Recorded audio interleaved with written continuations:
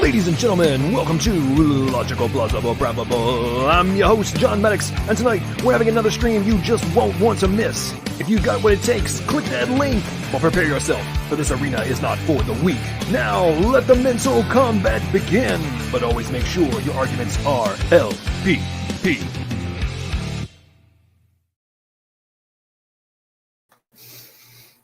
Greetings, ladies and gentlemen. Welcome to another after show here on Logical, Plausible, Probable. Coming at you here on Friday night on the 9th of September in the year of our Lord, 2022. I would imagine the majority of people, at least here so far, coming over from the Kent versus David macroevolution on trial debate over on Standing for Truth. And now we will hopefully have some good after show conversation. Things will get into good dialogue, and you never know where we might go. It might turn into dumpster fire. It may be very reserved in general conversation, or we may go down a plethora of rabbit holes and end up late night discussing something completely random. You never know. It's part of the fun and frivolity of after shows on YouTube. A couple quick shout outs. We got Hurricane Havoc is in the house, and I believe he's got Caleb and Anna with him, who are enjoying some of the late night action here on YouTube, and hopefully they will be able to enjoy some of the conversation. So everybody, we do have some minors watching right now, so let's make sure we keep things, on the PG to PG-13 level. And if you're going to say anything bad, be like earmuffs, old school style, Vince Vaughn, and let's see, who was that? Vince Vaughn, was it Owen Wilson or the other Wilson brother? I forget. And Will Ferrell. Yeah, that was some good stuff. Oh, man, which one of the Olsen are the brothers? Let's see, Wilson brothers. Owen Wilson. What's his brother's name? Luke Wilson, Vince Vaughn, and Will Ferrell did old school and were the originators of the whole earmuffs concept. So make sure to keep things PG until Hurricane says it's acceptable to, get a little more crazy. We got Cheryl's in the house. How are you doing? Good to see you. Pure Icy Gold's rocking and rolling. Pauk Yu is here. Redefined Living. What's going on, man? How are you? Good to see you. Speed Readers in the house. Hello, man. You were on a super chat frenzy last night and then got into the conversation. That was good times. Late night last night. Dan, aka Bible Research Tools, in the house. What's going on? How are you? Good to see you. Big Bad Mama's here. By the way, Big Bad Mama, I'm going to. I'm planning on restreaming your replaying your video in its own glory, regarding just how I'm so mean to atheists. So we got Philip Evans is in the house, and ladies and gentlemen, the one and only Doki Doki Bible Club is also here. Appreciate you, Doki Doki, as always. Just doing some super sticker chat action, and has been giving memberships to all sorts of people left and right. Oh, and look, I also got SpongeBob Imagination. How are you? Good to see you. Young Earth Creation, aka Raw Matt, aka the Matt Man. All right, so we got Frost here. Doki says, I'm weeks behind because Chrome is incompatible with YouTube membership gifting when they're both owned by Google. Yeah, it is kind of interesting how I wonder if they're attempting to mitigate some of the monopoly lawsuits they're doing. I wonder if that may have something to do with why they're like trying to act like they're not manipulating everything, because obviously Google is the number one and YouTube is the number two search engine on the planet, so from a volume perspective. And I believe they're being sued. I know the Rumble lawsuit is progressing in relation to how they were, Google was using monopoly status to suppress other video platforms and to promote YouTube. So I wonder if there's any kind of, oh, we're not talking to each other. We're not talking to each other. No, Your Honor, we would never, ever, in any way, shape, form, or fashion, be colluding to keep down the competition. We would never do that. There's no way we would ever do that. But, I'm pretty sure at this point, it's pretty obvious that there's massive amounts of monopoly crony capitalism going on all over the world and being perpetuated by big tech. All right, so I'm going to put the link to join the panel. Okay, it's in the side chat. Let's pin that sucker. All right, so there's no excuses for people not to come in and share their thoughts about the debate. In the interim, let's see. Hello, she says back pay. Well, I appreciate that. Cam, hope we get some amazing zingers tonight. Well, I don't know. We'll see what happens. We need to get some atheists in here if we want to have some good zingers. Franco's here. I wonder if Franco will do any trash talking tonight. What's up, Franco? Good to see you.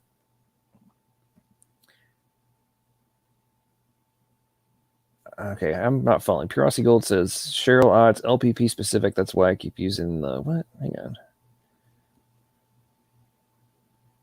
What's going on here? What am I missing?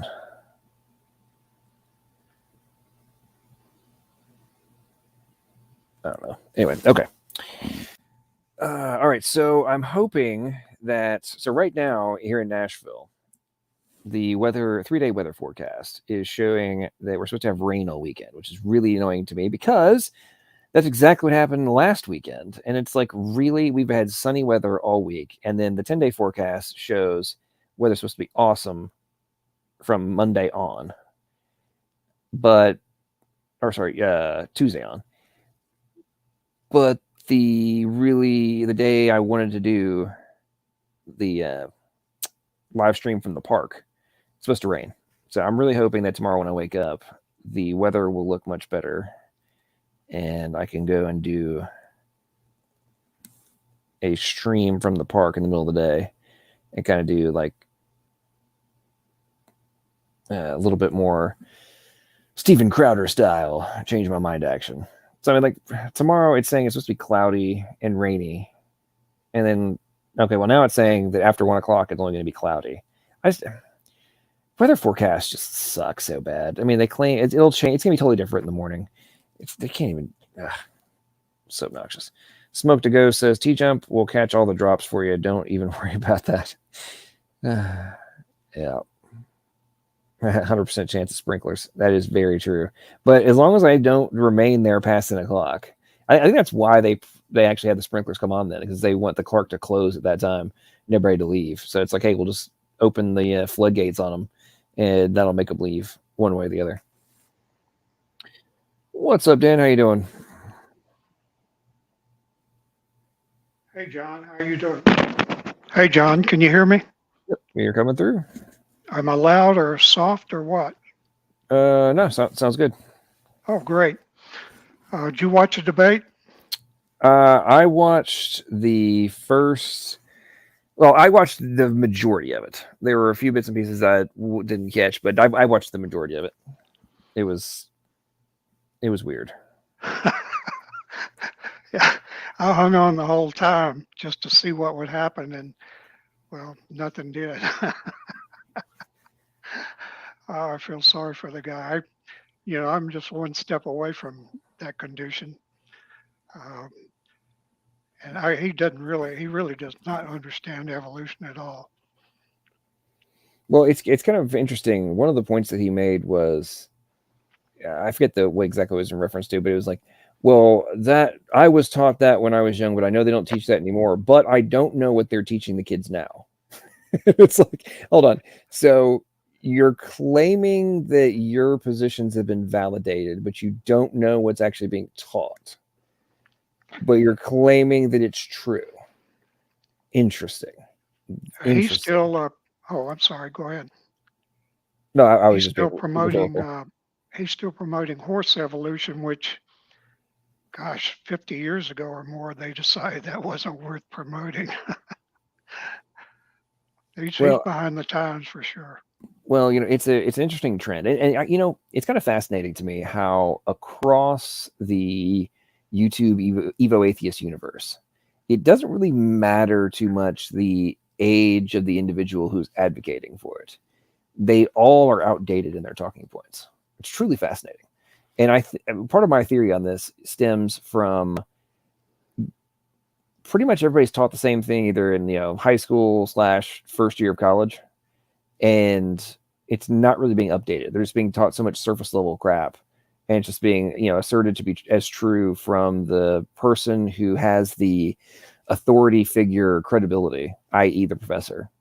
And then because they are convinced that it's true, the vast majority of them are not actually going to see if these outdated talking points are valid, even though it takes basically zero investigate, or like 0.001% level of investigation to go find out that, yeah, that's not actually as established, even inside of academia. Once you get past surface level, I mean, they'll even be debunking their own outdated talking points. But the Evo atheists on YouTube, or I guess David claims to be a theist or whatever, I don't know, whatever he is, theistic evolutionist, whatever the heck he is, just cling to it with just desperation. It's truly fascinating. Stephen J. Gould, David Raup, whatever you pronounce his name, RAUP, and some others that I've read complained about textbooks being just copy pasted from older versions time and time again, and making that same point that they're rarely updated.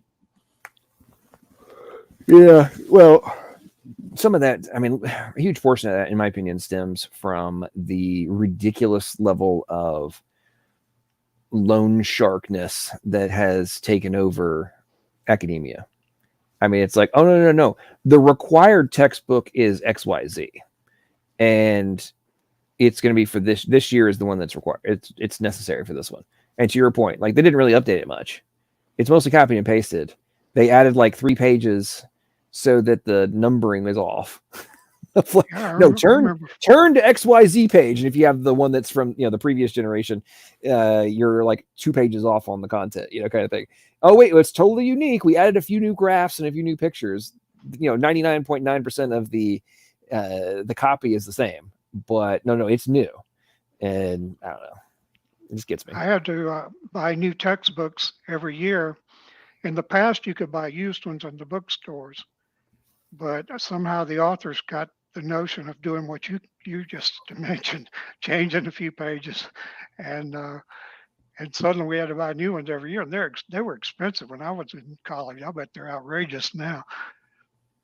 Oh man, I remember when I was in college. What was that, about 2002? So 20 years ago. I remember different textbooks I bought in undergrad being $200, and and that was 20 years ago. It was $200. So I mean, that's what, probably $350 now. I mean, just accounting for inflation. I mean, that's just nuts. Now they're doing like the whole you can rent the book, which is hilarious. And they're renting you digital textbooks. It's like, really, and you're gonna sit here and tell me that academia has not become a freaking racket when between books and fees people are paying.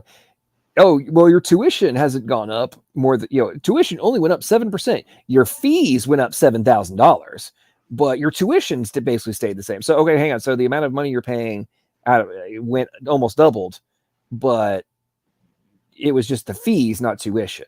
So what the hell does that have any, like, who cares about that in terms of how much money I have to come up with? Or I have to get, sometimes get a student loan for or something.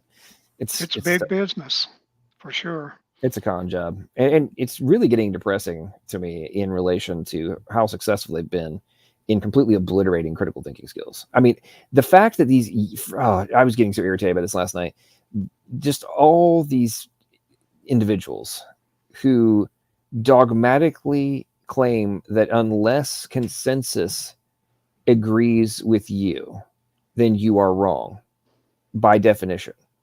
Not that your argument is incorrect. It's just that some other people disagree with you. It's like, well, hang on. So can you address my argument, or are you just going to say, well, they say you're wrong, therefore you're wrong? I mean, it has really changed. I was fortunate to go to colleges that encouraged creative thinking outside the box. But nobody ever mentioned there was a problem with evolution. That must have been hands off.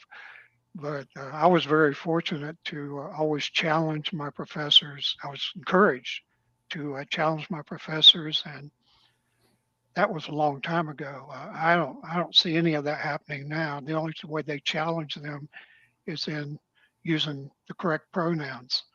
Well, I mean, at this point, we have professors who are literally on the first days of class telling their students, unless they wear a mask, they're going to fail.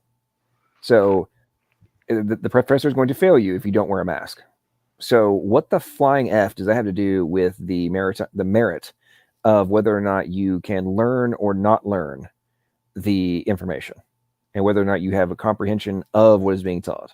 Like, so if I will fit into this identity group, then I have credibility and will pass, regardless of whether or not I do or do not learn and showcase through meritocracy, i.e., writing the papers, doing the projects, passing the test, and the finals and everything. That's irrelevant. I'm going to fail you on that. So my point is, if that's where academia has gotten to, and those professors are not immediately being fired, then I mean, why would I have respect for institutions and the supposed credibility that comes from them if they're going to operate from that perspective? I mean, that's just ridiculous. Don't know how lucky we are. Well, we do know how lucky we were to go before all this craziness took hold. It's insanity. I go online and watch these interviews of college students. These people that walk around and interview college students, just ask them straight questions. It's some of the craziest stuff I ever heard. One guy was asking a couple if they liked Trump, and the guy's first statement was, the guy said, "We go to NYU." Like that was the answer. No way, because we go to NYU. I guess that's taboo on NYU campus. Some of the most depressing videos I've seen like that are, and also the most proof positive of the points I'm making about what academia has turned into. And there's been some very fascinating videos in that light at MIT, Harvard, Stanford. Like, they go to the Ivy League schools on purpose. And then it's just like, how can you possibly be this dumb and this ignorant and have somehow scored high enough on the ACT or SAT to get in to and have all your extracurriculars and all this other kind of stuff and gotten into Harvard, MIT, Stanford, Princeton, et cetera, how did you get in there? And you're clearly an idiot. I mean, some of the ones where it's like, what continent are you on? If you can't answer which freaking continent you're on, how are you in college? I mean, seriously, you're in like need to be in like remedial special needs at this point. If you can't coherently articulate which continent you live on. I think I saw a similar interview where a girl was asked to name 3 countries, and I think her first one was South America, her first answer. 3 countries. One of the ones I've seen is like, which 2 countries border the United States? And they're like, Africa. It's like, okay, number 1, that's a continent. And number 2, how, you know what? You're right. You're totally right. That's a good one. What's your next one? Like, they're like, Argentina. It's like, oh my goodness. Oh, it's so bad. It's so bad. This is so bad. But I mean, we're doomed. I mean, I saw one, Mark Dice's most recent one was, he was asking people about inflation, and some of the responses he got on inflation were just so off the wall. And I was like, I mean, like one dude's like, so he's like, so how do you think inflation is doing here in California? He's like, oh man, I don't know. I'm just here to smoke bud. It's like, do you know what inflation is? It's that thing with money, right? Like, they have no idea. They're not taught anything. A lot of the things they don't know, we learned in almost like grade school. I went to school. Yeah, it's bad. And by the way, our schools have been dumbed down from, say, the 1900s. Because I looked at some of those old tests from like 1900, and they were tough. Oh yeah, they were doing, I mean, very high level math in freaking 7th grade. I mean, what's the whole point of in the preceding eras being done with there's a reason that college has become the new high school diploma. It's because the level of education that was being received in high school was equivalent, if in some cases superior, than what a bachelor's degree has become now.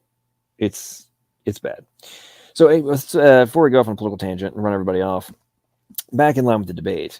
So the whole thing about amoebas to whales was cracking me up, and how it's like, I'm not saying that. It's like, okay, bro, we're not saying that amoeba A immediately transformed into whale, but you are claiming that the descendants of amoeba A did at some point turn into whale.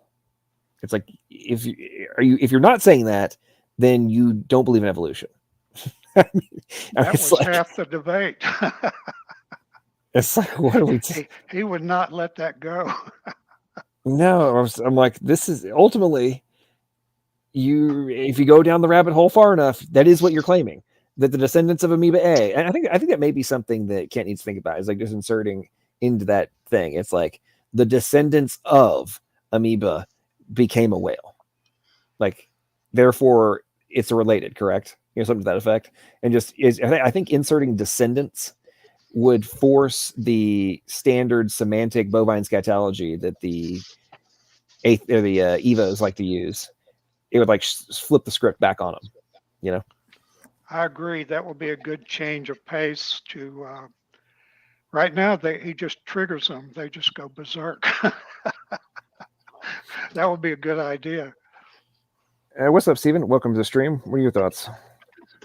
I think that was a train wreck because David couldn't figure out whether he believed in evolution or not. He just kept saying he did.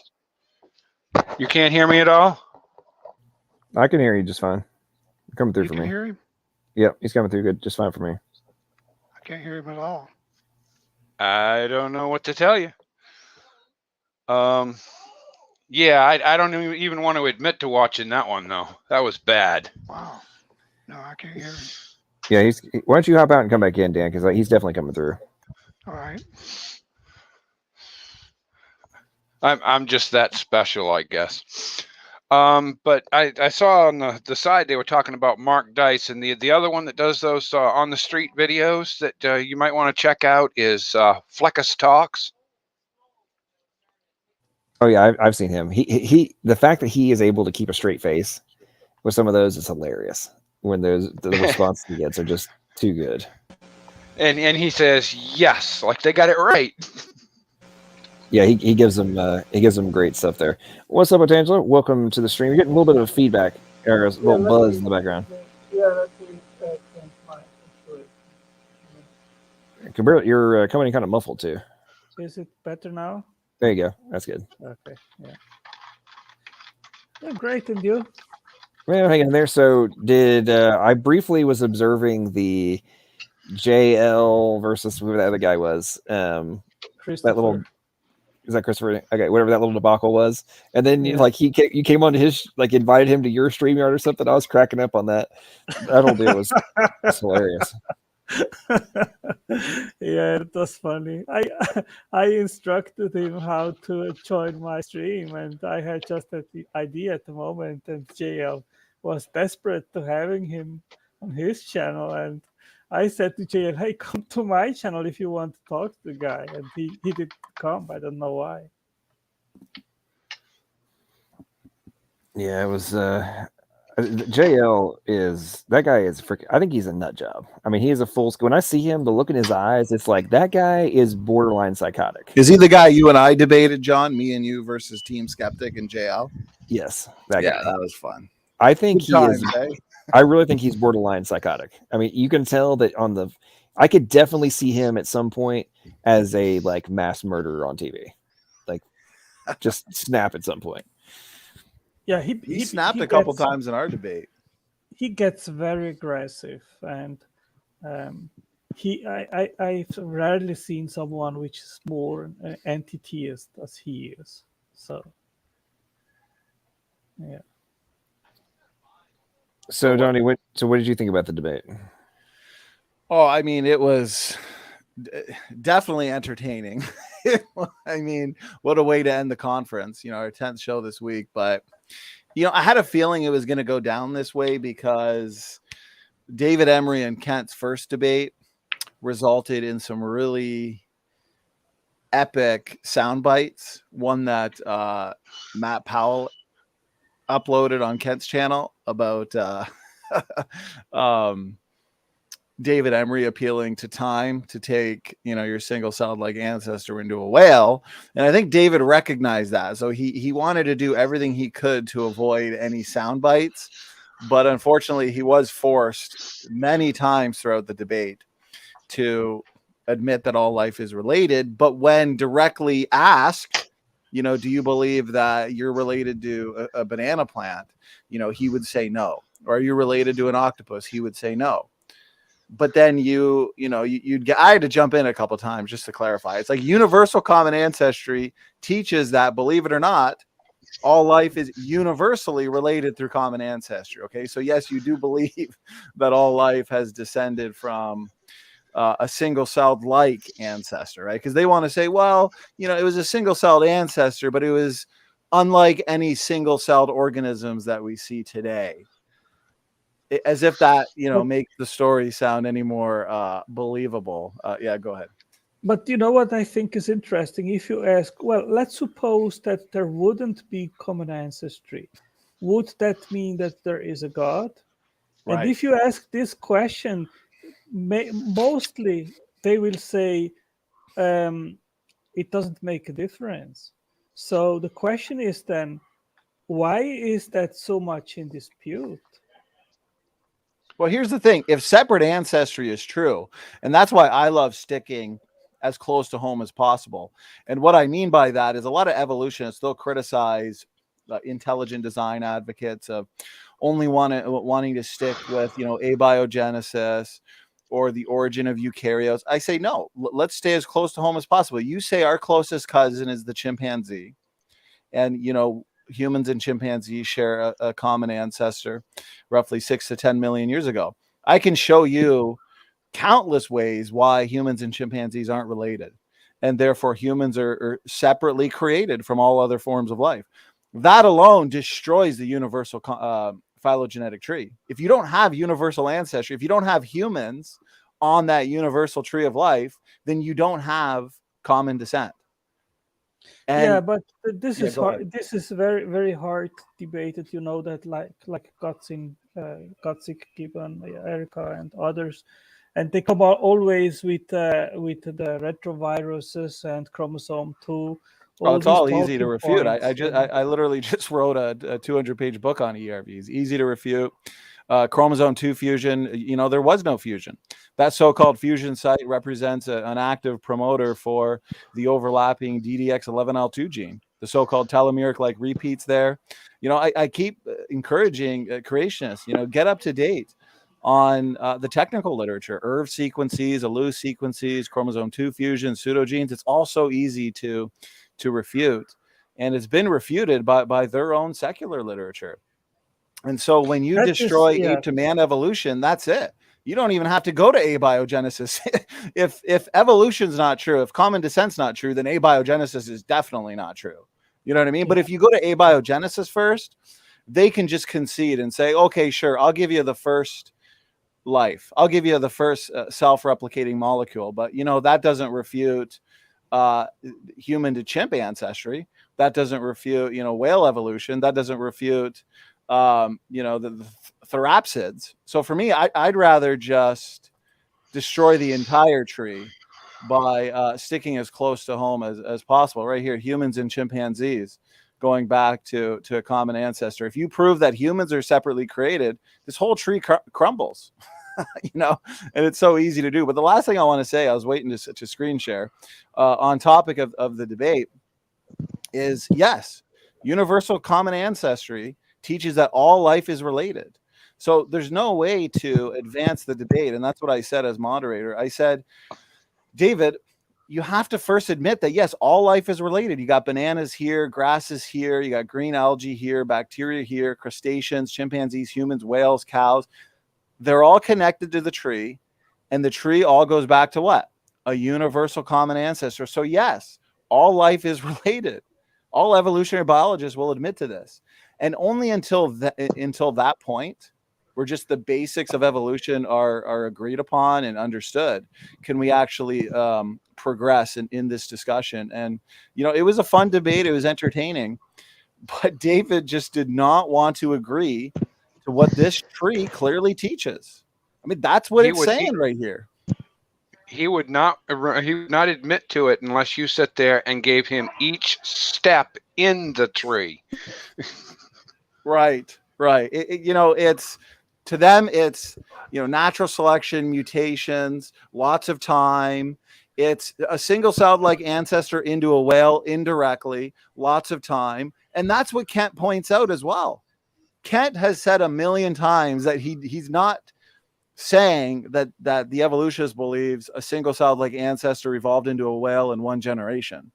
No, you have a single-celled like ancestor that evolves into a multi-celled ancestor, that evolves into a fish, an amphibian, a reptile, okay, a mammal, a monkey, man. And the law of monophily would say that, according to evolutionary theory, we're still fish.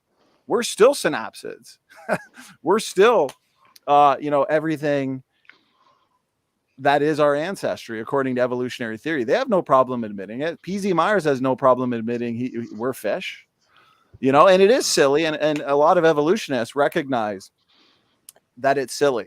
So instead of admitting it, they'll do what David did tonight, which, okay, it made for kind of a funny debate, but it's clearly what a universal ancestry teaches. All life, banana plants and whales, millipedes, right here, millipedes. Yes, if you're an evolutionist, you believe that you're related to a millipede. Here's the millipede. It's connected. But, Donnie, I can just quote here. In regards of viruses, Eugene Kuhn in 2020, in the genetic space of viruses and mobile genetic elements, no genes are universal or even conserved in the majority of viruses. Viruses have several distinct points of origin. So there has never been a last common ancestor of all viruses. Right. That's a good point. Straight from the scientific literature. So if there are separate lineages of viruses, at least here we have an agreement directly from secular science. Right. And same thing with major protein families, you know, separate origins, independent origins there too. And on top of that, life depends on viruses, and viruses depend on life in order to exist. Right. That's a good point. You know, symbiotic relationships, some of the best evidence for special creations. We have more viruses in and on our body than we do cells. And we have, 50 to 100 trillion cells. Well, what are all those viruses doing there? They're beneficial to us. They are saying that each bacteria, there come 10 viruses. And if there wouldn't be the virus world, we would die in 2 days. Right. Yeah, they admit you wouldn't want to live in a world without viruses. And we wouldn't want to live in a world without endogenous retroviruses either, because endogenous retroviruses are the body's antiviral protectors. You know, when exogenous retroviruses infect us, our pre-existing endogenous retroviruses act to fight those off. So, to me, the very best, and I just did a presentation on this for our conference, the very best lines of evidence for, evolution have been refuted. And David wants to say right here, here's a funny analogy I like to use. David wants to say, well, yeah, single-celled like ancestors evolved into whales, but lots of time, lots of changes. It wasn't directly. And it's like, yeah, no creationist is saying that was directly. But here's the thing, time is not going to help. Okay. So what they want to say is, a single-celled like ancestor evolving into a whale quickly, that's a fairy tale. They'll admit that. But add time, right? So if it happens slowly, then it's science. Well, what do I have here? If I told you Superman could fly quickly through the air, we'd all say that's silly. But now to the evolutionists, if I told you Superman could fly slowly through the air, then apparently that's more believable. That's science. No, they're both fairy tales. Okay, single-celled like ancestors evolving into whales slowly or quickly, they're both fairy tales. It doesn't happen quickly or slowly is the point. Yeah, time is not the friend of evolution. It is actually an enemy of evolution. Right. Exactly right. Like right here, frog turning into a prince instantly, fairy tale. Frog turns into prince after millions of years, science. So that's what, and I do appreciate David doing the debates for sure. But that's pretty much what they want to say. They want to say, oh, Kent, you're misrepresenting evolution. It's single-celled ancestors turning into whales over lots of time. So you're straw manning it. And it's like, you can have 1 trillion years. Okay. Adding time doesn't make the fairy tale science. You know what I mean? Yeah. Donnie, LPP, John had a good suggestion that Kent changes speech on that, his statement on that to, were whales descendants of, using the word descendants of, and that might trigger less, not as many evolutionists. Well, I do want them triggered. I think the goal is to trigger them, though. So yeah, it could be. He seems to enjoy it. Right, because here's what I find funny. Right, Kent says, and this is something Dr. J. Bundy understood. Okay, Kent says dogs produce dogs, and then the evolutionist gets triggered and says, "Yeah, that's what that's what we would expect, Kent," as if they actually believe Kent's not ready to respond to that. Kent knows, he's anticipating that response. Oh, the law of monophyly, we never outgrow our ancestry. If a dog produced a non-dog, that would falsify evolution. Because all Kent does is he pulls up, numerous trees of life and demonstrates that, a single-celled like ancestor is not a dog. Okay, sorry to break it to you, but the law of monophyly is actually more consistent with the creationist orchard. Because you have a dog archetype off of the ark with massive levels of heterozygosity. And, you know, from those pre-existing DNA differences, you get everything from a wolf to a coyote to your domestic dogs. But it's all shifts in heterozygosity to homozygosity, reductions in allelic variability. There's no expansion of genetic information, and there's no adding of anything, you know, truly novel. So yeah, law of monophily, sure, sounds great. It's consistent with the creationist model, not the evolutionary model where all life, dogs and whales, go back to a single-celled like ancestor. And Kent points this out. So Kent loves when he's a great debater. You know, I think Kent's one of the best, and I've hosted over 200 debates. So, you know, I know a thing or two, I think, about debates, and he corners them every time. He's hoping that they're going to say, yeah, Kent, you know, that's what we expect. And then they walk right into his trap, and it's a beautiful thing to watch. Go ahead, guys.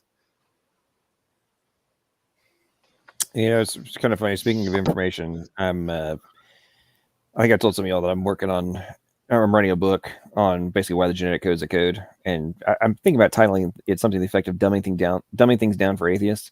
But I was reading some different papers on the information question, and it's so funny. There's one that goes into great detail about why the biotic information surpasses just the foundation of like Shannon information, right? Because you hear all the time, you say Shannon information.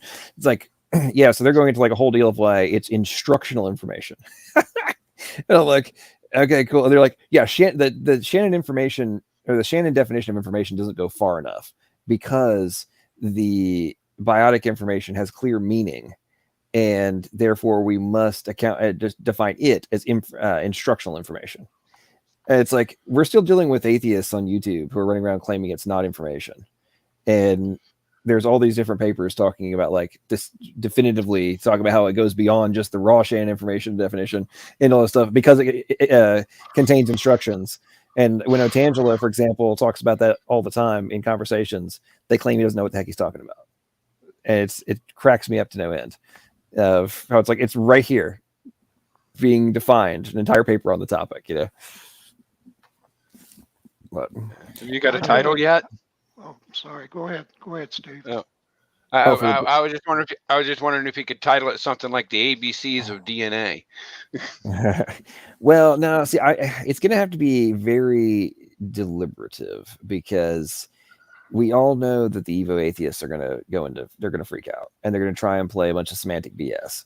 So I'm going to make it very direct, and I'm just going to I'm going to operate from the perspective that a lot of the people are going to be, suffering from atheist hyper literalist disorder, and will need to be, laid down gently as I go through it. John, are you following that these email debates which I am having?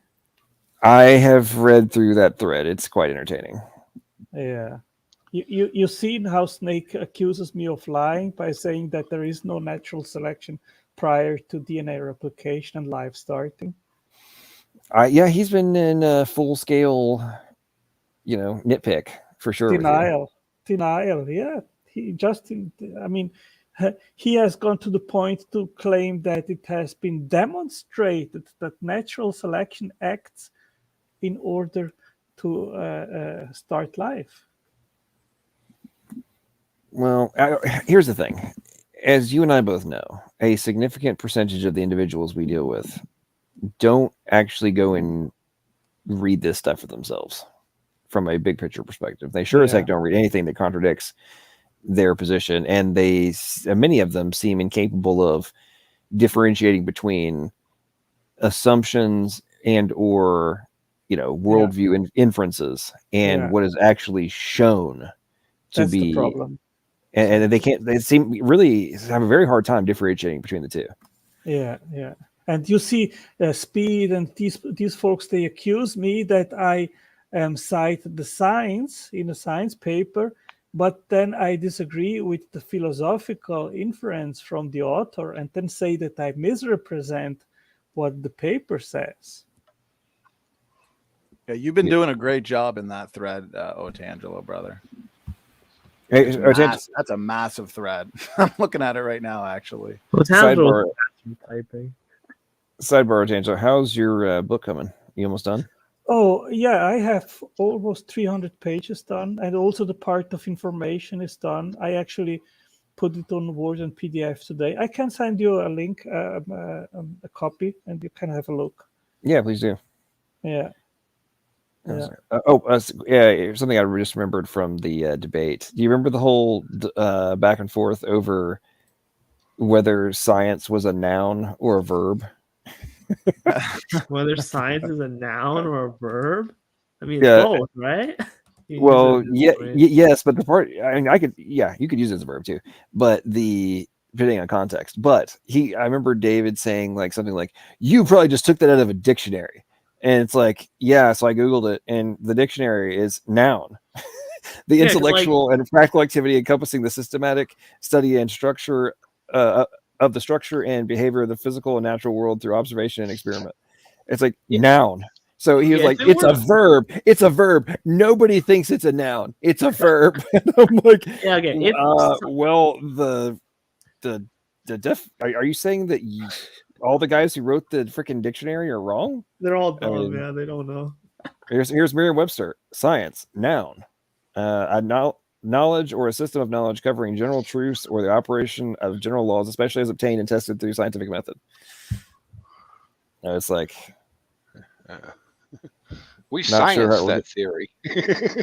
Yeah, like if science was a verb, you'd hear people say sciencing and scienced all the time because that's how verbs work. So I actually had Googled science as a verb. Okay, so here, this is from science20.com. Science is a verb in the sense that it is a method activity involving the making of hypotheses, the design of experiments, and the analysis of data. But a critical part of the scientific process is the conversation phase, blah, blah, blah. Okay, so science.org is saying science is a verb. Let's see what they got.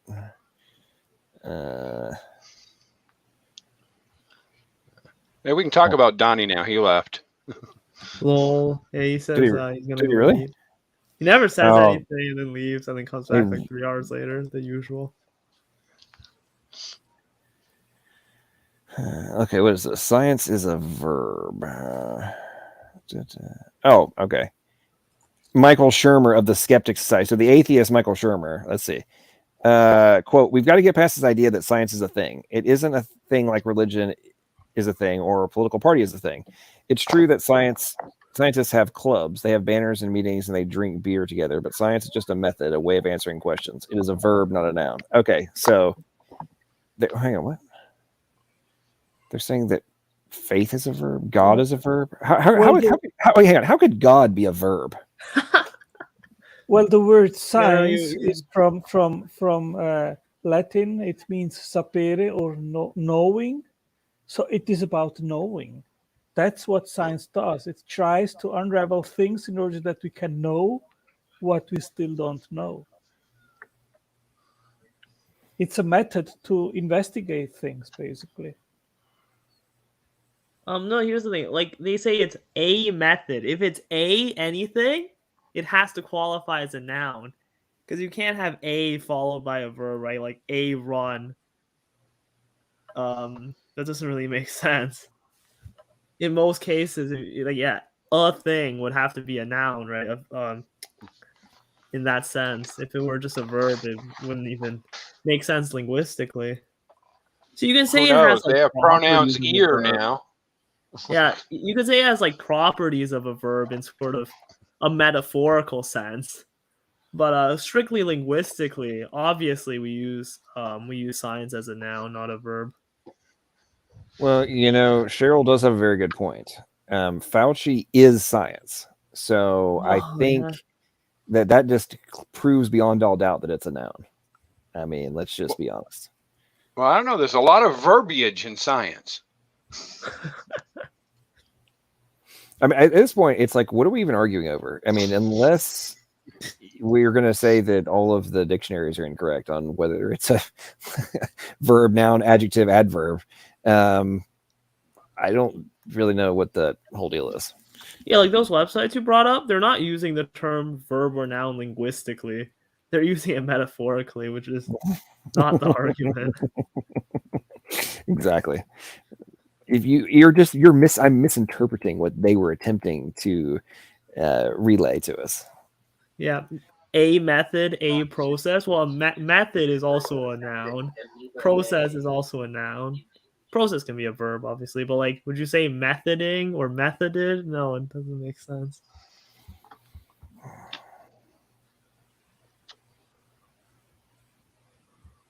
Okay, so sciencecouncil.org says science is the pursuit of and application of knowledge and understanding of the natural and social world following a systematic methodology based on evidence. That's not.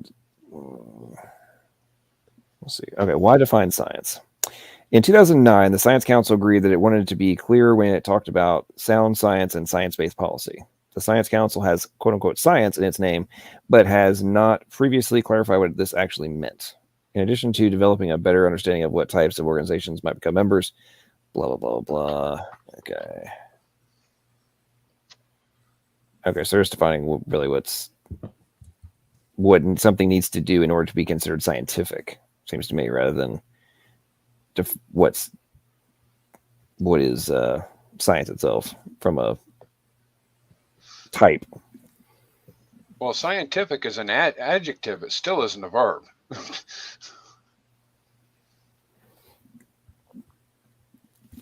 Yep.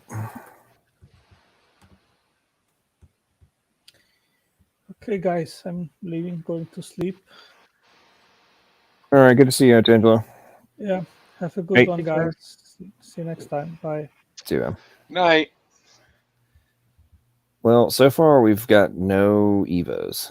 That's the whole deal. Donnie disappears when there's no Evos around, and then if one pops in, he magically reappears. So I think I think what happens is that it's an environmental pressure thing that actually proves evolution and evolution simultaneously. So Donnie devolves away from a anti-evolutionist, and then when there's none around, but then when the environmental pressure of one coming back in reappears, then he re-evolves back into a anti-evolutionist. Right. So let's see what happens. So now we've got Speed of Sound has joined us. Mike's in the house. So let's see how long it takes for Donnie to reappear. Let's start the clock. Let's start the timer. Let's start the timer and see how long it takes. I'm gonna send him a message and be like, "Hey, we have an Evo atheist. Come back, atheist." Huh. Excellent. What's up, Mike? How you doing? Good. Do you call Otangelo Untangelo? Not call him Otangelo. Oh, okay. Somebody here calls him Untangelo. That was Bubbles the other night. Yeah. That sounds like Untangelo, the movie. Yeah. No, he was saying like Antangelo, and it was weird. It was like, dude, it's Untangelo or Otangelo, which I wanted, but it's not Antangelo. Yeah. What can I help you guys with? You want to figure this frog thing out? I'm not sure which frog thing you're referring to. Oh, about frogs. What did Donnie say? Frogs turning into a human or something, or into a prince? I don't know. I'm not sure. Anyway, I don't know. Wasn't that a joke? I wasn't really paying attention that time I was reading. Yeah. So wasn't that a joke at the time? Well, yeah. Yeah, frogs turn into a prince slowly. It's a fairy tale. I mean, if they do it quickly, it's a fairy tale. But if it does it slowly over lots of time, it's science. Yeah, well, that you do understand that that's misrepresentation. Yeah, the other thing is when you guys say, "Oh, you're related to a banana," John, I'm not related to you, right? So we're using the trick is to make evolution sound dumb by using these words like related, which have a colloquial meaning, and you'll end up with a visceral reaction. I didn't see the debate tonight. Who was it? Dave Emery and Kent. Yeah, but Speed, from our colloquial sense, we might not be related, but assuming we could do a deep dive analysis and had the data available at some point, we should have shared ancestry, correct? Well, you'd see populations going all the way back, but then when it gets down around the branch into multicellularity, you're not going to be able to draw strict trees because there was a lot of horizontal gene transfer. There was all sorts of mixing going on, and viruses had a great deal to do with that, as it turns out. So it isn't, you couldn't just draw like a grandpa diagram all the way back to a protozoan and have a good tree. So that's why they say there's right, but don't you operate from the perspective? The whole point I'm making is whether or not you can, whether or not we have access to the data, or it's very muddied as to whether or not we could truly analyze where the you and I's ancestry crossed over, right? Right. You do operate from the perspective that it exists. Whether or not we can actually map it out doesn't change from your worldview that it exists, correct? Yeah, there's like if you look at the DNA code and basically the development of ribosomes and all of that, you can see that at some point you could say that we're all related, that there was some mixing going on. We didn't end up with multiple coding systems, and so you can tell that at some point the exchange was rampant enough that basically we all exchanged those same elements, those same machines. So we're all related in that sense. You could say that. So that's what's obvious to biology. The other thing is, if you look at protein families, if you look at the strongly conserved metabolic protein families and things like that, you can see something that's conserved throughout all of life. Well, the 20 amino acids pretty much conserved through all of life. And so, but it's very difficult to project backwards. The only thing we can do is come up with plausible mechanisms to go from one small step to another small step. And from that, we infer evolution. So that's how we do it. Yes, you can go into all this nuance with like a joke we make, but then like you guys also make jokes that aren't super serious. I don't see why you're complaining. Like when you say all creationists believe in fairy tales and magic or whatever. Yeah, why does that matter at all? We give you guys hell. Yeah, that's true. Everyone in every group gives each other hell. I see a lot of people who don't, and some people who accept it, so that's irrelevant in a way. Yeah, it's all pretty much a game we're playing here on YouTube. You know? Hell, I have fun making fun of both sides because I think they both can be silly. Yeah. Yep. Yeah, I don't know how many times I've heard the magic man in the sky thing dragged out. Yeah, we were talking about that. A lot of people don't make that comment, man. We were talking about that the other day, and we arrived at that conclusion after discussing it. It's like, well, kind of, yeah, that's kind of what you guys are saying, sort of, yeah, kind of. It's magic, right? I mean, creation. Well, you'd have to rigorous. Well, like since you're going into all this nuance about horizontal gene transfer, whatever mechanisms are involved, I can sort of divulge into the occultist view of magic throughout the ages, how it's historically developed, and like you see that, right? And how miracles wouldn't classify as magic because they're fundamentally different things, according to every actual like mythological or hermetic tradition. Okay, wait. How is a miracle different than magic? Well, there's basically like no tradition which actually believes in magic, and the practice of it which would classify a miracle as magic. Yeah, but how do you differentiate the two, like magic from miracle? A miracle is God performing something which creates sort of a material effect in our world, whereas magic would be when we do something on Earth and it affects the divine world. Okay, so magic would be a man doing it by performing some sort of... Yeah, and it would be a physical thing producing a spiritual effect. So it's literally the opposite. Yeah, and I'll see you finally made it. Well, if you prayed for physical thing producing a spiritual effect, that sounds...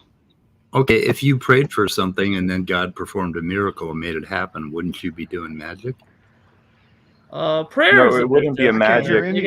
Magic is deception. Oh wow! Magic is deception. This happened with you, Stephen. Are you still on? Magic would be illusion, yeah, I'm here. illusory.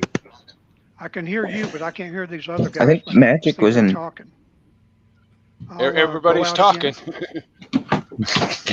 You can't hear us. Come back in. I'll shut up. Okay. Yeah. Is my mic working? So, what I'd like to ask you guys, Bible research is having problems hearing people. yeah, well, his mic or his speakers went to hell or something. But what I'd like to ask you guys, why do you care so much about evolution when you're thinking about your faith and Christianity? Why does evolution matter so much? Oh, because it's not true.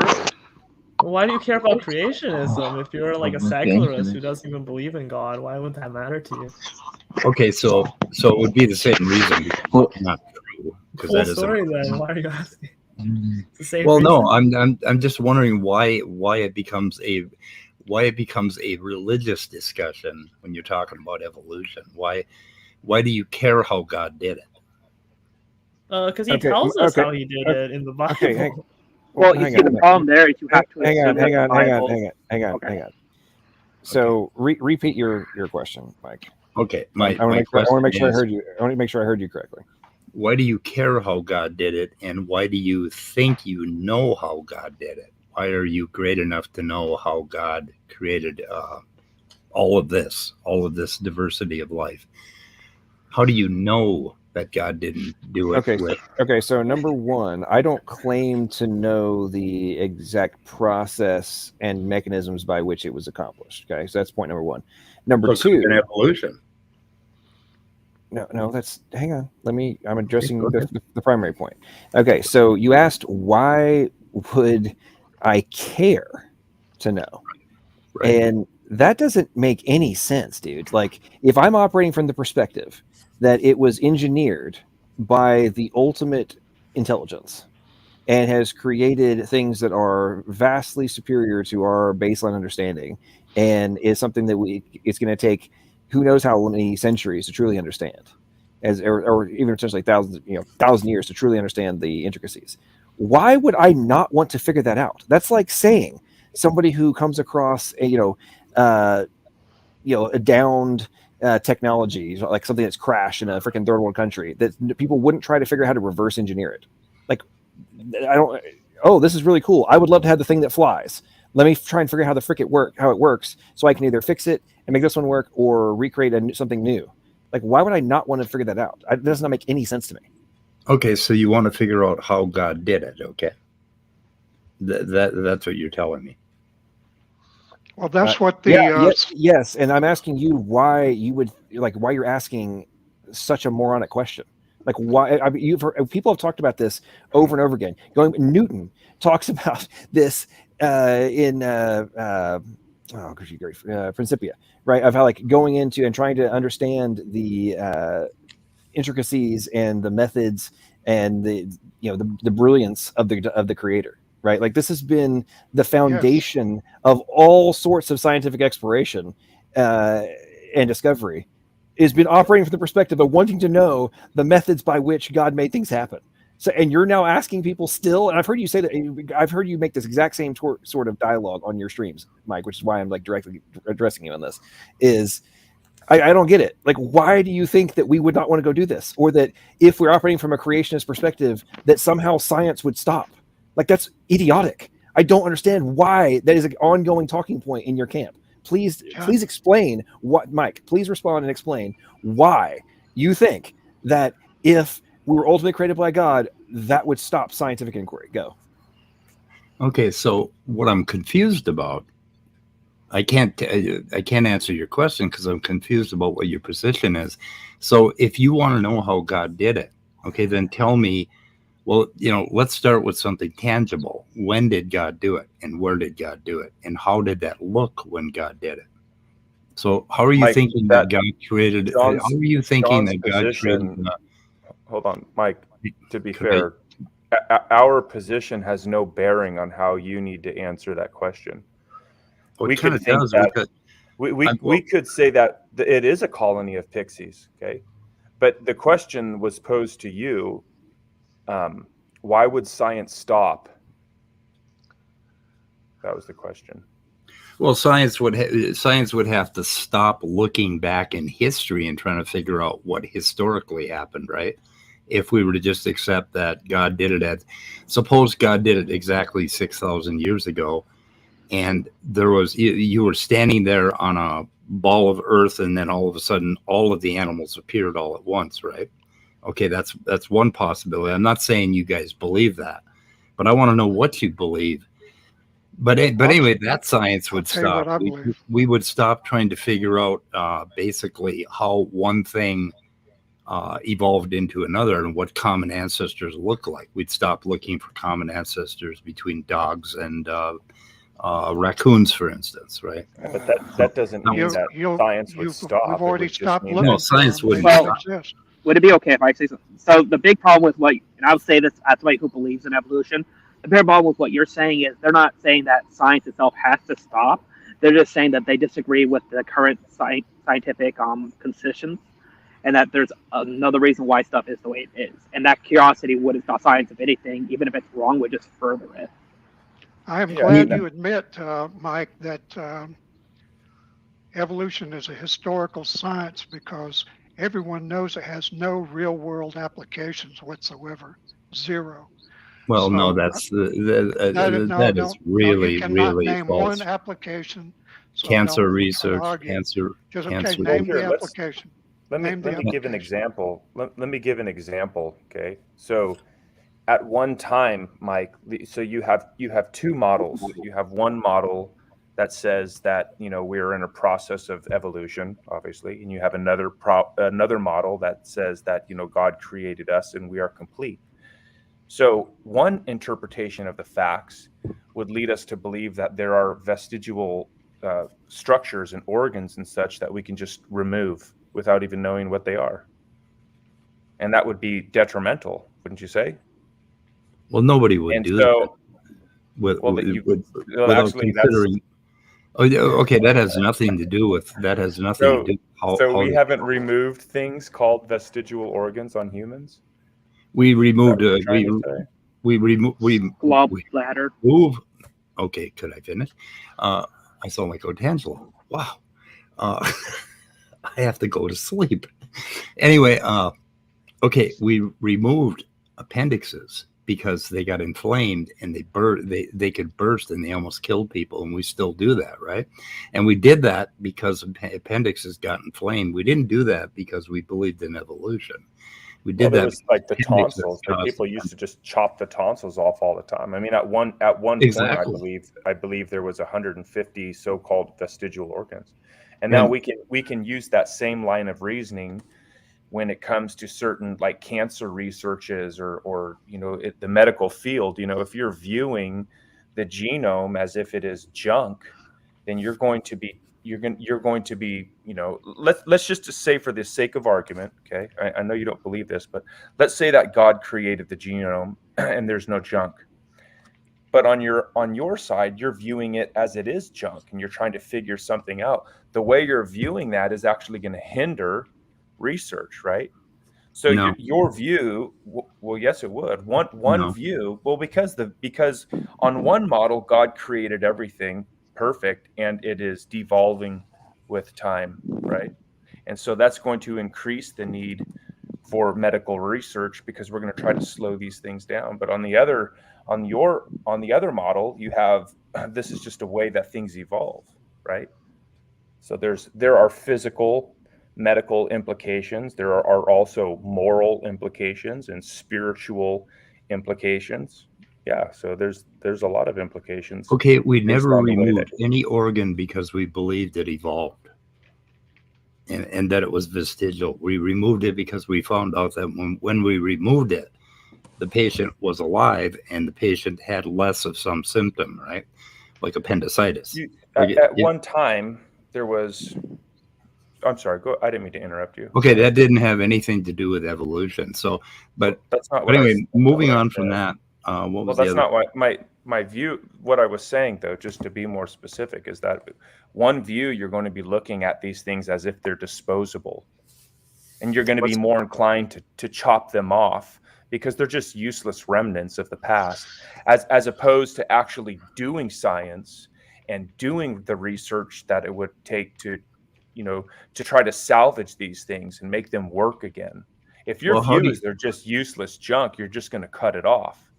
Well, and do then you if think? You find out. Go ahead. Okay, are you saying that the person that discovered that the appendix had something to do with keeping the biome alive, or the microbiome alive? Are you saying he was a young Earth creationist and he wouldn't have done that unless he was a young Earth creationist? No, well, I'm speaking in generalities on purpose, right? I'm not trying to hone in on a specific example. I'm pointing out that on one view, if you're viewing certain things like the appendix or the tonsils or whatever those things might be, if you're viewing these things as though they're just junk, then you're not going to be looking for a cure. So it turns out, Mike, that the way you view these things actually can have a negative effect. Now, if it is the case that these things aren't junk, which we know today, then all of those years that these things were viewed as junk have actually hindered real medical science from being done to create a cure. That's my point that I'm making. And if they're not junk, if they are junk? Well, they're not junk. There is. I don't think there's a single thing on the human body that people call, useless remnants anymore.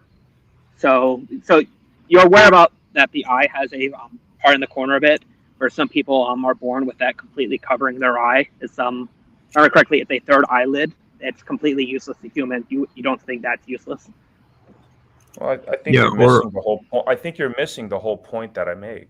Or I want to point out the hair. Are there vestigial organs and structures today? I can point out one. Say, Sam, the hair on top of my head was apparently useless because it's gone. Yeah. Anyway. Well, it's still there. It's not completely gone. Part of it's still there. That would be a loss. And Kent, if you understand our model, then you would understand that God created us and said that we were good. So that's about, I wouldn't use the word perfect because the Bible doesn't use the word perfect. But if God created us and we were good, and through time, we've accumulated certain genetic defects that would cause a third eyelid, then in that sense, that's all that's going to do is that's just going to fit more consistent with our model. So I don't see how that line of evidence is somehow against my position at all. Well, because your position here was specifically where's their vestigial organs. I was pointing out that there is one there. How it got there is irrelevant. Yeah, so I can be redundant if you like. My position, the point that I make, Kent, so pay attention, is that at one time there was approximately 150 things that were called vestigial remnants, leftovers from evolution, right? And today there's 0. So your example of the eye, I don't see how that is any way a problem for what I just said. Because it's still there. So some people are born with certain genetic defects. Okay, but that doesn't mean that all humans have this thing that's a vestigial structure now. All you're saying is that certain people are born with genetic defects. Yeah, okay, great. Okay, vestigial doesn't mean that it doesn't have function at all. Vestigial means that it once had more functions or greater functions or a greater size in the body, and then it shrunk down basically over the years, and it still retained its function. And not only that, I don't know much about this whale pelvis penis sort of thing, but I'm guessing that was a preserved function that stayed there and is still there and was always there prior to. Okay, those muscles were always hooked basically to the pelvis in that manner. But anyway, a vestigial organ is something that changes over time, and we can see more complicated examples of this organ in the past that share a lot of homology with the current organ, and then we'll call it vestigial, but nobody's saying that it's junk. I think you have the wrong idea about what a person that... Let me try to find something here. Okay, a person that believes in it, don't find anything from 100 years ago, please. So don't find anything? Oh, okay. Not from 100 years ago, no. But Mike, That's not my till I point, turn right? 100 So anyway. that's my point, Mike. So 100 years ago, these evolutionary assumptions were invalid, and we've been looking at these things wrong for the last 100 years. Well, 50 years ago, we used to think that every single nucleotide in 70 years ago, every single nucleotide in DNA was functional. We used to think everything did something important, every single piece of it. That's what we thought 70 years ago in 1950, 55.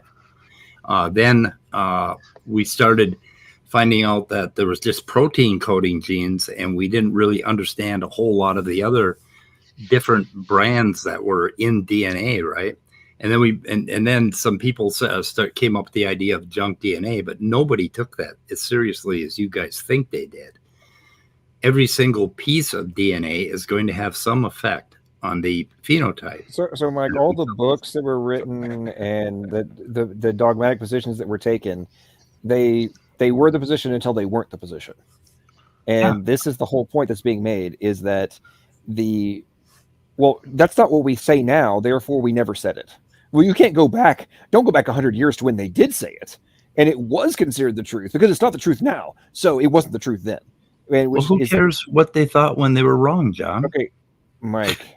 So the whole point is that if you were operating from the perspective, the frame of reference that we're talking about, right, then the likelihood of it being ignored until it wasn't ignored goes down dramatically, because the starting position would be that it does do something, we just don't know what it is yet. Versus John, it doesn't do anything until we I mean, Mike, seriously, man, think about the number of papers that start off with, we no longer need to call insert whatever it is junk anymore. And there needs to be much more research done on this, because it turns out it does a whole bunch of stuff. I mean, like, Mike, please don't play dumb. You know, this is my point, John. That's my point. Who do you think found out it wasn't junk? Okay, dude. Creationists? Oh my God, Mike, you're missing the entire freaking point. This is why dude, seriously, stop being pudding brain. Seriously, man, think very hard. Okay. It doesn't matter if through accident and through observations of all these different interactions, is like, holy shit, looks like this other thing over here is, I mean, think about how many times in papers it says, interestingly, or surprisingly, it turns out that this little thing here does a whole bunch of crap we didn't know it did. Right, through observation. Right now, you don't understand. Mike, be quiet. The starting position of the individual who has observed this and is now gone down the rabbit hole is irrelevant to whether or not they were intentionally looking for it under the auspice that it would do something that was just unknown, or then pursuing something because it was unavoidable based on observations that weren't intended, but resulted in being unavoidable. So you're saying it doesn't make any difference what they believe. They found out it wasn't junk, right? No, Mike, we're talking about the speed of, your speed of sound of gravity, right? So try to speed up your brain. No. John, please drop the of gravity part. Okay, that was just something I did for YouTube. Okay. All right. Speed of sound. Okay. The whole point that we're making is that the speed of which the discovery would have been made would be accelerated if you were already looking for functions versus finding and having to go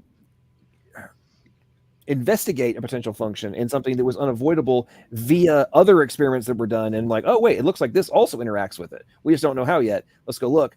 If they weren't looking intentionally, I mean, dude, there's so many papers that talk about this. I know you've read them. Why are you playing dumb right now? I'm not playing dumb. I haven't read any papers that said that basically we're not going to look at the genome, the entire genome. I have an example, like I've been doing in the last few weeks. I've been looking at something called zinc finger 136, and I've been trying to find function for it. And so far I haven't. But I mean, all of these things are being looked at, and nobody is sitting there saying, oh, we're not going to look at this because we don't care. There was a trend basically at one point where I think they did a few studies and they ignored parts of the genome because they just assumed that it was non-coding, right? and that happened around 1980s, 1990s. And there are a lot of papers where people came out and say, "Hey, stop doing that. We got to stop. We got to look at everything, right?" But we've been looking at everything for about 30 years, and that's why we're finding all this new stuff: miRNAs, RNAs that basically transcribe backwards, RNAs that come out of transposon, what am I? Oh my God, my brain is totally shot. Exon, not exons, introns, yeah. RNA that comes out of introns, where basically we'll have an mRNA encoded inside of an intron that reads backwards, right? We're looking at all of that. Nobody is ignoring this stuff. Speed. What do you think we're doing? Speed. We're looking at the genome. Speed. So many of the miRNAs. I've gone on diatribes about this for freaking 2 years now in relation to the miRNAs and them coming from the introns, as well as many of the spliceosome code being in the introns versus the exons, right? So but for a long time, and it was the standard dogmatic talking point that introns are evidence of evolutionary leftovers, evolutionary fossils, yada, yada, yada. They don't do anything. Pure example, evidence for evolution, just junk, doesn't do anything. Why are they here? I've heard, I cannot tell you the number of Evo atheists on YouTube I've heard talk about, well, if there was a desire, they wouldn't be all those junk introns in here. And it's like, what do? We keep discovering all sorts of hyper-specific functions for these things, all the way up to like, they have to be there in order for the different organization or like spliceosome edits that are taking place and resulting in variable functions. And it's like hyper specific. John, like, that's what we're talking about is the no, speed. We're introns. Speed. We're introns dogmatically claimed to be worthless and evidence of evolution in the past. Yes or no? I never read a book that said that ever. Okay, introns. Wow, is this another example of a thing where you have a bunch of books that you haven't read? Speed. I have a lot of books that I have read, John. I have 3,000 technical books, and I've read a lot of them. Now, John, you're honestly going to tell me that there's not a single one that said that introns don't do anything or evidence of evolutionary leftovers? Are you serious right now? They don't say introns don't do anything, because introns do something. They have to allow for splicing. But number two, right now, speed, think clearly, dude. Focus very hard. I'm not talking about our knowledge base right now. I'm talking about what the positions were in the past about them. Are you actually claiming that in the past, in the not so distant past, they were dogmatically claimed to be doing nothing, having no function, and be evidence of evolutionary leftovers? Doesn't say that in any of my books. No. Oh my God. Here's what John. Here's what my books do say that may have you confused. They say vast parts of the introns are not conserved. They mutate. Okay, I got my genome today from we did one of those $1,000 genome things where they basically gave me my entire genome. I have all of these variants, right, from other human beings. There are parts of my genome that are different than probably even my son's, right? Those are non-conserved portions of the intron. Like when I studied a particular intron, I looked at a sign, which is a transposon, that was in the beginning of the intron, and it was I think it was in a lot of the primates. I found it in gorilla, chimpanzee, and human in the same spot, but it was very mutated between the three of those, more so in the gorilla. That was a non-conserved piece of DNA. That does not matter. Okay, it probably doesn't matter. It probably does some little tiny thing or has an effect or may have an effect in the future, but there's a lot of non-conserved DNA. About 80% of it is non-conserved, okay, where it doesn't have to be exactly the same between you and I. And we know it's non-conserved because we could look between you and I, populations between here in China and wherever, and we can see variations, and these humans come out perfectly fine, right? Yeah, okay, so this whole talking point that you're rambling about is irrelevant to the whole point that's being made in relation to the investigative path based on worldview, potential differences, and what was the established position. So let's just go to Frontline Genomics, Junk DNA, Age of Intron, 23rd of February, 2022. If I cast my mind back to studying biology at school, the message was very clear. DNA contains genes and genes make proteins. Simple enough, right? Well, scientists of the 20th century thought much the same until 1977 when everything changed. The pieces we once thought of as junk have become a hub of incredible insight. In this piece, we're going to dive into the discovery of introns and their role in the genome. Okay, blah, blah, blah. Let's skip down. Okay, so intron function. Well, introns for some time were considered junk that were simply removed before mRNA translation. Researchers began to realize that they actually played several vital roles in genomic regulation. The removal of introns from a pre-mRNA, or the primary transcript, to create an mRNA molecule is known as splicing. The process of splicing is now well characterized. It occurs when a complex known as a spliceosome, which is a huge ribonucleoprotein found in the nucleus. The spliceosome folds the primary transcript of introns and cleaves them in a particular sequence called splice sites. Amazingly, some RNA molecules have exhibited the ability to self-splice without the need for the spliceosome. Okay, you get alternative splicing, so on and so forth. But okay, so while introns for some time were considered junk DNA that were simply removed before mRNA translation, researchers began to realize that they actually played several vital roles in genomic regulation. So are you still holding the position that was never the fucking position regarding introns? No, it was okay. I told you that we found out about protein coding DNA. We found it was like 1%, and then there was all this pushback, and then they said, "Oh my God, there's all this DNA that doesn't do anything, right?" And then of course, we discovered introns and exons, and we figured out spliceosomes, and then we started finding things inside the introns. But yeah, so what if people were wrong? I don't have any. Okay. No, Mike. Does the same thing apply to huge region, like non-coding regions, and like lines, signs, all this stuff? Like, oh, it doesn't do anything. It's just junk. It doesn't do anything. We don't need to investigate it. Are you saying that was never the case? It still is the case. We still believe that a ton of the signs basically are non-functional DNA that do nothing more than provide links. Right. But each year we keep discovering new things that they do, right? Right. We keep finding. Okay, cool. So if you're operating from the perspective that they don't do anything, do you think that is accelerating or decelerating the amount of brain power that will be applied to finding out what they do? No. Or what they don't. Nobody is doing that. Nobody. Dude, my God, dude! There's literally papers from authors that are talking about the exact thing. Like, hey, the reason, if we hadn't considered all this junk, we would have been able to get more funding in the years past to develop better technology for us to be able to investigate where these things do or do not do things. But in the past, all the money was being focused on just the coding regions because this portion doesn't do anything. So can we get some more money over here to focus on this stuff that we know now does a whole bunch more crap, and we're just beginning to scratch the surface of it? Are you claiming that is not reality? You're going to have to provide an actual instance or situation where something like that happened, and I'm sure it did. So okay. So do you remember? Well, your brain might remember this, but there was a whole. I believe it was in January 2020. There was a huge release of papers. It was like 200-something papers that were released in Nature on the same freaking day about discoveries in non-function and non-coding DNA. And January of 2020. I never have been able to find that particular volume of Nature. I know it's amazing. You're never able to find anything.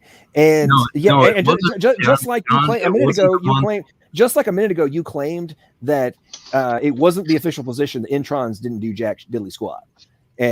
But now you do agree that was the position.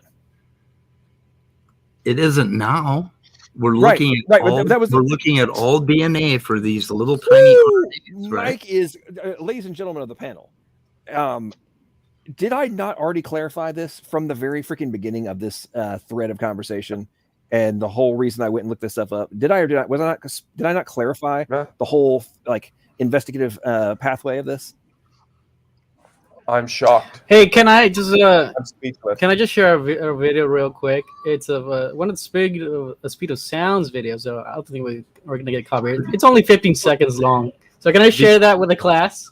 Before we go on to that, could John? Okay, that Nature volume that you're talking about, I hunted for it on the date you said it was January 2020. And I couldn't find it at that date. So I think you may have the month slightly wrong or the year. And I would really appreciate it if you would provide me with the information so I could see what the hell you're talking about. But yeah, go ahead and show your video. And I got to go pretty soon, guys, because it is getting. Oh my God, my cat is outside. Okay, well you're queuing up the video. I'm gonna go get my kitty. I got a little tiny new kitty, and he's outside, and I got to go fetch him. No, we don't need to be attacking. Or are you going to be mean to Mike, Bubble? No, I'm just going to share a video. I'm going to share one of the Speed of Sounds video. Andrew, I was talking to Andrew on the side chat. Here, I'm going to just play it for y'all. In cancer. Well, cancer is the most remarkable. Like, there's kind of a war and a little bit of a tug going on in the medical community now that evolutionary biologists are saying you need to look at cancer as a population of evolving organisms, and the medical community has not been used to speaking that way in the past.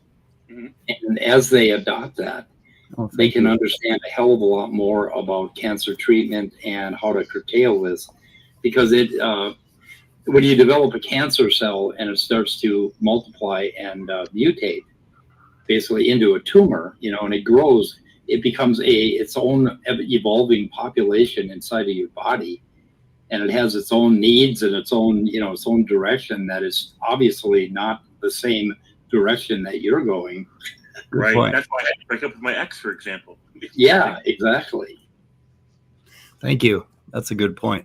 That's one of the things that evolutionary biologists are pushing back on the medical community and saying you need to be more aware. Goddamn cat, you just put your claws in my back. They need to be more aware of evolving. He just crawled up my back. What the hell is wrong with you, Snake? I just want to tell Andrew on the Andrew coming. Yeah, that's kind of dumb, Andrew. That is all. I'm gonna hop off now. Bubble just has that aggressive factor, Anyway, why did you show that video? I was basically saying that evolutionary biology has to be more applied in cancer research, and that's what. But anyway, because you made that a comment earlier that was the medical community was using that as evolution in their factor, and they weren't using that. They're getting better now. Yeah, how does an evolutionary presupposition specifically make a difference on how cancer research is? When you're talking about these things evolving in a Darwinian sense. All right, it seems to purely be like a mechanical evolution. Right. I mean, we understand that things change, but not in a Darwinian sense. They're evolving in, I don't know about a Darwinian sense. Darwin was like 200 years ago, dude. It's like natural selection is a Darwinian sense. That's like, okay, you're talking about ancient history, okay? We're talking about cancer populations, basically, that the reason that cancer metastasizes is because of some evolutionary mutations, okay, that allow the thing to become mesenchymal tissue and float off and start attacking other parts of the body, and then it takes hold, and then it changes again, and it can do something else and something else. And when they treat it right now, they'll come up with a treatment that kills most of the cells, but a few of those little suckers will escape because of natural selection, and that is kind of Darwinian. And they have to, no, so they Mike, need to look at it. Because cancer is caused by mutations, right? Difference. What's that? It's the opposite of evolution. Why is it the opposite of evolution? Devolution. Devolution.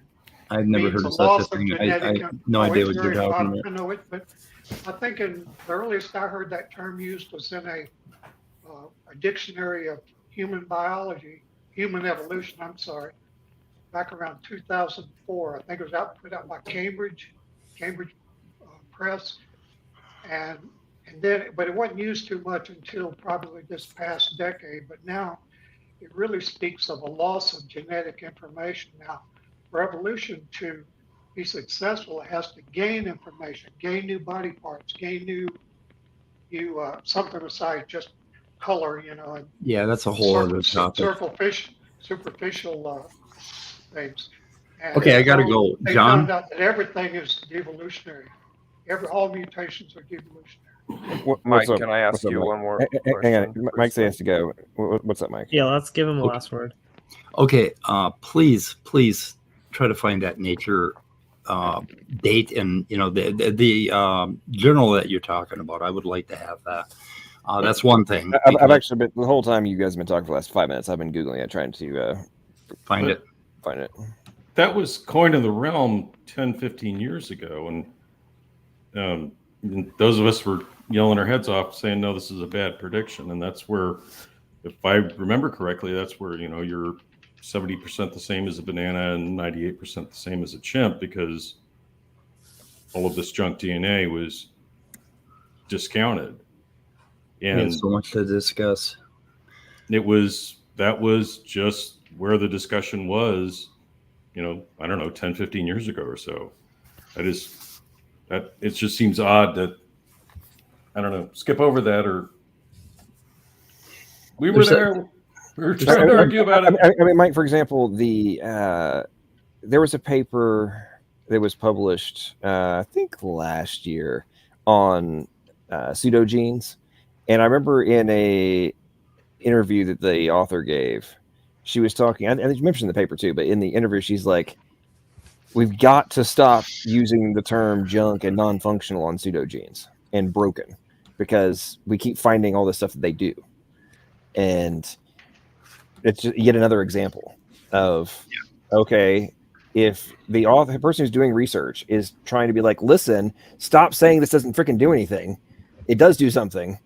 Are you going to actually operate from the position that if the standard starting position is that it doesn't do anything, that's encouraging people to do research and to be able to gain funding for it?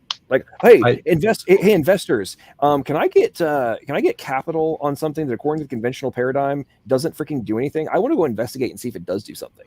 Like, I mean, really? You think that's encouraged? So before I leave, just let me say this. Okay.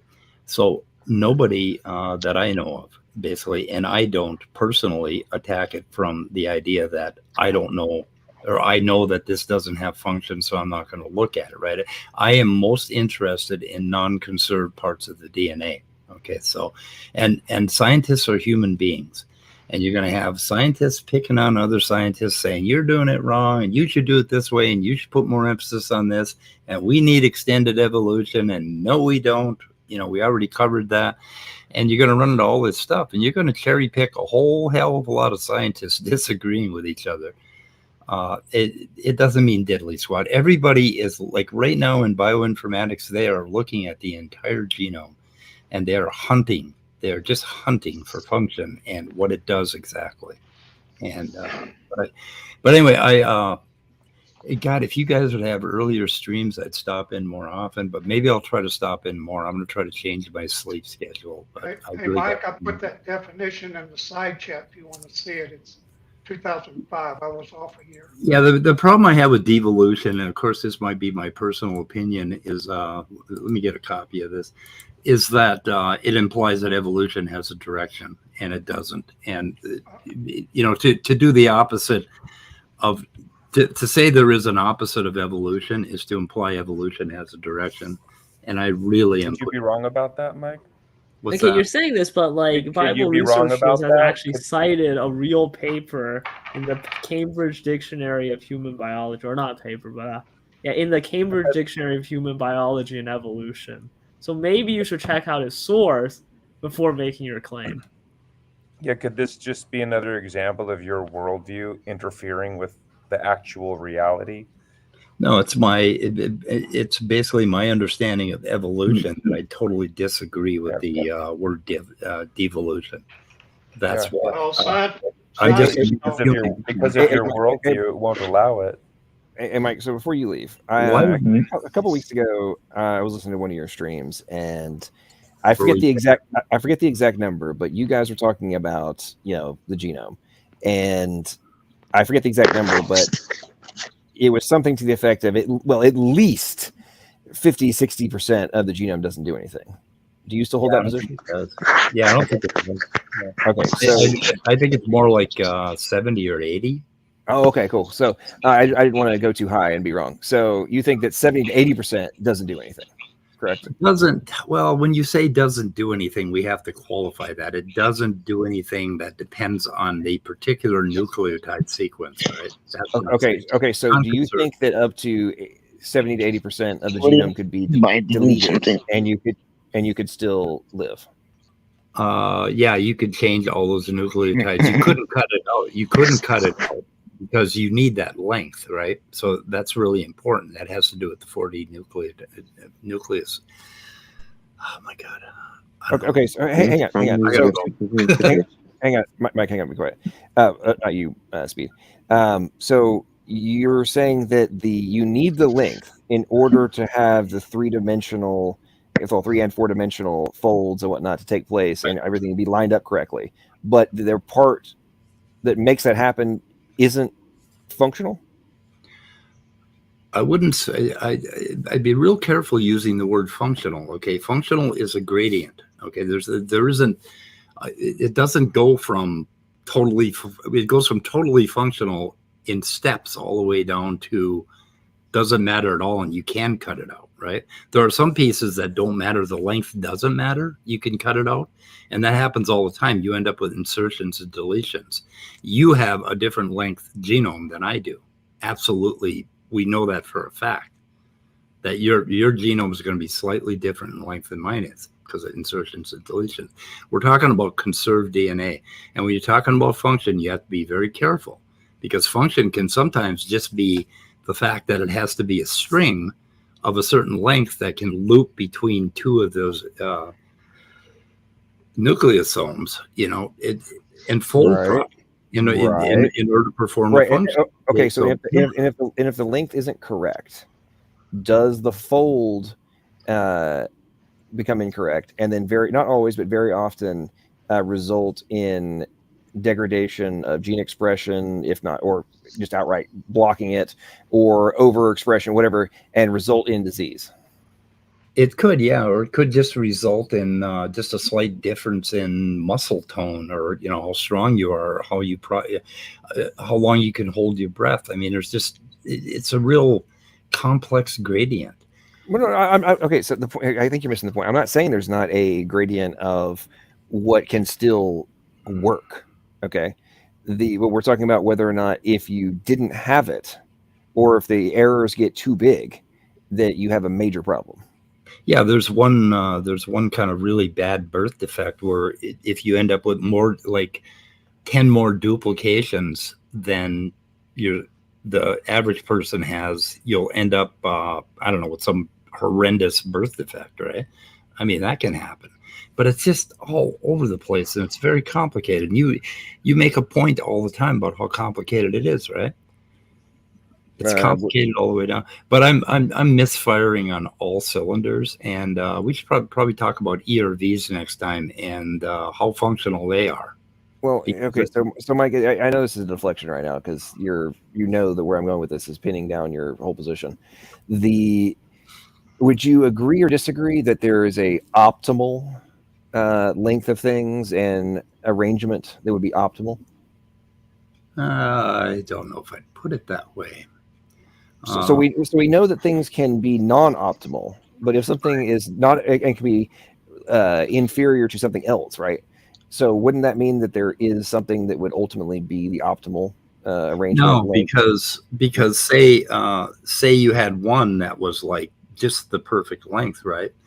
Or say you had one that was not the perfect length, and then you had another loop over here that was also not the perfect length, and those two could get together and become optimal.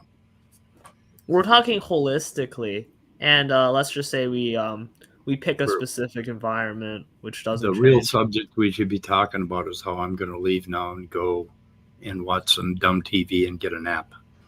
Okay, all right, have a good night, Mike. See you, anyway, Mike. John, please email me that nature thing. Let's just be friends, okay? Okay. Anyway. See you guys. It was fun. Thank you. Bye. I was sort of hoping we could get into evolutionarily conserved genes and DTRN.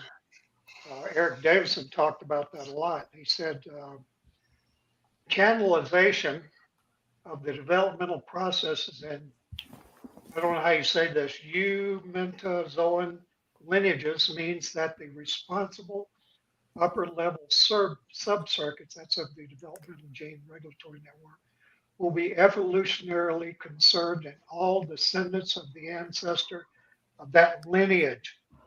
That, you know what that means, don't you? He didn't want to come right out and say it.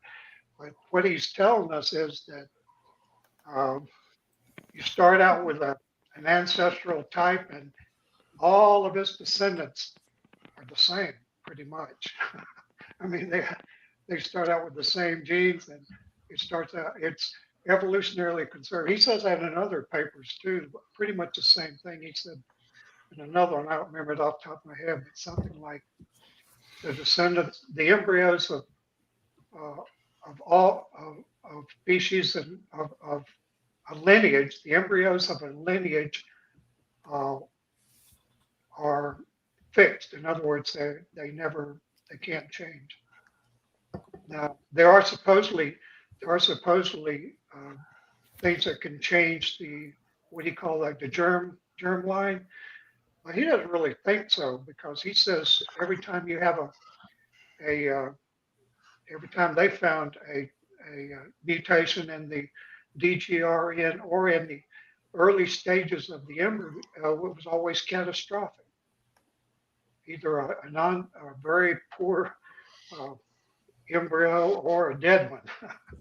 So I wish we could have got into that. I was hoping to be able to make an observation that, as creationists, we start with the Bible. It's already written down. We can't change that. There's thousands of years that they can go back and go, no, you've changed it now. So we're kind of stuck and everything still seems to be able to fit.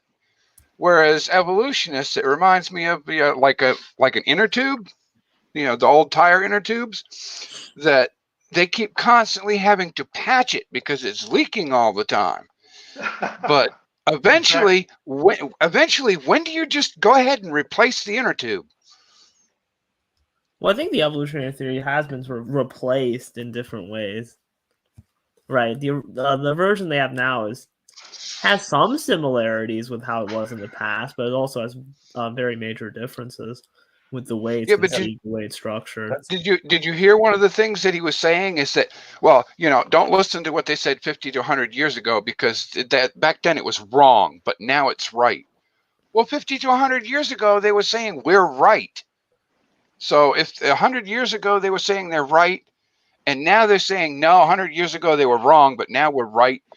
In another 20 years, they'll say, no, 20 years ago they were wrong, but now we're right. We're always stuck in the same spot because we have to rely on the word of God. We cannot deviate from that. They just keep throwing patches. Taught Neo-Darwinism, which was imagined. It wasn't no science behind it. It was imagined back in around 1935 or 40.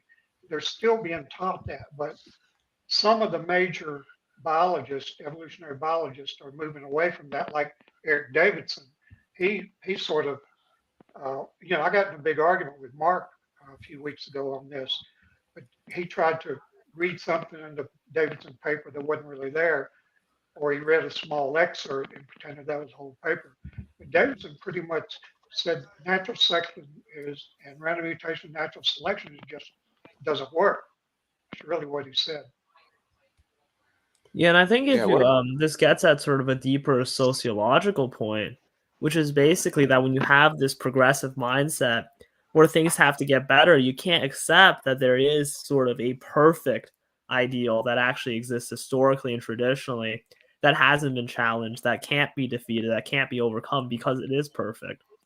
So even because our sort of scientific theories keep needing to advance, they just assume that they apply that principle to religion as well. They say, well, the religion has to advance. There's no way it could be right after all these thousands of years, when it's precisely because it's been right for so long that we have so much faith in it. Yes, sir. That's exactly right. God made it perfect And it's taken man this long to, well, not all men, obviously. A lot of people just believed it. They didn't know why or what happened. But now we're starting to understand that God made it perfect. Well, like that guy that came in the other night, and he was, saying that he uses his own logic. Remember that guy? And he was saying how there's all of these problems with the Bible, same atheist cliches. But when they make those statements, the burden of proof is on them to prove it. So you're going to have to show me some sort of old, transcript or something like that, and compare it to a new one and show me where there's this glaring problem. If he can't do that, then does he just imagine that there's these problems? Well, he wouldn't look at it We don't even need to argue about that. We just have to ask them to, go ahead and prove it. Where's that? Are you talking about the fellow the other day that was claiming the Bible was rewritten and revised all over the years? A lot of theories. Yeah. He would, if you put it right in front of his face, he wouldn't read it. Well, they can say that all they want, but when they do that, we don't have to argue with them. The burden of proof is on them. They're making a claim. They're making a claim that somehow the Bible is corrupted, but they're going to have to show where, the corrupted literature is and the uncorrupted literature is. Or it's just an empty claim. Yeah, I almost cracked up laughing when he brought up about evolutionary cancer treatment. Haven't we always said that mutations are bad? How does cancer show evolution? Does it? No, I think the point he was making is basically like we have to account for the evolution of the cancer cell so that we can treat it better. Which, I mean, that's true on a technical level. Like, yes, there are changes in the cancer cells. Yes, our methods need to account for those in some way to be more effective. But at the same time, I mean, that doesn't map itself onto sort of like this macro evolutionary idea or general evolution in the sense of universal common ancestry. If it's truly evolution, how does it make the human that gets cancer smarter or stronger or more able to survive? Well, I think they're saying that it makes the cancer cells themselves more resilient to treatment. Well, but see, that's because they're degenerating. On an evolutionary worldview, why would they want to cure the cancer, right? Because they're always talking about how the medical field has interfered with the natural selection process, and that's why there is this accumulation of these harmful genetically inheritable diseases. So why would they want to cure the cancer? Well, is it because what, Dan? Go ahead. I said Hitler was a devout evolutionist, and his goal in life was to help evolution along by killing all the Jews. Oh, and the gypsies. Right. And that would be more consistent with their belief. If there is some genetically inferior, that's what they taught. There were certain people groups that were more and less evolved than others, and the ones that were less evolved were genetically inferior, and it would be better for mankind to remove them from the population. Doesn't that line of reasoning still apply? Well, unfortunately, the thing is that they always take the healthiest males and send them off to war to die. How does that help evolution? I do think it's interesting, right? When Speed asked the question, why do you guys care so much about evolution? And I sort of just fired back, why do you guys care so much about creationism? Dr. Dan said in side chat, it's because creationists are more likely to believe in pseudoscience or whatever, and that leads to like dangerous anti-vax, whatever. I don't know if we're allowed to say that on stream. But for one thing, I mean, I think it's like the other way around almost anyways. So it's not really like creationism leads to these other non-conformist attitudes. It's more that the non-conformist attitude makes you more likely to be a creationist.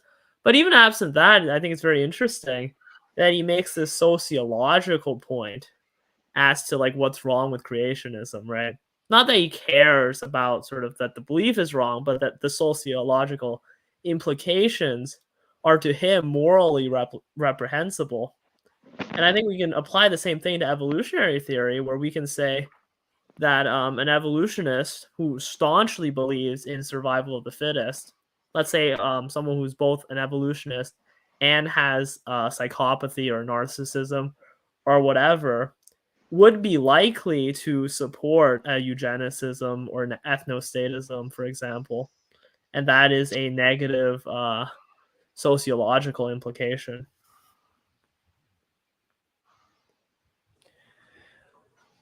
Yeah, it is a worldview issue. So that's what it all comes down to. And so that is why we care, because we are, again, defending the truth of the scripture. I was a little different on this worldview thing. I was an evolutionist, almost all my life. I abandoned it when I was in my mid-60s. And I never doubted it. Never doubted it, but I didn't have any reason to doubt it. I never come across evolution during my entire career because I was in the applied sciences, not academia. That's where evolution dominates. And so I just never thought about it much. But as soon as I saw evidence contrary to it, I abandoned it. And that's what science is supposed to do. These guys are bitter claimers. They hang on to this, they'll make up stuff, they'll do anything possible to keep evolution alive. And I think that's why I've mentioned this several times on here, why the fellow that wrote Darwin's God, Cornelius Hunter, said that evolution was never about science, but about God. And I believe him. I think it's exactly right. That inner tube has about 500 patches in it. Yeah, well, I would agree with you on that. And I think when you're looking at the academics, it's like, okay, if evolution is false, then all the people who teach evolution are out of a job. So, I mean, anybody that claims that having to admit what you spent your entire life, your professional life, advocating for as true regarding the foundation of your very existence, if anybody thinks that's not going to be a big deal and really hard for them to like shift their mind on, you're a naive fool. Like, it's not like folks like us that are having a conversation and arguing over and stuff like, okay, you know what, if they proved it, I guess I would have. I've said this many times, like in regards to abiogenesis. Like, if you guys figure out how to have code, both the code mapping of molecules happen with no input from an intelligent agent, and then right function in molecules, if you're able to prove that is doable with no intelligent agency involved whatsoever, I mean, I would have to immediately pivot away from at a minimum, abandon the idea that God must have created life, because it would be shown they could happen without God, right?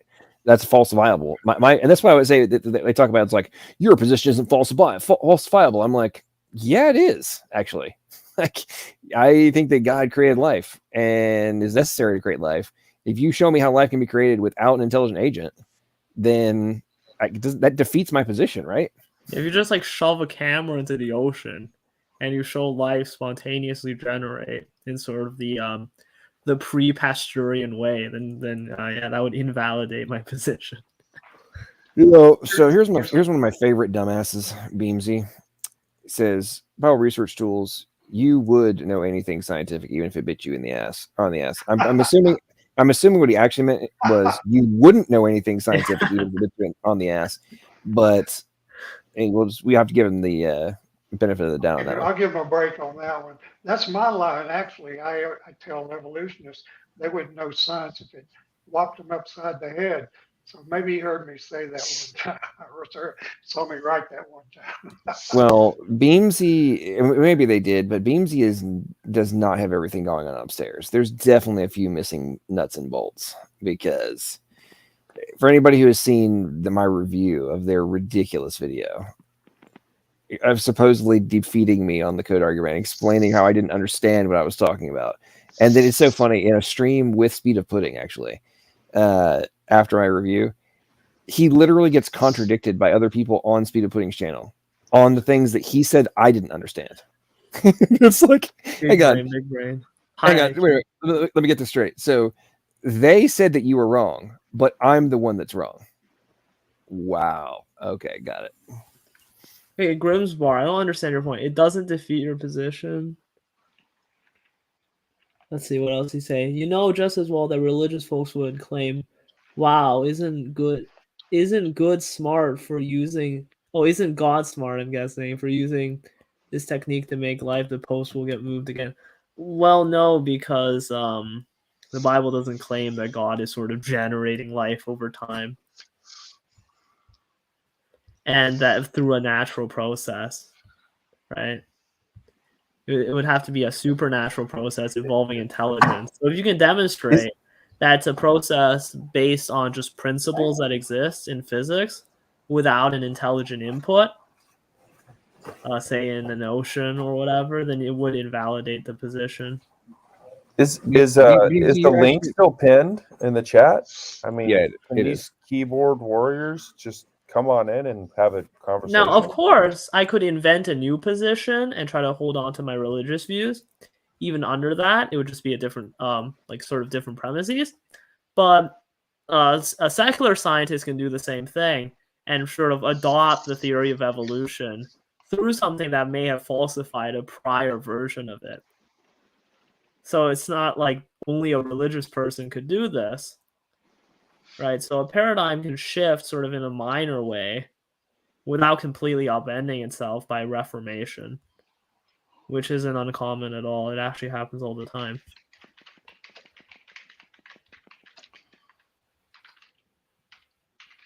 Okay, so Beamsy, again, you are showcasing that you're a freaking idiot. Because I have made the point over and over and over again that the genetic code is operating as a machine code, okay? And there is direct code mapping, there's source and target alphabets, all those kind of things, right? You can then extend that into and utilize it for the creation of a higher level language, okay? But that is not the necessity in terms of whether or not the genetic code is a code, okay? That can be an additional layer of information that can be derived from the genetic code. But all that's being argued in the code argument, you freaking idiot, is that the genetic code table is the equivalent to ASCII or Unicode, okay? You have source and target alphabets. There's code mapping.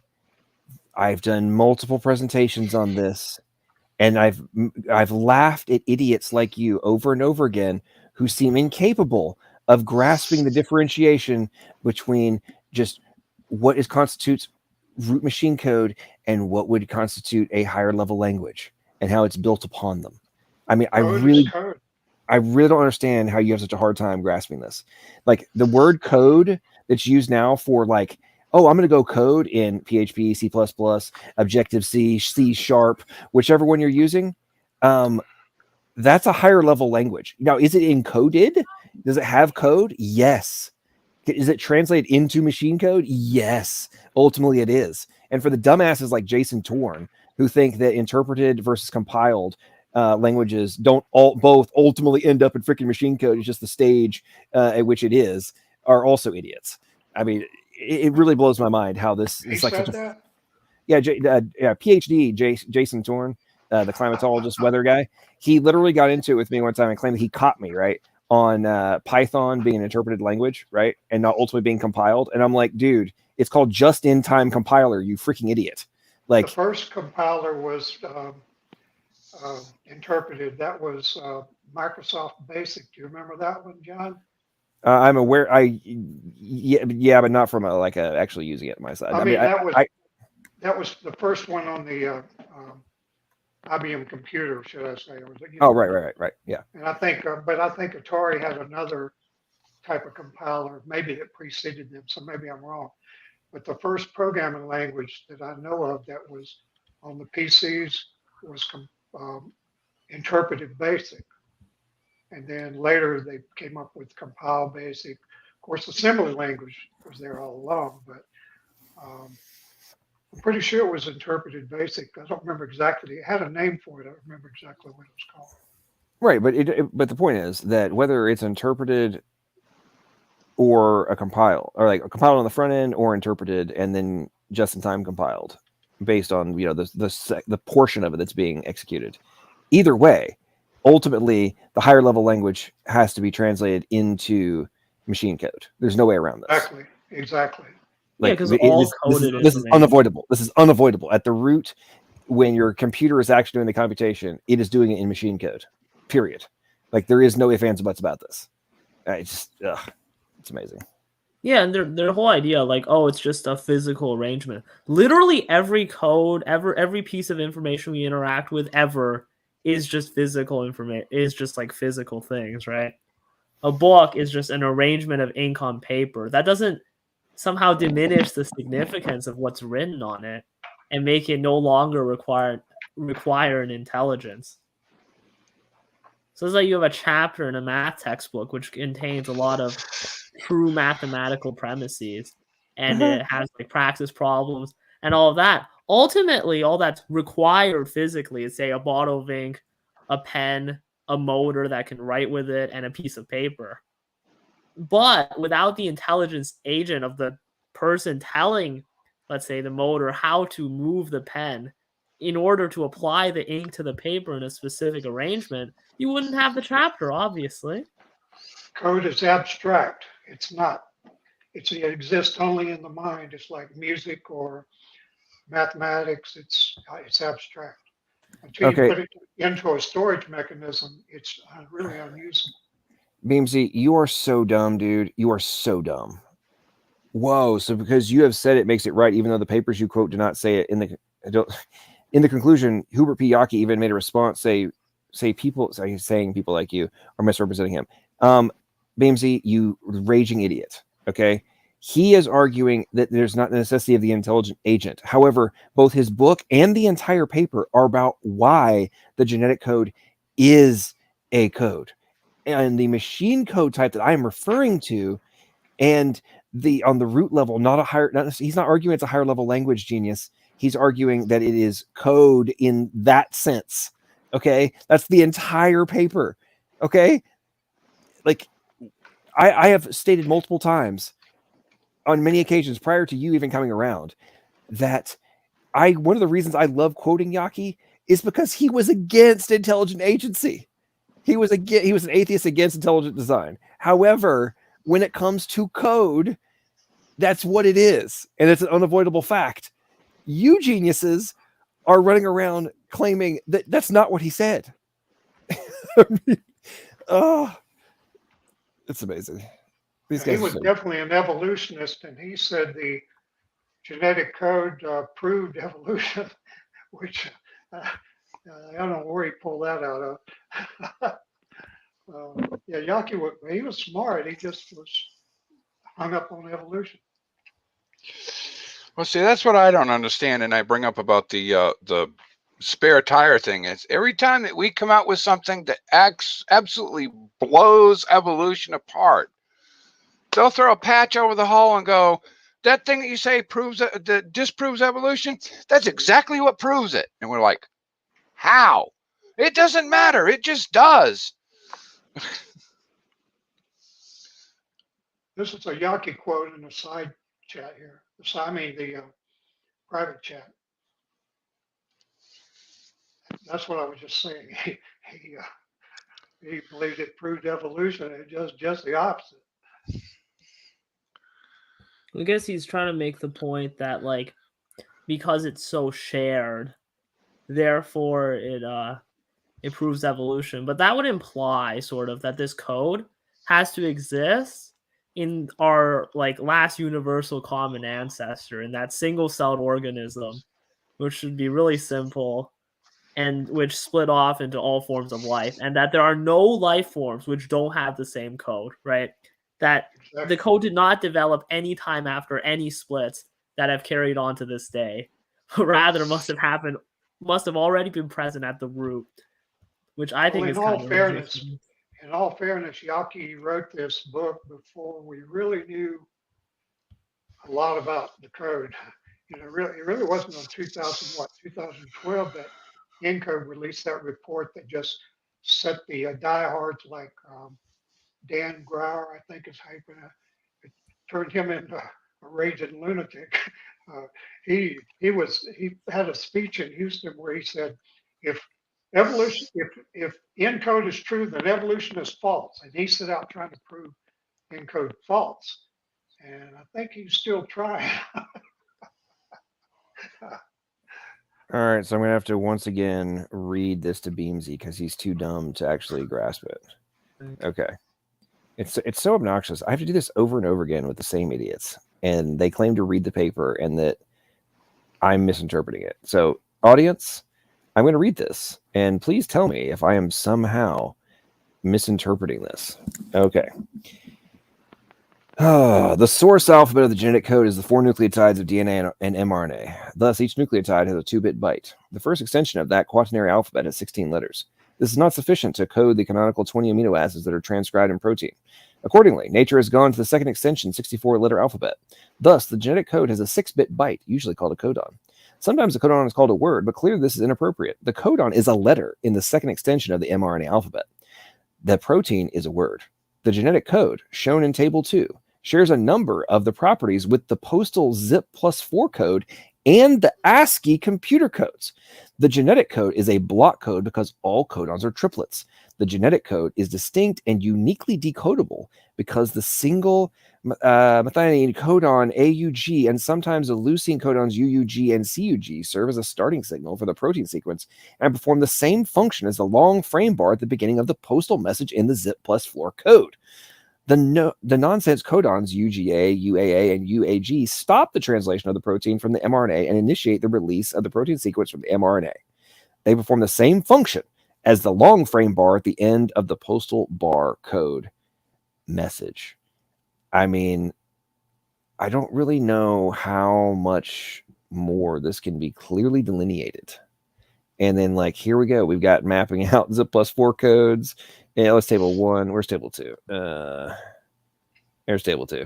The mRNA genetic code. I mean, it's like I just don't know how many more times it has to be repeated. And I mean, Beamsy, you keep claiming that this is not what he said. Like, he's not claiming that it's a code, and that I'm wrong. I mean, right before this, he's talking about like what is code and like how this all works and what is a byte. And then gets the zip+4 code and ASCII and all these, and it's like, okay, now the genetic code, and here's why it's the same. I mean, unless you're going to argue that the zip+4 code and ASCII are not codes, unless you're going to make that claim, then how is him applying that, literally saying it has the same properties, negate the genetic code being a code? I mean, I don't understand how difficult this is. I yield. Yeah, and if you have a code, doesn't that imply a code maker? They don't like to go there. But another point with the quotation that Bible Research Tools posted is that supposedly our last universal common ancestor would have been like, what, 3 billion years ago? Something like that. So this would imply that through all that natural selection, the code itself, right, the same DNA code, the same amino acids, that could not be improved through natural selection for 3 billion years. They just got it right at the start. And that there are no changes after that, which I think is not very likely, to say the least. Right, not very believable.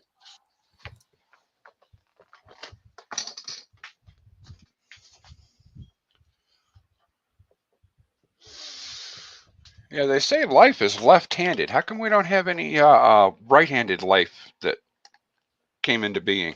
Well, we have left-handed and right-handed. It's just different parts. Yeah, and yes, right. But I'm talking about the main part. How come we don't see the mirror image of what we have now? It should be possible,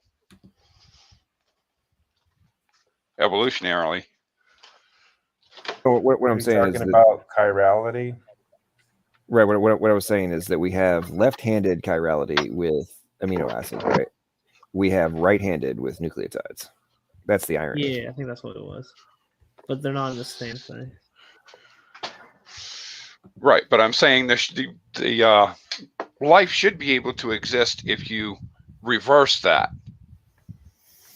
Oh, theoretically, In but it's theory? not working out. And there's there appears to be issues with the chiral-induced spin selectivity. There's some kind of a problem with that too. Quantum mechanics, they're too weird, honestly. Too complicated. Too much going on.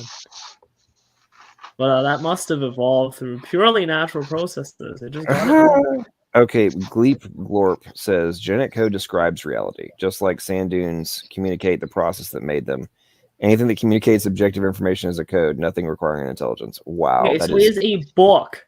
Does a book require intelligence? It's just ink on paper, right? That's funny. Oh, sand dunes. I hope I really hope that's sarcasm, because if it's not, that is It's gotta almost be. It can't. Nobody. That's the. Yeah. well. I mean, Beamsy, bro. Beamsy is. Well, okay, I'll take that back. I mean, Matt Dillahunty is that dumb. I mean, I didn't know there was a sand dune code.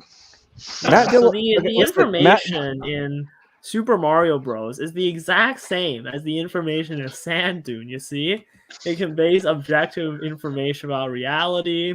They don't require an intelligence. It's just the same thing, John. I don't know why you're so confused. I mean, listen, we're dealing with a group of individuals, i.e. Matt Dillahunty, who literally claims that the existence of the Enigma machine proves beyond doubt that intelligent agents are not necessary for code. So, I mean... Oh, it just assembled itself. A book is just a collection of letters. Designed Yeah, so... automatically. Okay. Go out into the wild and dig up a book for me that wasn't written by anyone, okay?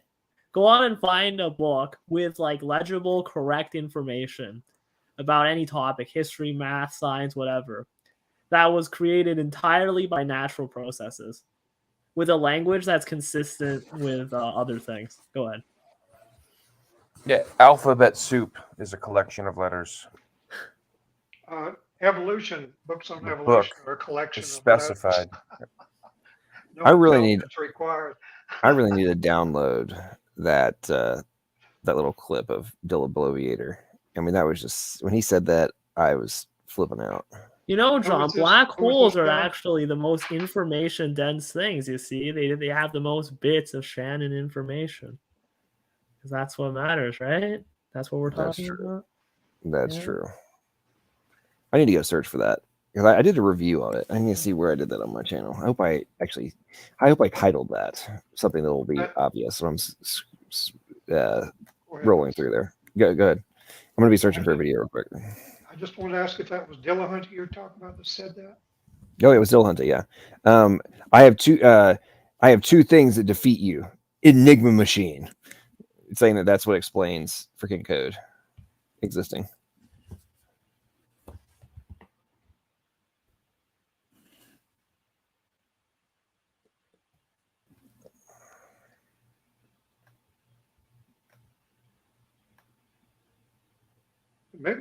Enigma machine was a marvel of engineering for those days. It's a marvel of engineering for now. I mean, when you think about it's still right up there. The principle of it. Let's be honest. I would say 90%. I would say 90% of, probably 99% of modern humans could never create an Enigma machine. I don't think I could, at least not without a plan for it. And B, would not know how to operate it. I mean, that's just like you put me in World War II, was it? Yeah, it was World War II, not World War One. It saved our butts. Yeah, and you asked me to make an Enigma machine. That's just not happening. You know, well, code as like just a more concept. Oh, I'm sorry. Go ahead. Yeah, code in and of itself, right, doesn't require intelligence. But code as it manifests in the genetic code, which is more than just a basic code, but rather has higher layer information functions. John would explain this way better than I can. Does require intelligence. They're not the same thing. Well, for anybody that's not familiar with the Enigma machine, it was used to break the German code. Now, in order for it to work, we had to get a copy of their machine. And we went through hell and back to get, their machine so we could figure out how to code the Enigma machine or the Brits. In one case, some guys risked their life climbing aboard a sinking German submarine to get an Enigma machine. That's how important they were. But once they got it, now what happened every now and then, the Germans had another lever, which would totally mess everything up, complicate things even more. But so they had to go and find another Enigma machine to figure out how it worked, figure out the code, how it codes and decodes. But we were able to do that all the way through the war. The only one that we weren't able to code, we were never able to break, was the admiral of the submarine force for Germany. I can't remember his name, but he, we were able to break the code by looking at the changes they made in the code, in whatever they did. Well, he kept his code, his constant, and we just never could figure it out. And that's why their subships were wiping out our ships all over the place until we got those destroyers with all those fancy hedgehogs and things like that out there. What was that guy's name? That admiral for over the submarine fleet. I don't know if he knew we were breaking the code or what, but I read there's a great book on that called Bodyguard of Lies.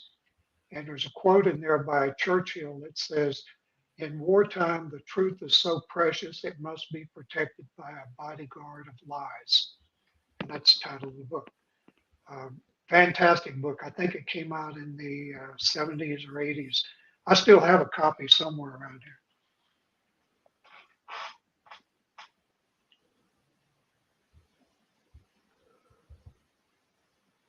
Okay, what did Beams even write?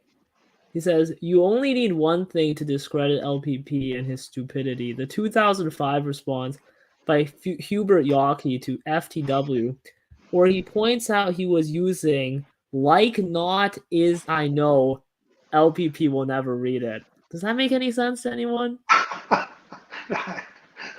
Like I read words, but I don't think I read a coherent sentence at the end. It makes as much sense as evolution, which is none. Using like not is I know. He's trying to claim that he's saying it that Yockey only said it's like code, but it isn't code. It's not is code. It's like code, not is code. I mean, okay, and this is Anyway, this is all about the trial and like all this kind of stuff. It's so funny that there's another quote from Yockey where he says, I'm gonna have to find it. I'm gonna pull it up. These things are not similes, metaphors, or analogies. He's like code, redundancy, like edit, proofread are all like it's literal, not figurative. I mean, it's so funny. Beamsy cannot. Beamsy, this was in relation to intelligent agency being necessary, not whether or not it is something. Like it's obvious you don't grasp this, bro. Okay, dude, computer code. Okay. Oh my God, dude.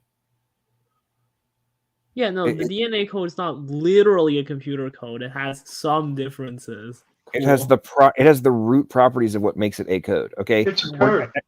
I mean, dude, again, Beamsy, we're not talking about higher level language. Okay. You freaking God. I mean, this guy is so dumb. I know. You know what? I need to be calm because I'm pretty sure he may be special. I'm just gonna be calm. I'm gonna calm down. Sorry.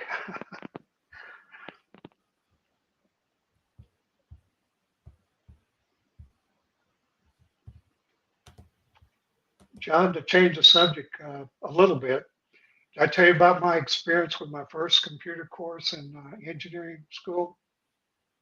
Well, everybody had to be an engineer. You had to learn Fortran, and in those days, it was on a mainframe with punch cards, and just really crazy stuff. And I made a 58 through a 62 on the first 4 tests. So that's either a high D or a low F, depending on, or a high F or a low D, depending on how you look at it. And I was driving home from work, from school one day, and I said, God, if you want me to be an engineer, you're going to have to help me out here. And it was no time after that. Very soon after that, all of a sudden a light bulb went up in my head, and it was just a piece of cake after that. I aced every test. I got 110 on the final. I got extra credit for my documentation, but I still had a B. Okay, my grades averaged out to a B. But the professor walked up to me, handed my final test, put it on my desk, and said, Dan, if anybody deserves an A in this class, you do. And he gave me an A. But I was failing that test halfway through. I mean, that course. That's Anyway, interesting. That's my story. Yeah, good story. But once that light bulb went off on my head, it was so easy. It was like talking.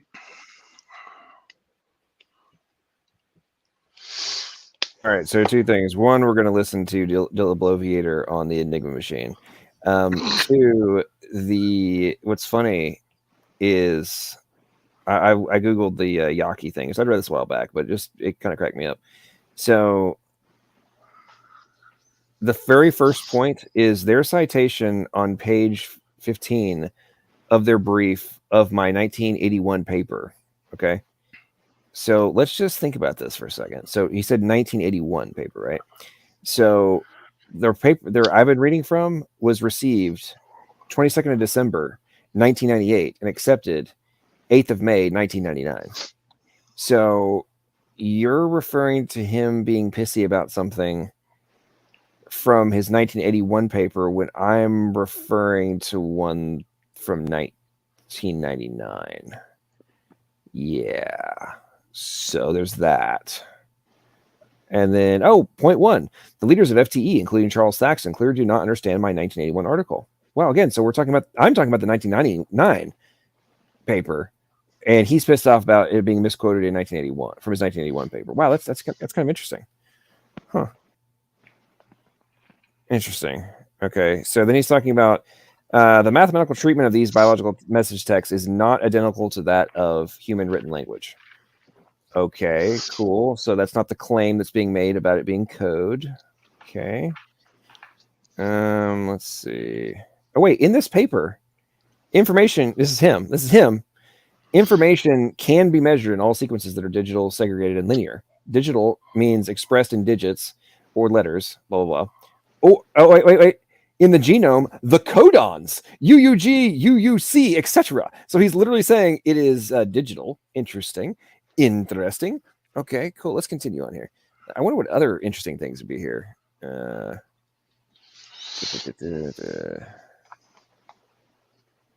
Okay, so he's saying different than computer in the way that the data is stored, but it still is. Okay, cool. So DNA is the material molecule in which information is programmed through the sequence of codons. The codon is the non-material, the genome is the non-material but measurable information programmed in the sequence of the codons. The codons are a mapping of one alphabet to another. For example, A, B, C, etc. in alphabet 1 may correspond to Z or Z, X, Y, etc. in alphabet 2. So the genetic code is the mapping of DNA codons to RNA codons and the RNA codons to amino acids. Holy crap. Wow. Amazingly, this is further substantiating my entire freaking point. Okay, cool. Let's see what else is in here that this dumbass clearly did not comprehend. Okay, so on the human language part, yeah, okay, so that's not what's being argued by me. Okay. Right, so this just further substantiates the point that I've made in relation to it being a code. And also further substantiates my starting position, which was that one of the reasons I love quoting Yaki is that he is not in favor of intelligent agency, but argues that this does exist. I mean, we're talking about an ontological difference, not a... all this is oh my goodness. And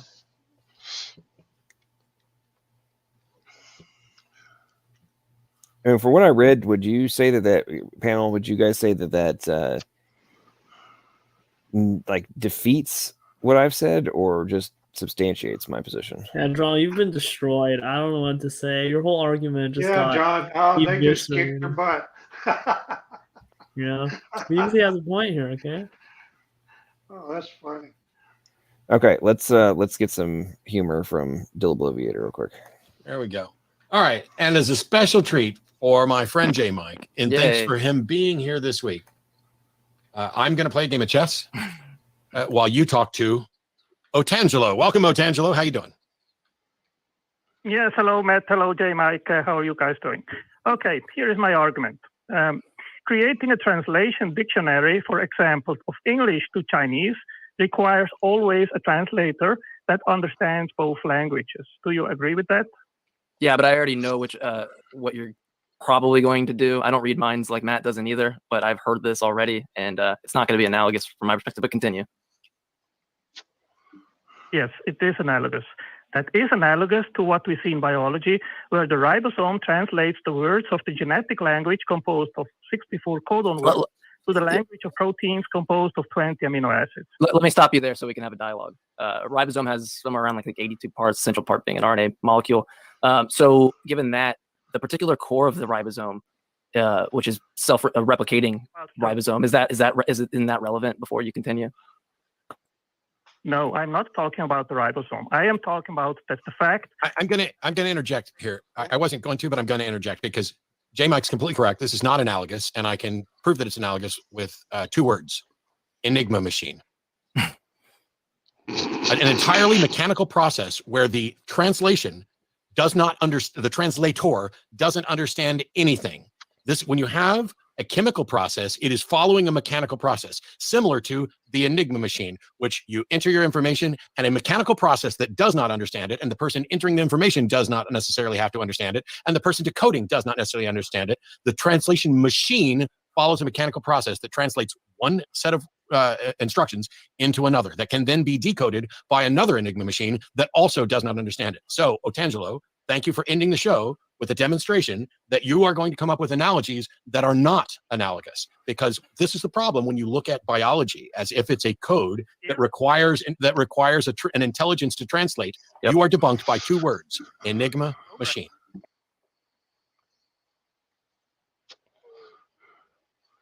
Did the Enigma machine make itself? No, it did. Did the language and the code that was being inserted into it to be encrypted? Did that create itself? No. Was there a key that was assigned for the translation? Yes. I mean, it's like the fact that every time I watch that, I just crack up every time, because it's like, it is. I mean, that is just so dumb. I mean, it's so dumb. I don't know how these guys manage to have such amazing followings and all these people that worship them and like go around. It's like, man, you guys are so dumb. I don't know. Like, the whole point that Otangelo was making is that you have to have the adapter that understands both the source and the target, which is the whole point that's being made. And it's the point that, or it's the thing that was talked about with, by Yaki, right? You have DNA codons to RNA codons to amino acids. Oh, wait. And you have a machine, i.e. the ribosome, that has the capacity with all the different mechanisms in order to decrypt or to decode it. I mean, it's like, anyway, these guys are just so dumb.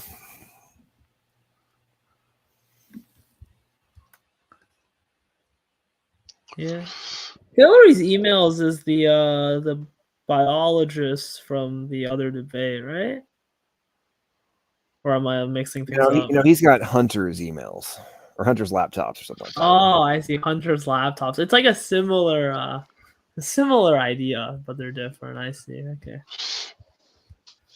Oh, wow. Gleep Glurp thinks that, no, you don't have to have the key for it to be a language is the point. Oh, my Lord. Dude, we're talking about the preceding necessity, okay? What is being translated or encoded had to exist prior to that taking place via the machine. Our computers are not conscious agents. But the mechanisms are pre-programmed to, quote unquote, know what is the supposed the necessary action is based on the pre-programming. This is the whole point. You're claiming that you don't have to have anything pre-programmed in order. It's like, oh well, if a machine can encode and decode something And it doesn't have to, it's not conscious. Therefore, that means that there was no conscious agent necessary in order to create it or the thing that is being encoded. I mean, I don't understand how this cannot compute. Yeah, in This his is so very own basic. example, right? Both the machine and the code and the language being decoded to already exists for it to function, and nothing would be happening otherwise. Is this guy this dumb, or is What he's is he got to? talking about? Dude, you need to come on. I think he's trolling. I don't think he's that stupid. Gleep, glorp, whatever. You need to come into the stream right now because this is ridiculous. You can't possibly be this dumb. And if you are this dumb or this uninformed, you need to be educated. So get your ass in here. All you got to do is have your phone. You don't have to be on cam. Just click the freaking link. It's pinned and get in here. This is bad.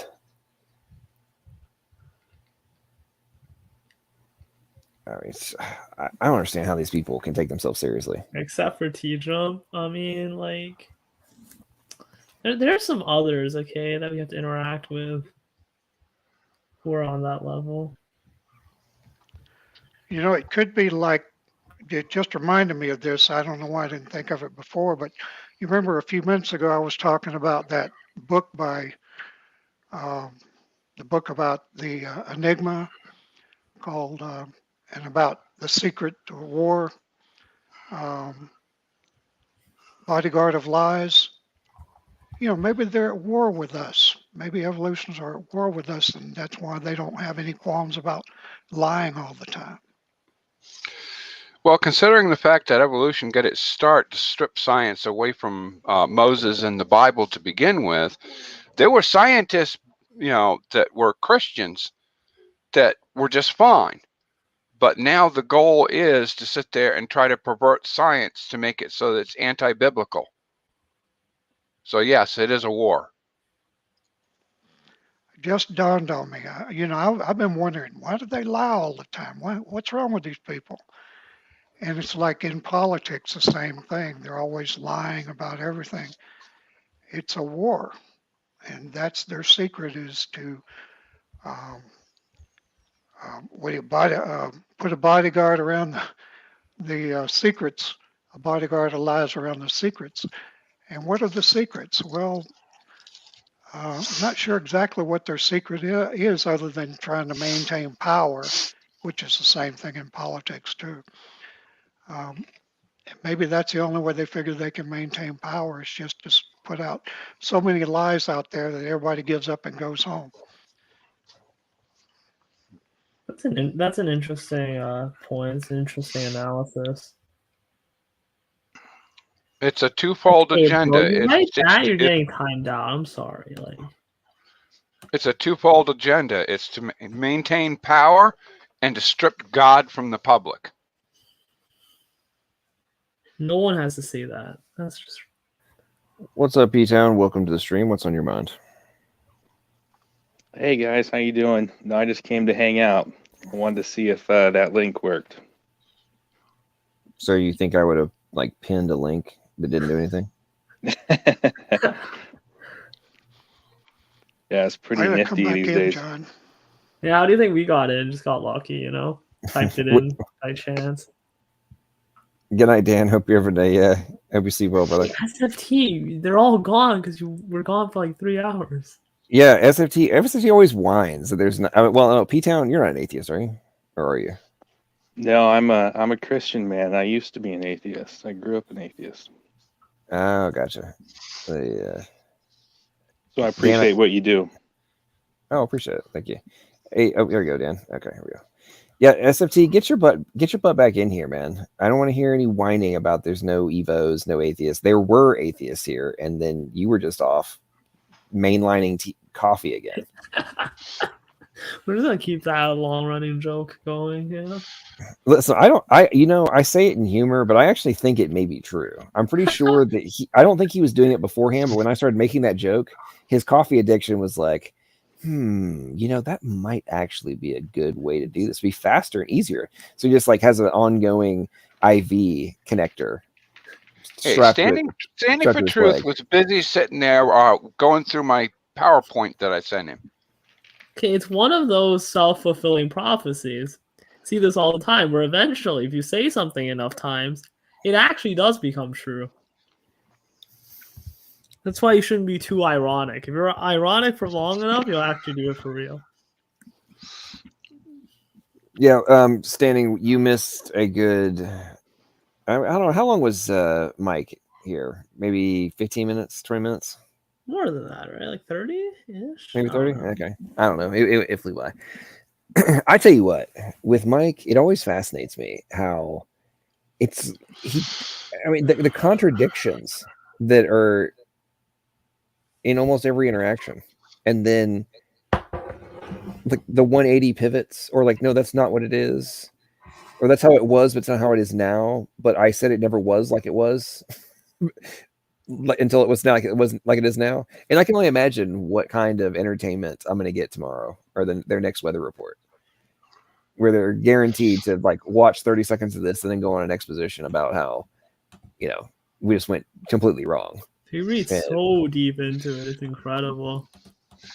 Yeah, but how come now they're always 100% right and there's no doubt, but 10 years ago, no, that was wrong. Don't pay attention to that. And 10 years from now will be wrong. Don't pay attention to it. But yet they'll be right. And obviously the person who said they were wrong 10 years ago was completely imbecilic, uneducated, didn't know what they were talking about, blinded by insert XYZ. Now, well, even though they predicted it, we actually already thought this, and they are acting like they were ahead of the game, and they weren't actually. I mean, it's like, come on, dude. Wait. And by the way, anybody who doesn't agree with our current paradigm, they never made any successful predictions about what we would discover, because we already knew them. I mean, it's kind of like in the T-Jump T-Rock debate, right? Where T-Jump kept insisting that there'd never been any, successful testable predictions made by somebody who wasn't a, standard person. Oh, enough with the Enigma machine in chat. Is that still going on? It proves everyone wrong. It's just the unbeatable argument. If you're ever losing, just say 2 words and you got it. The flood never happened. You know how I know? Enigma machine. That's crazy. So, P-Town, since I don't want to be all running my mouth, what's on your anything you want to discuss?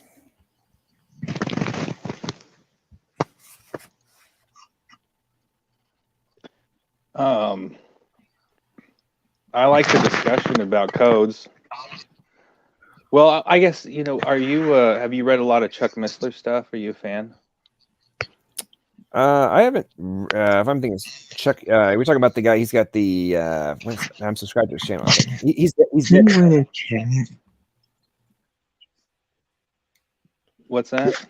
I think I've heard one thing. You would really like his stuff. I've watched a bunch of his lecture, his videos on YouTube. Yeah, so I like some of the stuff with the Bible codes, but some of it's really simple, right? So you can kind of, in a way, authenticate the integrity of the design in the Bible by looking at just some of the simple codes in there.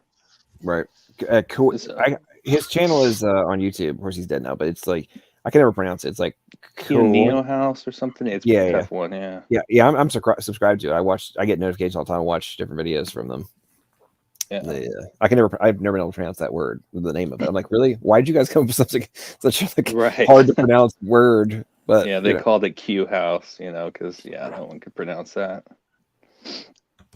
But yeah, no, I mean, when it comes to genetic codes and just creation in general, it's amazing how blind atheists can be. And again, I was one. I mean, you just grow up being taught something, like that is the truth, and it just roots deep, Now I look at the world, I'm just looking at the moon a couple minutes ago because I got a full moon over here. And it's just so clear and simple, God made the sun and the moon, you know, just as an example, right? That's kind of a code in a way. I mean, if you consider the fact that, you know, when they align, they're the same size from our perspective, right? Like, how simple and extraordinary can you make it? How obvious? You know, there's a God. But again, I never even made that connection, you know? Right. Until you become a Christian. Yeah, there really is so many things that, you know, when you just you open your eyes for a second and contemplate the underlying evidence and how obvious it is. Like, you know, the whole point that Romans 4 talking about, you know, because of nature, basically man is without excuse to at least not believe in God. And I think about that. I think of it all the time when I'm driving around, I'm just in a park or whatever, and it's like you just look around at what surrounds you. We are without excuse, right? 100%. And we are fearfully and I think about it on a regular basis. We are fearfully and wonderfully made, right? And that's why I find it so fascinating that people who supposedly are studying biology and all these kind of things, it's like you are looking at this stuff under incredible detail and with amazing imagery and all that kind of stuff. And you are seeing incredible nanomachines and just exquisite technology that is obvious and necessary for you to exist. And there's things like Sal Cordova joked about this in terms of like, there's a lot of stuff that almost appears to be like Rube Goldberg machines, like level of stuff going on.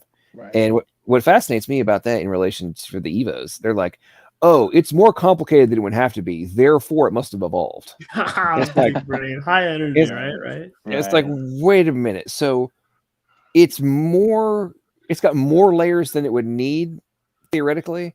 Therefore, that means it's less likely to have been designed that way. I mean, it's like showing off, right? Like, oh, hey, guess what? I could have only given you one pathway, but I gave you 15 so that with 12 of them be for redundancies in case the other ones fail. Like I've given you all these fallback methods. And then the Evos are like, well, that clearly means it wasn't designed. And it's like, what? Yeah, it's not efficient, man. You only needed 3 of them. Why would you use 15? Well, you know, it's funny. I was just thinking about this the other day.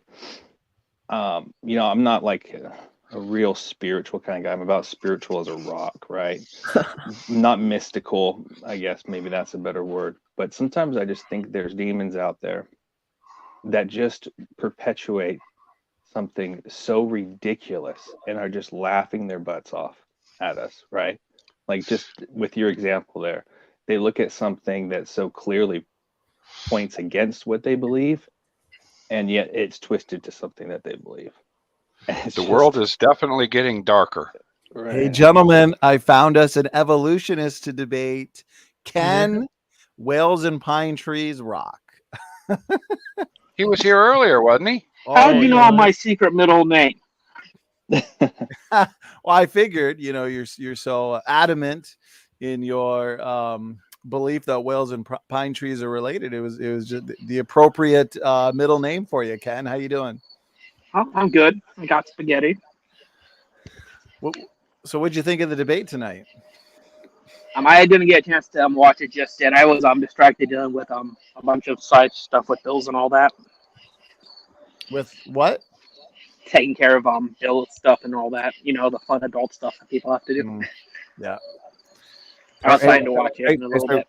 So, Ken, before we get into evolution, how do you feel about leftist economic policies and the ramifications that we're witnessing right now? I don't know. I don't really pay attention to the world around me. I move boxes for a living. I come home. I sit. That's about it. Okay, so you don't pay attention to the world around you, Don't care about the prices. but you think evolution and atheism is true. I'm not an atheist. Oh, you're not an atheist. Okay, what are you? My apologies. I'm a creationist who believes that evolution is a tool that was used to get reality where it is now. Okay, so you're a theistic evolutionist. Sorry. Yep. Donnie, well, you misrepresented poor Ken here. Yeah. So Ken, are you like a Christian theistic evolutionist? Donnie, you're trolling me, right? I don't know if you're agnostic. You just said that. Yeah, I didn't know that you were a professed Christian, but that's cool. That's cool. Hey, Ken, you know what? That means you're closer than ever to rejecting fish to fisherman evolution. But I told you that in our podcast that we did months ago. I told you this the first time right before we got on stream. Oh, my feelings. All that coffee is messing up your brain circuits. SFT, you should stop injecting it through the IV. So, but here's the thing, Ken. You have an authority issue if you think that Genesis is at all consistent with this idea that humans and chimpanzees, we can stay as close to home as possible. Humans and chimpanzees are related. Like the Bible makes it pretty clear that Adam's the first man, Eve's the mother of all living. How do you get common descent out of that, Ken? Because I don't believe the Bible is meant to be taken literally. I think God has a thing where he feels like it's better to tell us how things are supposed to be, the laws of how stuff's supposed to go and all that via stories, because you can't misinterpret the meaning of a story, but you can misinterpret how events go. Well, I don't think it really takes a guru or like John, if you share my screen real quick, brother. Going off. Genesis is written as a historical narrative, and Jesus, Paul, the apostles all look back to the creation event, all look back to Adam, Eve as being real people, Noah as being a real person, the global flood as being a reality. It doesn't take, it's as easy. It should be easy enough for even a theologian to understand that when Genesis 3:20 says, and Adam called his wife's name Eve because she's the mother of all living. 1 Corinthians here, Adam. Let's see here. The first man, Adam. Jesus says from the beginning of creation, God made them male and female. Obviously, looking back to Adam and Eve. Okay. So, you're going to say, oh, well, this is all symbolic. This is all just a nice story. But that's not the way Jesus saw it. That's not the way Paul saw it. They spoke as if, these were real people. These were real events. So how do you, as a professing Christian, how do you look at these passages? Well, so the thing is, except for Jesus, obviously, but a lot of the people, to sit there and say that they believe everything was real for them, of course they would believe everything's real for them. They're in the story. That'd be like... So you're saying they were wrong? No, of course they're not wrong, because to them they are real. That'd be saying, Batman knows that Superman's not a real person. He thinks Superman's a real person, but because we don't perceive him as a real person, then Batman's wrong. No, that's just they're layered to that reality. Because again, I think the Bible's meant to teach us how we're supposed to act, what's right and wrong, and all that. And that's an easier message to keep clean than actual events. Well, what's the gospel message? That's the most important message from the Bible. The gospel message? You talking about the overall message of the gospel, or? What must I do to be saved? From what I can tell, the overall message is be a good person, do what you're meant to do, do what God has written on your heart. Okay, so to be saved, to be a Christian, is to be a good person, is your position? Yeah. Except the Bible teaches that there's none good, but one, that's God. There's none righteous, no, not one. Okay, our works are as filthy rags. So, this is typical of, unfortunately, theistic evolutionists. Oftentimes, will profess Christ, but doesn't take, and nothing against you, Ken, but, you've got a false gospel. You don't take the Bible for what it is. The Bible says holy men spake as they're moved by the Holy Ghost. And you literally just claim that, Paul, the apostles, Jesus, they truly believe that Adam and Eve were real, that the flood was a reality, but they were wrong. But they themselves believed it. That's but they wouldn't really be wrong. That's the key here, dude, because they themselves wouldn't. They'd be characters within the stories meant to imply the importance of the story. Wait, so they're not wrong. Paul was a real person? Who? Do you not think that the apostles were real people? I'm sure there are people who were actual apostles, but the ones that are in the story probably might not be. Or maybe they're based off real people. Ken, the even your Bart Ehrmans of the world will recognize that Paul was a real person. Who do you think was writing all these letters? Who do you know? There's a lot of eyewitness testimony. There's, you know, I don't want to go down that rabbit trail, but no, go ahead. The audience. If I'm wrong, well, Johnny, I think the audience is clear. I think the audience is now clearly seeing why I've never taken your claims of being a Christian very seriously. So, you know, the Bible does not teach that being a good person. Wait, time out, Donnie, time out. Just because I don't believe the same thing specifically doesn't mean I'm not a Christian. Maybe I'm just wrong. Maybe I was just taught wrong. Like it's the Bible that tells us, you know, what the markings of a Christian is. And yeah, I've always been taught that it's not meant to be taken 100% literally. Like, well, I mean, maybe it's just maybe it's just a problem with the way I learned it. Like, I'm open to hear if I'm wrong, dude. Like, well, we don't take it as like a wooden literalism. We take it as it is. You know, we take it if we're dealing with imagery, if we're dealing with something that's symbolic, if we're dealing with something that's like a historical narrative. For example, in Genesis, it's filled with Vav consecutives, you know, and with that, you can tell like this is literally talking about something that happened. But you're saying that, you know, no, this isn't something that happened. This is just a nice story. Maybe it's, you know, mytho history. Yeah, because when I look at it, I can see that there are stuff that could be considered inconsistent. And for me, that's always made more sense to take it not literally. Now, if there's a way that if you can explain to me where I'm wrong and it's supposed to be taken literally, that's fine. But please don't sit there and say I'm not a real Christian just because I believe it's slightly different. Well, here's the thing. You can real quick before you guys go back and forth on calling each other out. Pseudonym, thank you for your super chat. Says technically it's all interpretations. Look at the Hebrew. Thank you for that pseudonym. Right, I have a feeling. Ken, have you? I got one question. I need one person in my ear, please. Can I ask one question? Yeah, go for it, man. Have you truly studied the Bible? Nope. That's why I'm open to admit that I'm wrong. Okay. I'm not saying I'm 100% right. I never would. That'd be a stupid thing to do, especially considering that I haven't studied the Bible probably as good as you. You guys probably know a lot more than me. That's why I'm willing to hear. Ken, what are your thoughts of 2 Peter 3, where the Bible tells us that in the last days there's going to be scoffers denying three things: the special creation, the global flood, right? The world that then was being overflowed with water perished, that you're saying is just a story, okay, and then the coming judgment.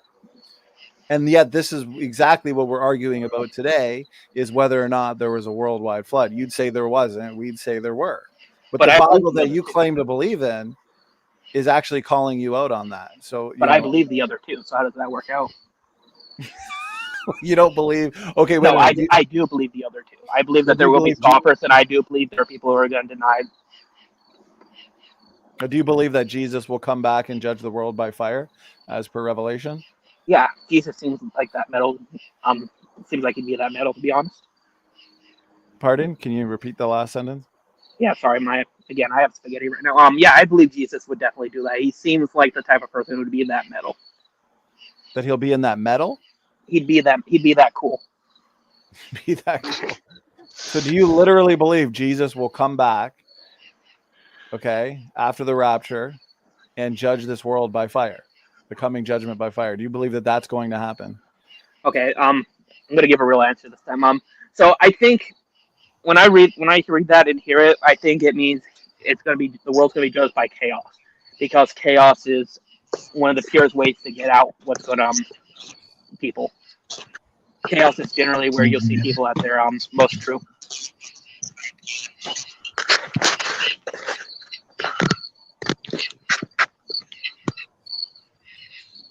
Is that my mic? I hope that's not my mic. No, it's not yours. Ken, if we were to, I think that's Michael Smith's mic. So you've admitted, you haven't really done too much study into theology and soteriology and all that. So, there's no point in going down those rabbit trails. But I will say this. If what I'm saying is true, that Genesis is to be taken as literal history, and Genesis is clear, you even admit it, but you're just saying it's a story. Genesis is clear that God created two people, Adam and Eve, separate from the rest of the biological world.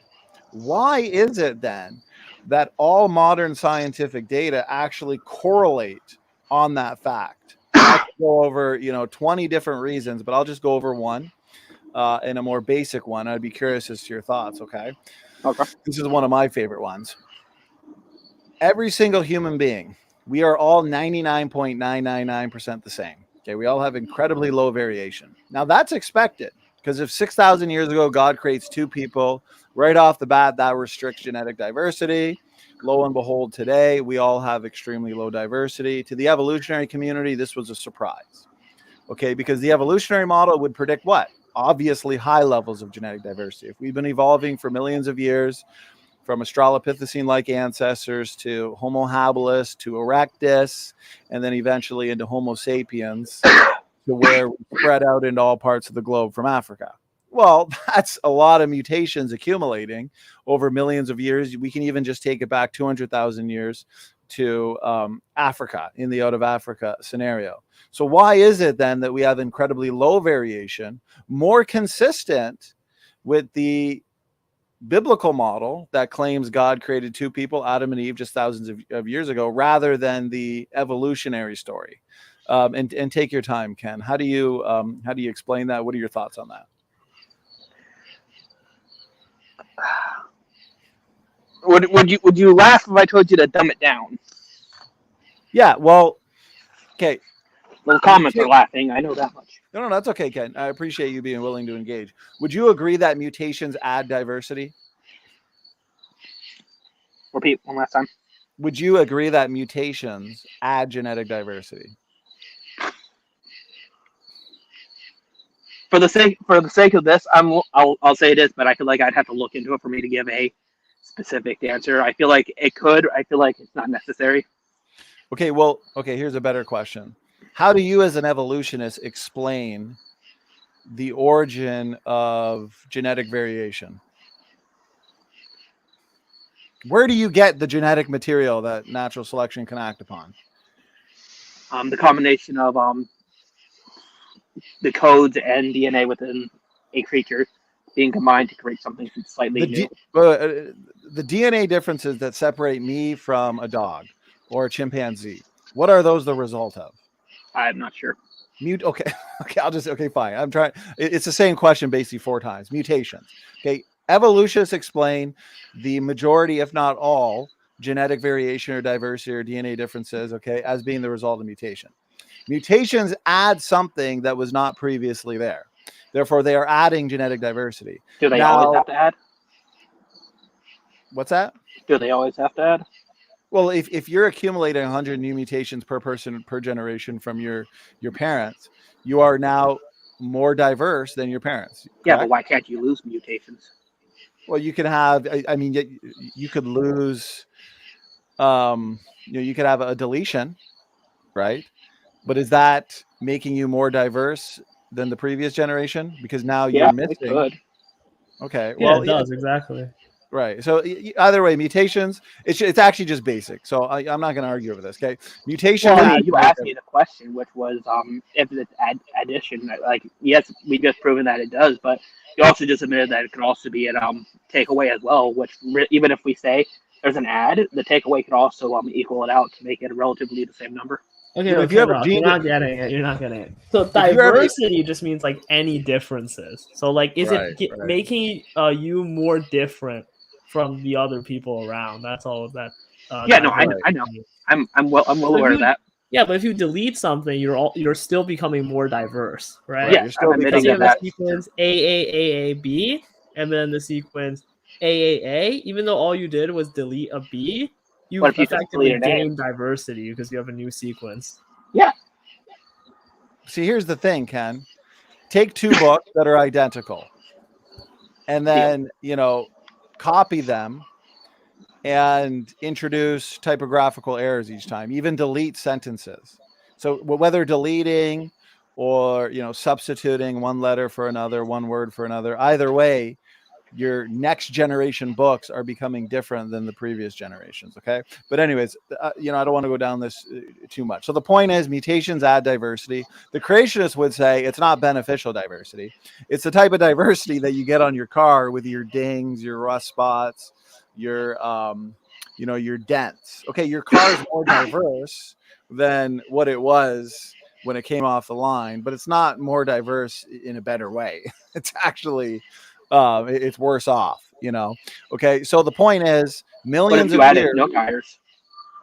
Okay, listen, millions of years of adding genetic mutations. Okay, that population now has a lot of genes floating around.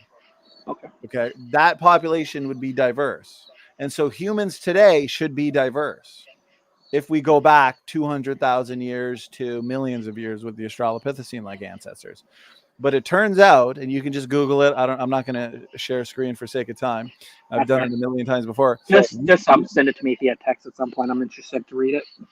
We as human beings, we're 99.99999% the same, like extremely low variation, extremely low variation. Why is that the case if we've been evolving for millions of years and therefore adding diversity every generation? Are you looking at specifically the humans that are around within the past few thousands of years? Because then the number of diversity should go down because we're looking at it from a less time of the millions of years, which you would be looking at. Well, we're looking at it today. Humans today, right? We have mitochondrial DNA data, Y chromosome DNA data, autosomal DNA data, and it's all low, incredibly low variation. We're all pretty much the same. Why is that the case? Even just fine, we'll go back 200,000 years to Africa. That's still 200,000 years of adding mutations every generation. So we should be very diverse as a species, but we're not. Why is that the case? Okay, so you're saying because of all this time with the mutations adding up and all that, we should be a lot more diverse than we are, correct? That's right. Okay, sorry, I just wanted to make sure because it seems like I've been misunderstanding what's being asked of me, so I wanted to make sure. So again, so we're only looking at the past, like you said, 2,000, 20,000 years? We're just looking at genetic variation today in humans today. It's low. Okay. Why is that the case? For our model, it makes sense. The Bible, which you say is just a story and not literal history, the Bible says that God created two people, Adam and Eve. Right off the bat, that restricts genetic diversity. We, as biblical creationists, we'd expect humans to have low diversity. Okay, since we all descend from Adam and Eve, just two people a few thousand years ago. The evolutionist, though, expects high levels of genetic diversity because we go back apparently to Africa 200,000 years ago. And before that, we go back to Erectus, Habilis, Australopithecine-like ancestors. So yeah, it's just a very basic question that the biblical model explains very nicely and neatly. Why do humans have very low variation if evolution's true? Yeah. Well, okay. So my big problem here is I don't quite understand why you're expecting that would have to be high diversity within it. If we're looking at a small set period of time, what would be all of reality? If you understand my problem. Well, because we've already agreed, we've already laid down the reality that mutations add diversity. Yeah, so but we also agreed that those could go away. Mutations could go away through what, like a bottleneck?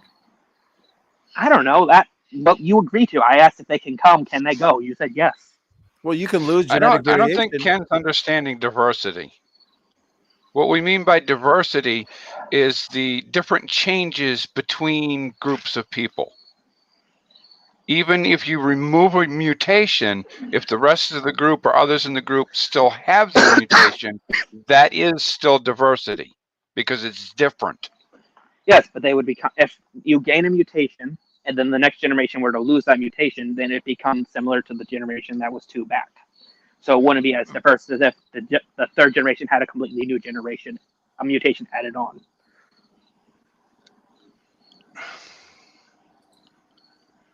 Do you want me to continue with him, or Stephen? You can rebut that if you want. Continue. I'm listening. It's just that, you know, over the course of time that goes on, even if you gain and lose different mutations, everybody gains and loses and accumulates different mutations or different variations of mutations, so that nobody is identical. Right. So even if that were to happen, no matter what, it would still should be a large diversity pool then. Well, Ken, if you look at the screen here, notice this. Genetic variation, human evolution. Perhaps the most widely cited statistic about human genetic diversity is that any two humans differ on average at about 1 in 1,000 DNA base pairs, 0.1%. Human genetic diversity is substantially lower than that of many other species, including our nearest evolutionary relative, the chimpanzee. The Y chromosome, incredibly low variation here, and every single human, 99.99% the same. Okay, it's a very easy explanation for the creationist. Okay. God created two people just roughly 6,000 years ago. We expect this. This is exactly what we expect. And yet this is what we find. You know, this didn't have to be true. It could have came back consistent with the evolutionary model that humans are very diverse as a group, as a species, but that's not the case. And, you know, the evolutionists, not just you, the evolutionists in general really struggles with this. And this goes back to what we were talking about earlier, in that Genesis clearly tells us right here that God created two people, Adam and Eve, separate from any other form of life just 6,000 years ago. Jesus Christ looks right back to the beginning of the creation where Adam and Eve were created. And the genetic data is perfectly consistent with this. So that means I can take Genesis literally and also have it being consistent with scientific data. But I said a lot there, Ken. Go ahead, take your time. No, go on. I'm more listening because again, at this point, I want to learn where I'm logically failing if that is what's going on. Clearly, I don't have the answers. If you guys think everything I'm saying is just silly. Oh, you're doing good. Ken, you have my permission to go Super Saiyan on me. No. Super Saiyan 3 on me. So here's a mitochondrial DNA tree. I like you too much for that. That's why I'm going to get you converted, Ken, because I like you, and we share the same interest in Dragon Ball Z. So right here we have a mitochondrial DNA phylogenetic tree. Okay, mitochondrial DNA is inherited uniparentally, and we can take worldwide genetic variation in mitochondrial DNA. We can build a phylogenetic tree, which is basically a reflection of it. And what do we see? We see explosive growth from a center point, right? This starburst pattern. We see very low variation. This is exactly what we would expect based on the biblical model. We got Eve, and from Eve, rapid and exponential population growth. So even in the uniparentally inherited DNA compartments, we get confirmation of Genesis. God created two people, Adam and Eve. It's like, why not take it literally? Because this is what the scientific data says anyways. Go ahead. Well, I mean, if you don't mind, I actually see like two starting points, unless I'm misreading your graph. Yeah, go ahead, Ken, if you have questions. So if you move down from where the UKW line, if you move down from where the UKW line is all the way down to that center point, you'll see one. I'll see one starting point. Where L3 is, if you move down, there's another starting point just slightly above the QKW line. So I actually see two starting points, unless again I'm misreading your graph. It's not necessarily one starting point, right? Because mutation rates vary. Okay, so if you notice here, this is the most common haplogroup in Europe, HVR.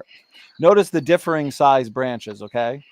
These branches basically, this whole tree basically represents, random mutations in populations over time. So these branches, reflect mutations. The evolutionists might see, the longer the branches, the more time, but that's false, because here, all of these branches go back to a common ancestor, and yet you have differing size branches within this haplogroup. Well, what that means is people living at the same time are picking up more mutations in the same amount of time than their cousins. So that breaks the evolutionary molecular clock. Okay, so my point is, it doesn't necessarily go back to one single person. It just, in general, shows explosive growth from a center point. Okay, but because mutation rates vary, and there's other factors to consider as well. It's the pattern that's important. It doesn't have to go back to one single person. No, it's the pattern. Okay. Explosive growth from a center point, low variation, and notice this, a fast mutation rate, which means it only takes a couple hundred generations to accumulate this. Again, exactly what we would expect from the biblical starting point. Go ahead, Ken. No, I'm still listening. Yeah, go ahead. Notice this, the famous Parsons paper. What does this say? This article also noted that the new findings of a faster mutation rate pointing to mitochondrial Eve about 6,000 years ago. 6,000 years ago. Wow, is that just a coincidence? Notice this, using the new clock, which is empirical mutation rates, she would be a mere 6,000 years old. This isn't creationist. This is the Parsons paper, and then this is the Gibbons commentary on it. The mitochondrial Eve would be a mere 6,000 years old, right? Right.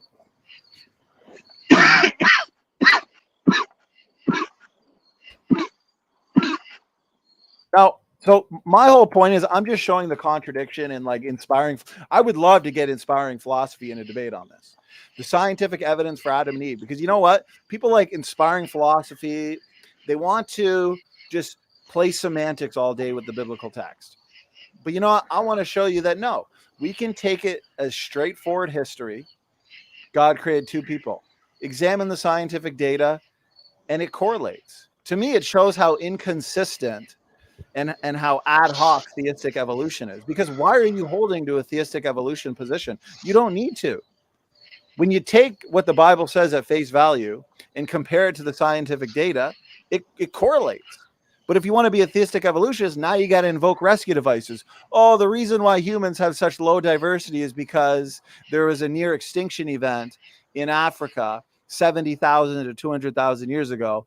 And, this multi-generational population bottleneck reduced levels of variation to where we have it today. Okay, that's their explanation for it. But you know what? That's post hoc, ad hoc. We don't need that. We could just take the data for what it is. Take it at face value. Go ahead, Ken. I'm still here. Don't worry. No, I said go ahead. What's your response? What do you think? I don't really have any responses right now. I'm still just listening, taking in all the information. Because again, at this point, I'm more because I wasn't expecting to be here for. You weren't expecting me to. You weren't expecting me to cross-examine you. No, you're right. No. I mean, it's fine. Because again, I'm not against it. Like if I'm wrong, like go ahead and show where I'm wrong. But I was eating spaghetti. I was getting ready to debate. Hey, no, I just finished a buffet too. Okay, here's a question I have for you or any other evolutionist. How do you explain the discrepancy in human and the great ape? I understand the evolutionists would just say a human is a human ape, but nonetheless, aside from taxonomically correct terminology, how do you explain the fact that humans have 46 chromosomes and then the great apes have 48? I think, I know you were talking about this. I think Logical Probable was talking about this earlier, or you were talking about, one of you two was talking about this earlier.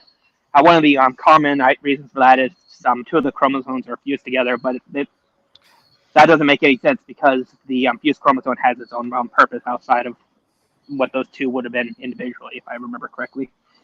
So would you agree with Ken Miller then, Dr. Ken Miller, who said if there was no fusion, there was no evolution? That'd be a big claim. I definitely would go with it going against it. That's definitely for sure. Well, he says that because he's so confident there was a fusion to explain the discrepancy in chromosome numbers between humans and the great apes. So basically, if there was no fusion, how else would you explain it, Ken?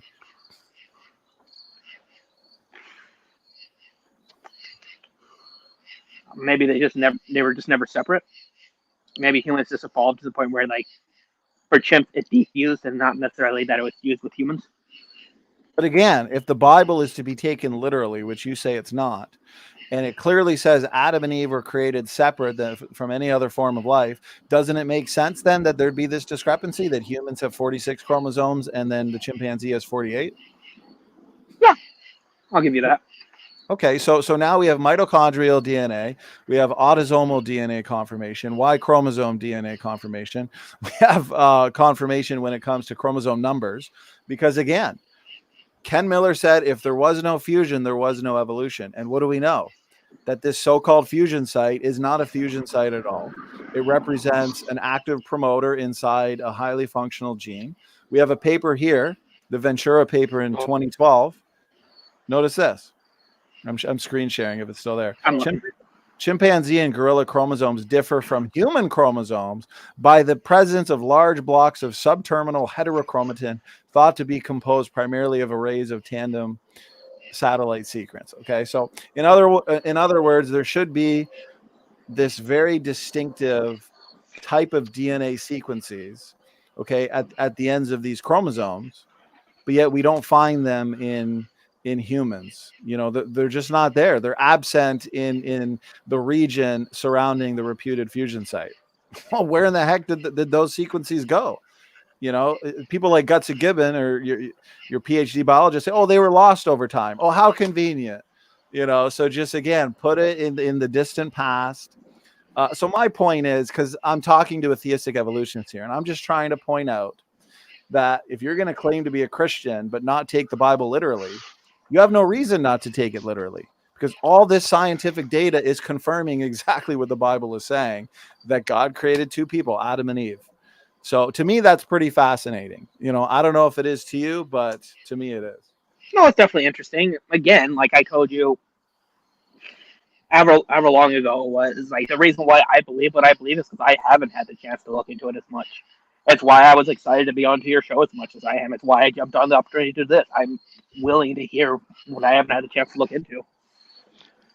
That's good. Could I change the subject a little bit? Yeah, go ahead. I don't know. Can you? Yeah, go ahead. I was a theistic evolutionist. Of course, I didn't know I was, but I was. I was a Christian. I became a Christian in my mid-20s, but I've been an evolutionist all my life. And even as a Christian, I remained an evolutionist for 40 years. And then, but I changed my mind about evolution from an entirely different perspective. I examined the geologic column, as they call it, so-called, for the first time, and I realized those very thick, homogeneous now. In other words, all sand, all carbonate, all shale, like hundreds of feet thick, all the same. I instantly recognized those as flood sediments. There's just no way that could possibly happen slowly. I mean, just no way. And so I immediately abandoned evolution, but I didn't know anything about creationism. I'd never heard of answers in Genesis or anything like that. I didn't even know what a creationist. I didn't even know that name. Well, but then I started studying, and I went back and read Darwin's book very carefully. I read some. I think I read a book by Ian Tattersall, and I can't remember the name now, but I bought some books and started reading them on different subjects, and I couldn't find evolution in any of them. I mean, I found a lot of claims. Oh, this is how evolution works, but it's always like it goes from one point to another point, and there's nothing in between. You know, they don't explain it. And I remember I was reading one of Stephen Gould's books where he said, this was later, but he said the evolutionary trees that they draw are incomplete. Like they have data at the nodes and branches, but nothing's connected, you know, evolutionary wise, like from the fossil record. And then more I realized the fossil record also supported creationism. And then only now have you know, trying to learn genetics. I got a long way to go.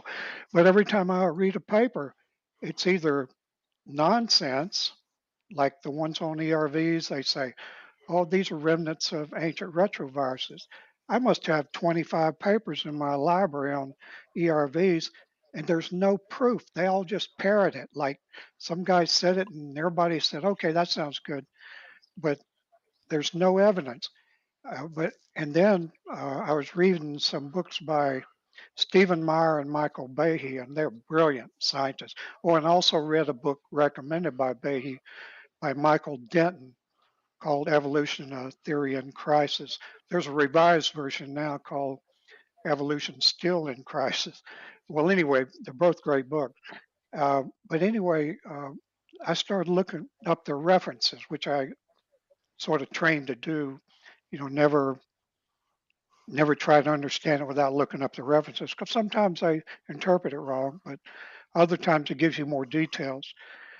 And I started reading some of the references from Behe's and Myers' books and Denton's, and I was astonished.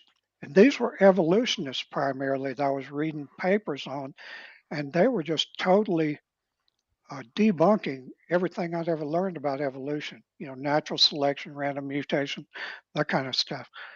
Well, so once I got my foot in the door, or let me just say I shut the door on evolution and got a foot outside, every time I turn around, I find more things that contrary to evolution and support spatial creation. So I've been a creationist now for, I don't know, 8 or 9, 10 years. I forget when. Since my mid-60s, so probably close to 10 years. But I was an evolutionist my entire life, up until my mid-60s, till after retirement. And just never dawned on me that it was wrong. Just never dawned on me until all this happened. So I think I recommend that you take a look at everything. Go look at the geologic column and imagine how 900 feet of shale can be laid down with no erosion and no nothing, just nice flat laminated layers, one right on top of the other for 900 feet, or in the smaller ones, 200-300 feet. And then suddenly it just stops. Boom, dead stops, and it changes over to carbonate. And below that it was sand. So you have sand like hundreds of feet, it stops. Then you have shale, hundreds of feet, stops. And then you have carbonate, hundreds of feet, stop. There's no way that could happen gradually. No way. Those are definitely sorted flood layers. And later I found out it wasn't just sorted, it was sorted in sequences. In other words, it's gravel, sand, shale, carbonate, and erosion layer, then gravel, sand, shale, and erosion layer. Now there are missing layers. So like the Hermit Shale backs right up, is right below the Coconino sandstone. That carbonate layer is missing, okay? But they are a knife edge boundary between them. It's like two pancakes flapped on top of each other. There's no erosion between the layers. It's just absolutely astonishing when you really think about it. And then coal, we got coal seams running from America all the way to Ukraine, the same coal seam. Now, how in the world that happened? And when you got coal seams right next to each other, just some cases, I haven't actually seen them yet, but I've read that they're like inches apart. So you got a swamp, a coal, and the coal seems flat as a pancake, top and bottom. Then you got a few inches of soil, and then another coal seam, flat as a pancake, top and bottom. Well, how could that possibly happen by the theory that I learned, the swamp theory? Impossible. So everything I've seen nothing that contradicts creationism, and everything that contradicts evolution. Well, anyway, that's my 2 cents. Mind if I ask a question on that? Hey, Kenroff, let me just tell you something real quick. I agree with your opinion on Saitama and how he's not really a gag character in the sense of some of the other cartoon characters you'll see. Watch your video on it. Oh, sweet. Thank you. I appreciate that. Saitama's a fun character to talk about. Yeah, he is. I think that's vindicated, especially by the Garo fight in the manga, where it's demonstrated that he still has room to get stronger, and that his power at certain points is not actually unlimited. Oh yeah, it can't grow. It's unlimited. That doesn't make any sense. Yeah, but the question is, could he take Homelander in a fight? What do you think? Oh, definitely. What? He's still pretty strong. No. I like Homelander, but he's weaker than Omni-Man, who's weaker than Saitama. LPP is the Young Earth creationist version of Homelander. That's why nobody messes with LPP. I can see it. Yeah. Okay, I heard Must be getting old. I haven't All right, a clue I heard what my you're talking name. about. All right, I heard my name. What was being said about me? Apparently, I'm gonna die. You're like a Pokemon or something. I don't know. No, What I they're was talking saying, John, you're like the young Earth creationist Homelander. That's why nobody messes with you, brother. So you're saying that I will rip their hearts out and yeah, you'll do what you got to do, brother. That's crazy. Joke's on you. I sold that for a bagel. Homelander or Superman? Who'd win? Which Superman? Superman's way stronger, yeah. Yeah, Well, depends on the Superman continuity, okay? Some of the earlier continuities. Listen, I know Superman, and he'll win. Well, again, which Superman we talking? I know what Golden you're Age, talking we about. talking. New 52, So, we talking original Superman. So, in a quick sidebar, have you guys been following the fact that Europe is on the edge of collapse? Oh yeah. Yes. Yes. I mean, wow, it is just they're getting in trouble. It's getting astonishing. So this week, it was reported that, well, it's not just reported, like it's like out there.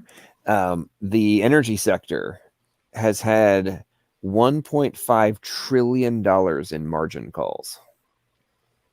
And they're like basically begging the governments to like give them liquidity to be able to answer the margin calls. LPP, they're storing wood in Germany. No, I know they've been officially. I mean, when governments across Europe are telling their citizens to go freaking chop down trees and store wood, you got a problem. But I mean, like all across Italy, like restaurants are now not using lights; they're literally using candles. Wow.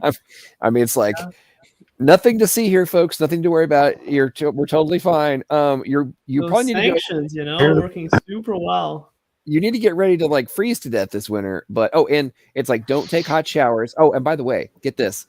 In Spain this winter, it's going to be illegal to have your heat above 66. And I thought it was 62. well, yeah, and then in Switzerland, just rolled this out.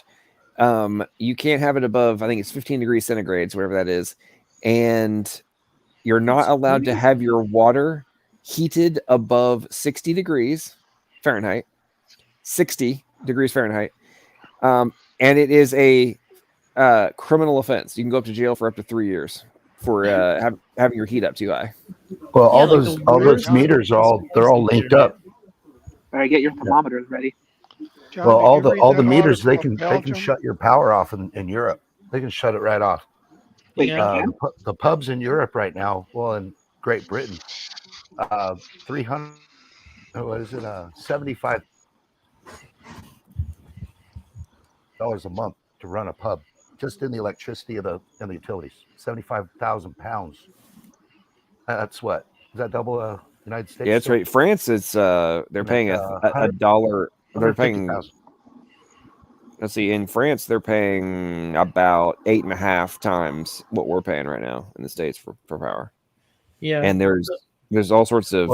It's going to be up 3,000% and all this kind of stuff across Europe. It's nuts, man. Well, they knocked out all the worst like nuclear conspiracy plant in Ukraine. predictions. Literally real. Well, that's why Alex Jones came out with his new book at the perfect time, eh, John? Well, yeah, I tell you what's interesting. Don't you? Jesus. So did you guys see there's a whole story about that today actually on how the New York Times left him off the bestseller list, even though they sold more copies than the number one book on the New York Times bestseller list. Oh yeah, they do that all the time. Anytime a conservative or a right winger makes a Left you book, off. any dissident, they just don't put them on the bestseller list. Well, he's InfoWars back WWE, in the bro. day on YouTube was getting more views than CNN, the Communist News Network.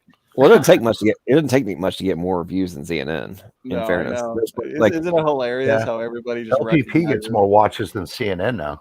That's I don't know true. about that, but I'd say, but Steven Crowder sure as heck does.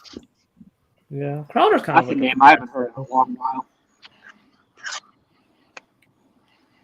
Princess Dog. I mean, at this point, every single, well, not every single, but a huge number of even traditionally like non-extremist, quote unquote, stock experts are all talking about how we're heading towards a massive massive market correction. I mean, like big time. Yeah, I mean, it's And, obvious. The signs are all there. yeah, I mean, when you look at the like Europe, okay, so if Europe implodes, which it's clearly going to, then there's a guaranteed cascade effect to the United States. I mean, just guaranteed. Yeah, ripple effect for sure. Yeah, if China implodes, it's even worse. Just like an absolute global collapse. Well, I know a lot of the folks say that it'll be Germany will go first, and then of course that'll cascade Europe. Japan will also, because Japan's been on like the razor's edge for a while now too. For like 30 years, honestly. Yeah. Yeah, so Japan will follow, and then United States. Well, Trump told Germany when he laid it right out, and they laughed at him. And guess what? Here we are. They laughed at Trump when he said, "You guys are just going to blow up." Merkel. Yeah. Yeah. The China's psycho collapsing. She was crazy. Like there are the environmental groups in Europe are literally funded by the Russians to make the European countries dependent on Russian natural gas. I think it's kind of funny. All I gotta say is Putin has got to be laughing his ass off right now. Yeah, when 100%. I mean, it's like on a daily basis. We're giving billions to freaking Ukraine. Who knows where that money's going, right? I mean, what's his face? Blinken was on an emergency visit to Ukraine today. Just magically, we're giving them an extra $2 billion.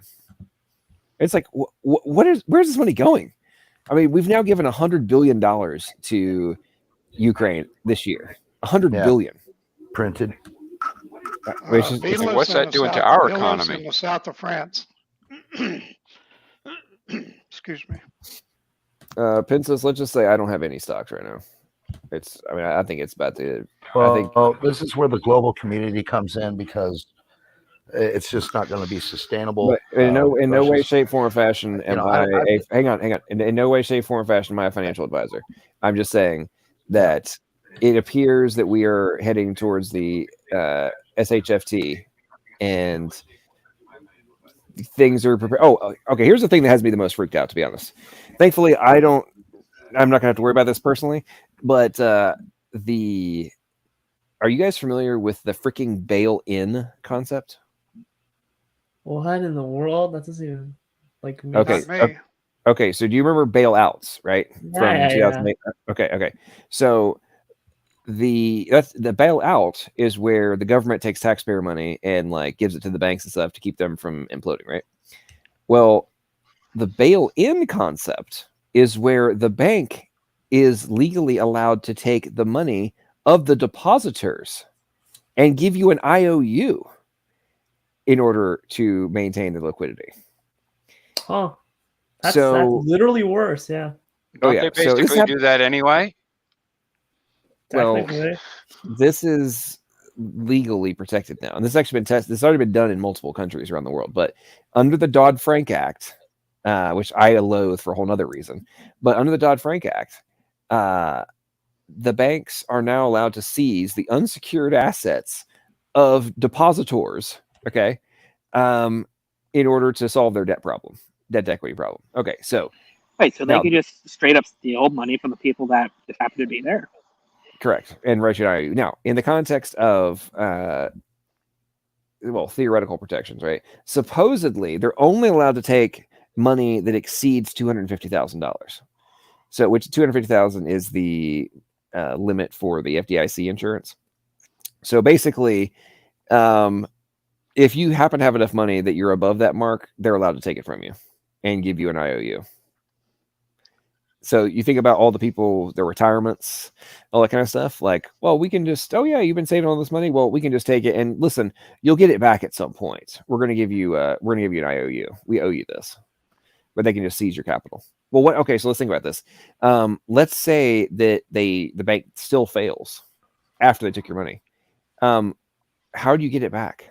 I guess you don't. I guess you don't. Exactly. Oh no, no. Here's a piece of paper that says I owe you. Whatever you had in your bank account. We're going into liquidation, and we're done. Sorry, we're bankrupt. It's Bye. just over, yeah. So when you think about the upcoming like obvious economic collapses that are coming, right? And oh, by the way, sidebar. I had a very interesting conversation with a lady who's up the food chain in like the mortgage industry, and she was telling me how, like, yes, the market is imploding. It's bad. She's like, the layoffs inside the mortgage industry are off the charts right now. And she confirmed to me what I had heard in another place. But so like you guys familiar with like adjustable rate mortgages, the ARMs?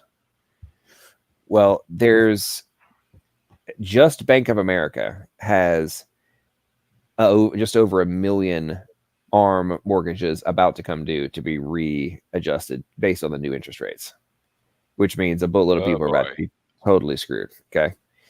So that's just Bank of America. So how many do Wells Fargo have? How many does Capital One have? How many does, insert bank, right? Yeah. So many. Wouldn't you think most of those people though are pretty rich, taking advantage of the lower interest rate that you could get with an ARM? No. ARMs are usually people that aren't. Right, traditionally, but the people that I know that have ARMs are really rich, because I mean, now, right, but not back when they were used before the financial crisis. But most people I know that have ARMs are rich.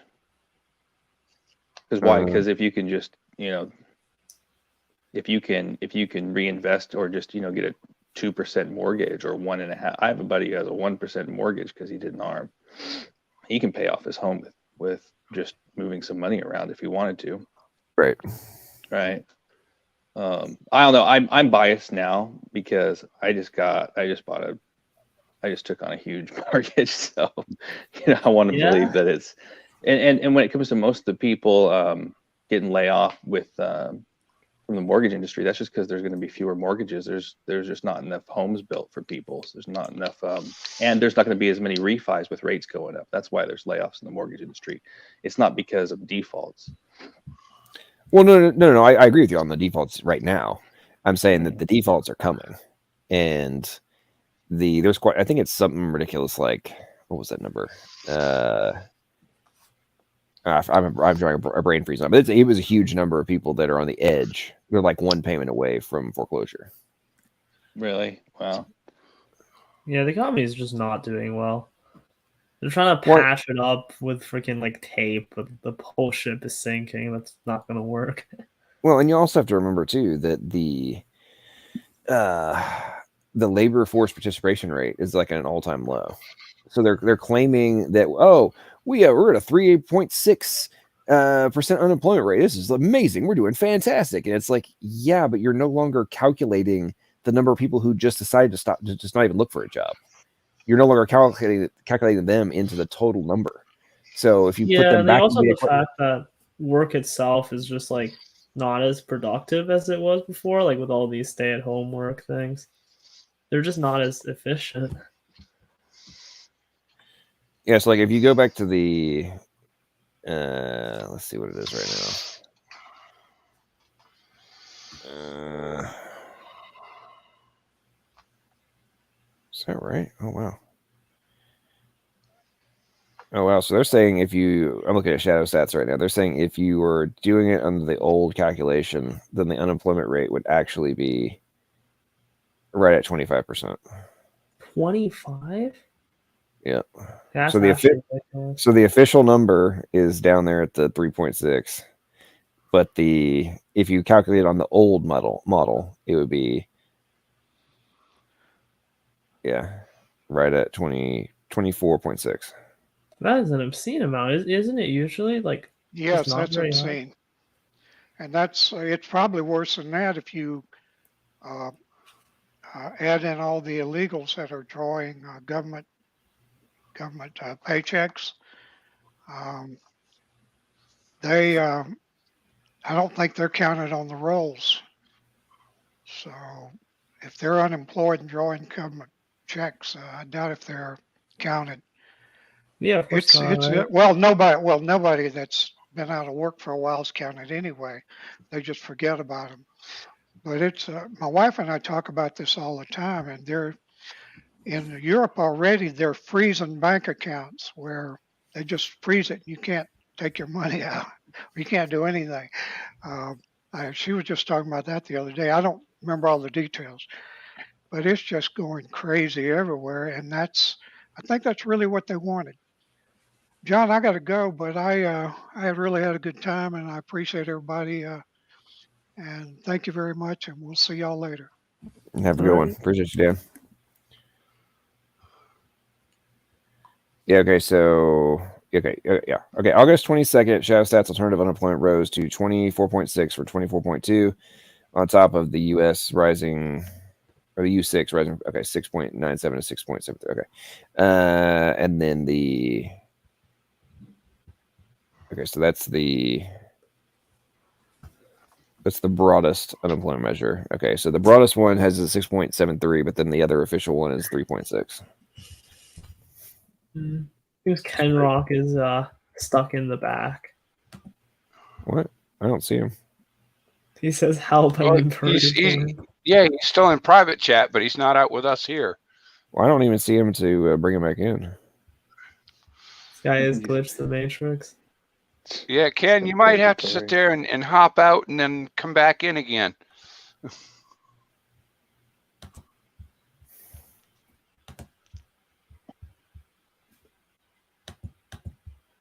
Yeah, Donnie putting his video in the private chat, you know.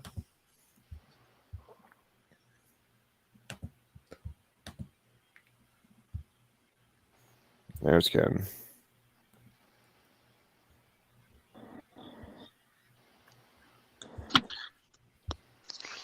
Welcome yeah, back, Ken. Donnie, I saw that. I saw that. Yeah, bro, I'm telling you, man, it is very interesting to me that the Queen dies in September, right? Because there's a whole boatload of people who are saying that the end of this month is when the market correction starts, and then of course there's a lot of the discussion about like, will the establishment will they try to pull something off between now and November here in the States to block a good fair election, right? But so the Queen, well, regardless of Queen, Charles, who wants to depopulate the planet, becomes king right before all these folks, before she died, right? Like we've been watching this last couple of weeks, a lot of people coming out publicly and being like, okay, it looks like the market's going to collapse very soon. We're looking end of September into October, right? And then the Queen dies. Charles becomes king. And it's like, oh man, are we about to see the cascade? Is this like the giant like warning sign of pre-World War I all over again? You know, first Victoria dies, then everything else happens. Well, King Charles III, right? So Princess, I'm not saying do this like all your money, but I mean, I would say gold and silver at this point, because you have to think about this in terms of like, where would I put my money, right? So at this point, it's almost how do you mitigate loss versus how do I make money? You know, it's more of how do I not lose it? Because when you think about it from a cash perspective, you are hemorrhaging money or buying power just from inflation, right? It's obvious. I mean, we're oh cool, I make this much money, but I buy less. I mean, how do I have less money left over after I buy the same crap, you know? And so if we're expecting a massive correction at this point and continued inflation, it's kind of where do I put my money? Well, can I put in something that's going to, at least right now, not lose it? Hopefully, fingers crossed. And that's where it comes into like, can you put physical gold and silver into your IRA and all that kind of stuff? Well, you can, or you can just buy it, swap it for cash right now. So I don't know. All the reports I've read on it is showing that like they're projecting that silver is undervalued anywhere from 6 to 20x. And yeah, I was reading a really interesting report the other day from like if you went back to like I think it was 1913, and you looked at the ratios, to if you were accounting for the same ratio then versus now, the price would have to go up 660% to have the same comparison from like 1913. And you have to ratio to what? Like to gold? No, it was the amount of silver, or sorry, amount of dollars printed to silver production. Oh, I see. Based on production. And back then it was like $2.13. So the price of silver was like 60 cents, I think, but it was an ounce. But it was $2.13 printed for every ounce of silver produced, something like that.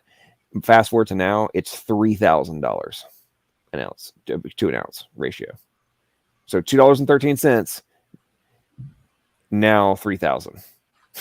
I mean, it's freaking nuts. Yeah. I mean, it's mind blowing.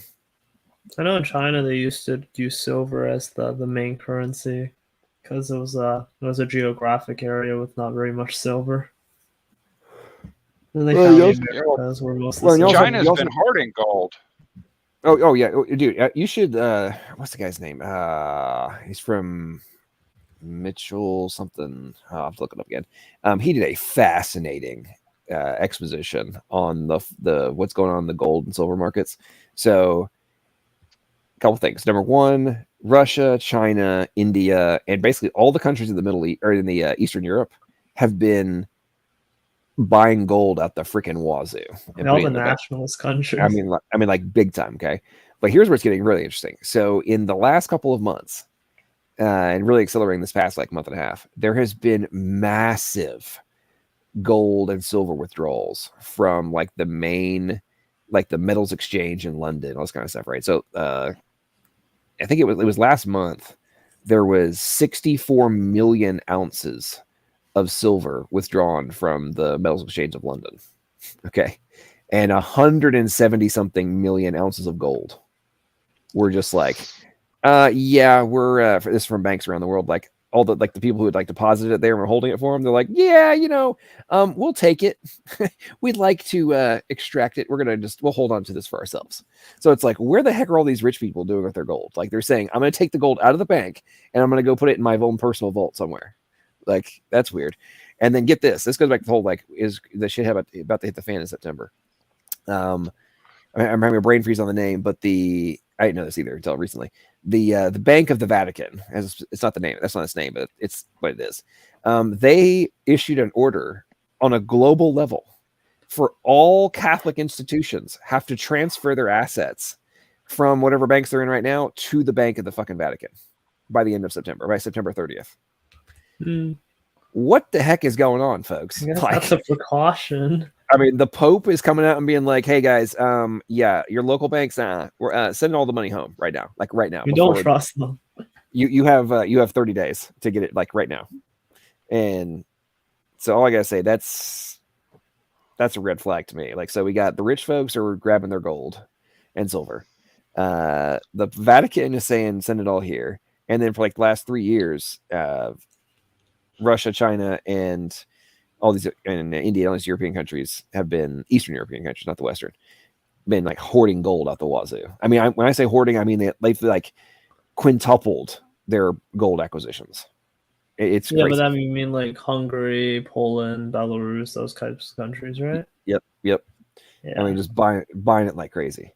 And so when you think about that, what's coming? And then the other part of this is then you look at the BRICS nations, as you guys heard me talk about before, and their alternative currency they want to produce or introduce to replace the dollar as the reserve currency, and they want to back it with what? Gold or hydrocarbons and commodities. And it's like, okay, we're buying up all this gold, we're stockpiling it out the freaking wazoo. We said we're going to release an alternative currency, and it's going to be gold back. It's going to be backed by assets, hard assets.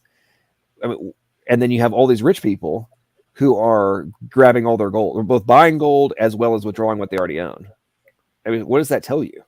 I mean, it seems to me that you're on a trajectory for implementation of a new currency, and it's going to be like, oh, hey, it's going to be backed by gold. Cool. Here's mine. Seems pretty obvious to me. Do you ever wonder if Fort Knox is actually empty? Yes, I do. Yeah, might be. Biggest How L of would the we Nixon know? presidency was removing the gold standard. Should have kept it. Oh, yeah, okay. You think about it. In when Nixon removed the gold standard, the price of gold shot up to $880 an ounce, right? And then it plummeted for some reason.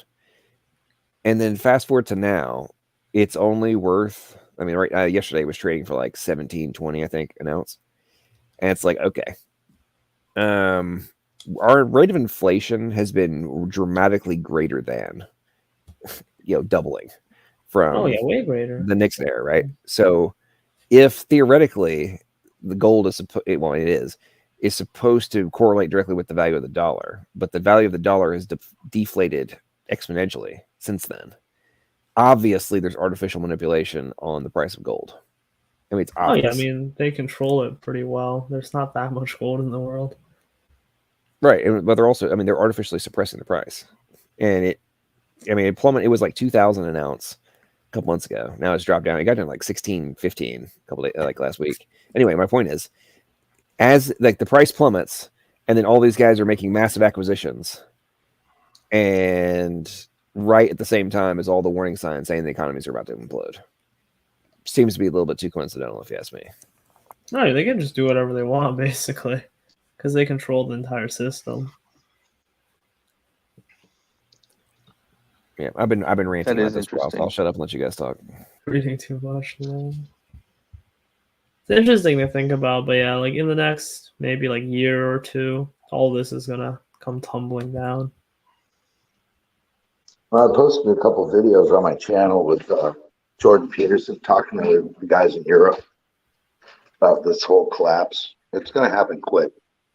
The Queen dying, no mistake. King Charles is going to mess it up. It's going to be great. Yeah, Elizabeth was sort of like the last queen of the British Empire in a proper way. Do you hear how Charles was trying to change the name of his position from Defender of the Faith to like Defender of Faith or Defender of all faiths? Well, given the fact there's a high probability he's a freaking Satanist, that wouldn't surprise me. Yeah, I know. Hey, most of you guys are pretty young. You guys don't remember the squeegee tapes, do you? Came out when he was with Princess Diana, but he was fooling around with Camilla Parker. I think I've heard of it. You mean a squidgy? I lived in England at the time. Yes. Well, we called it squeegee because I lived in Australia at the time, so had to keep that. I just went with squeegee. Anyway, so one of the things that Prince Charles said, because these were all taped somehow, I don't know who got the tape, that he wanted to be Camilla's tampon. That's Can I get that one more time? He wanted to be Camilla's tampon. Interesting. That's your new king. There you go. Weirdo. Blood sacrifice guy. Watch out. Okay.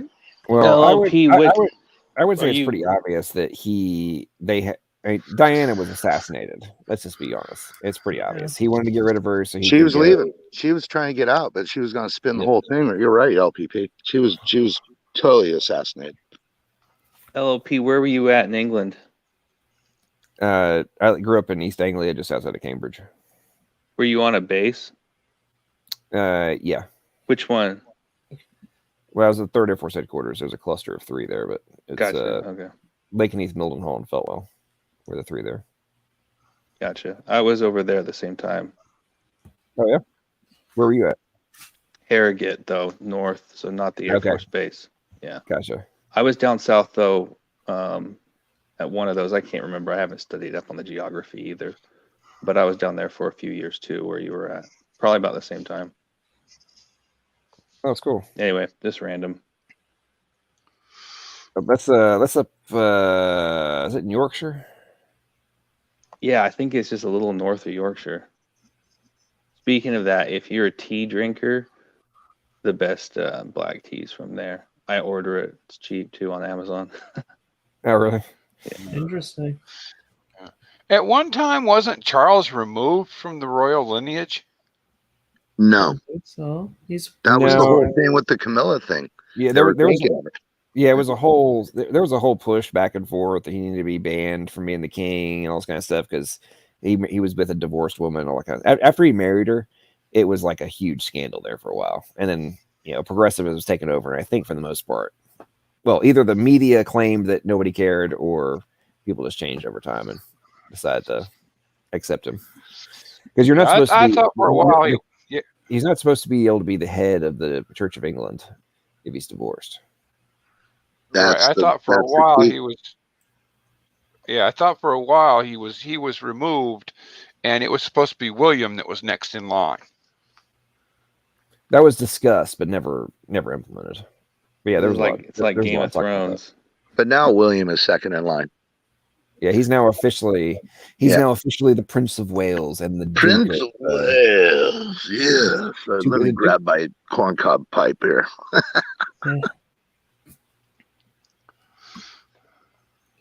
Yeah, it sucks. Sad that she passed and everything. Supposedly, the whole thing of like a rainbow appears above Buckingham as she dies and stuff. I'm like, is this for real? Like, are you photoshopping me right now? Yeah, CGI. That's Providence, you see. So when I was in Australia, I was on a job interview and I come out and we're in downtown Sydney at Town Hall, and I was going to get on the train and all that, and I see all these people just lining up to stand like on the curb right there. And what the hell? Oh, the Queen's coming down.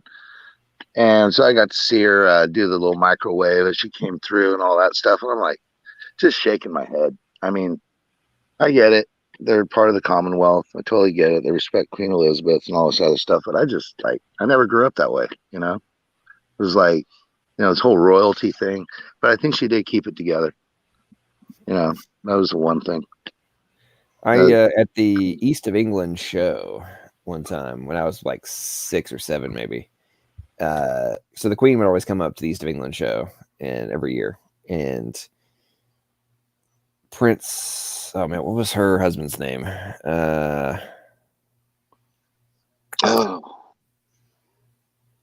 having a brain freeze right now. Anyway, so I'm a little kid, right? And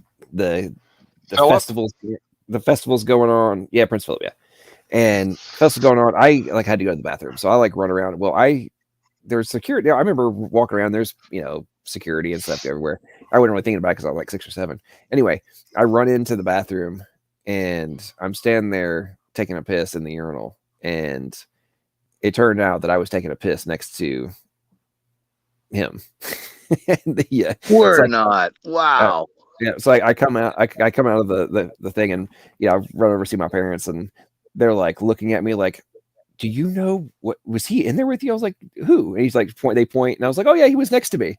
I had no clue who he was, and then it turns into this whole thing that I took a piss next to the region or what's the term for that? Obviously, not the king. What was the? Yeah, he held a position. I can't remember either. Because, man, I lost it all. Consort?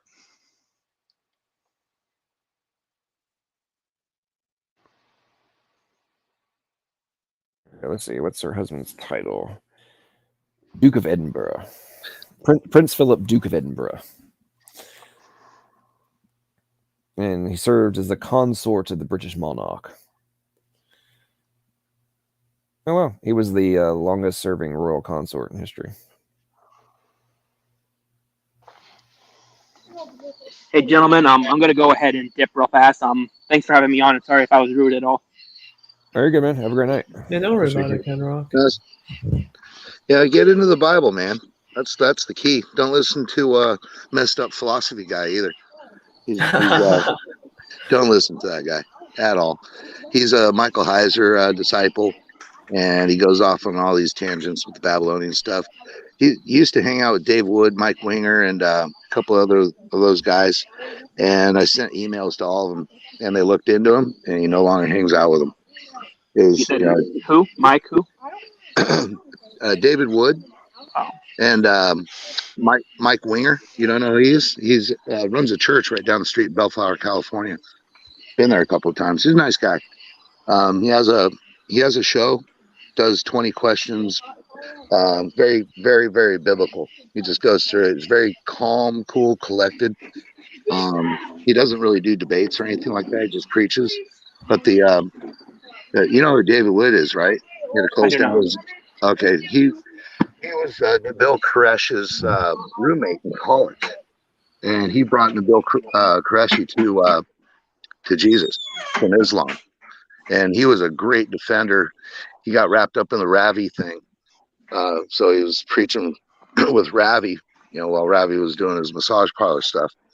However, he ended up dying at an early age, 30 something, 4, something like that, of stomach cancer or something like that. But he used to shred. What's his name? El Shabi or whatever that guy's is. The Muslim guy. Shabi or Shubu Shabah or whatever the guy's name is. He used to shred him because he knew the Quran frontwards and backwards. And God took him out.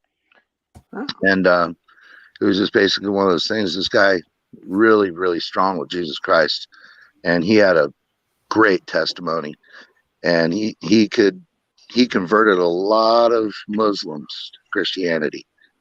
It was that was this thing, and David Wood, that's his whole platform, and he had so many problems with YouTube that he willed all of his stuff to some other guy. You can still find them on YouTube, but they're all old. I think he dropped it in June because he would get all these strikes and all this other stuff, and it'd take him like 4 weeks to go through all that battle with YouTube to get just one video up. Oh, so, yeah, I know the struggle. If he's that good, then I'll definitely give him a look. Thanks for the recommendation. If you guys ever want a punching bag, just let me know. I'll come back in. All right, man. Honestly, you guys have a good night. Might be on Rumble. Yeah, take care.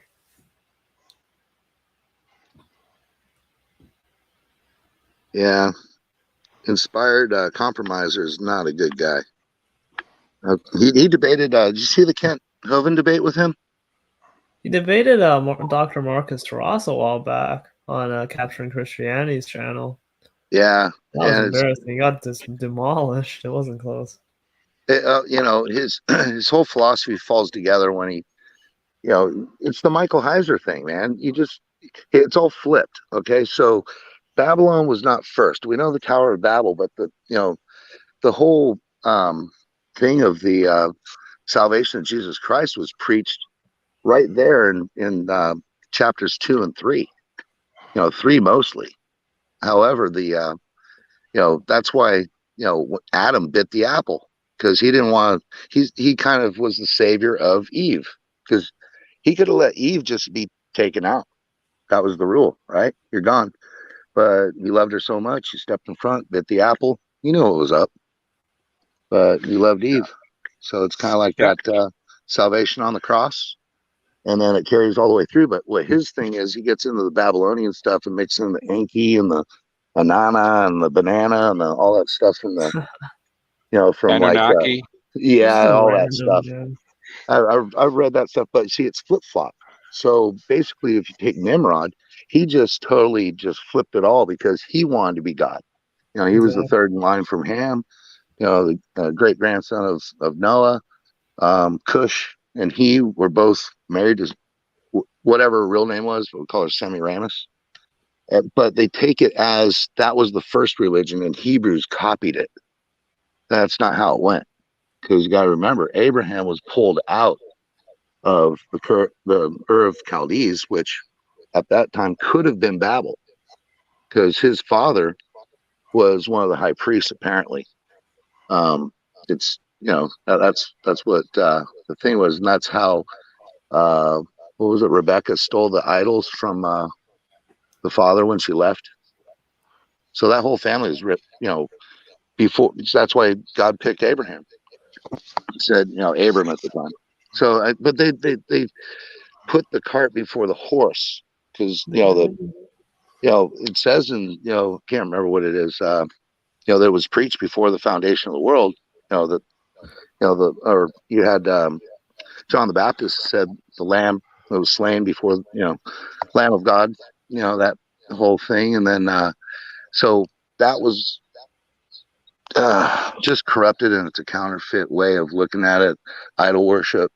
And then you'll have Michael Heiser saying that's how the Hebrews came into it, because they took these, and God talked to Moses, and nothing really happened until Moses. I'm like, no, it's not how it happened.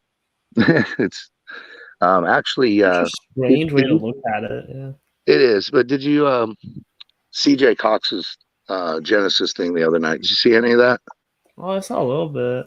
Yeah. I saw how he talks about Adam and how like the name of Adam actually precedes humanity rather than being based on it. Right. And that was the plan of God, was to make man in his image and his likeness. So if you take it into the context that this guy Adam is imputed with all the knowledge, boom, right there, can already speak, read, and write, everything, and then you have him actually seeing the creation inside the garden. So he was taken out of wherever, put into the garden, and then all of a sudden there's a helper right there, and it happens to be Eve, and it was all supposed to be hunky-dory, and then Eve's I'm kind of in between on the whole thing. Was Adam actually standing there? Because it says then he took the fruit. I don't know. I'm at the thing that he wasn't actually there at first, but then came up later after she bit the apple. Then he kind of covered it up. Yeah, we don't really know.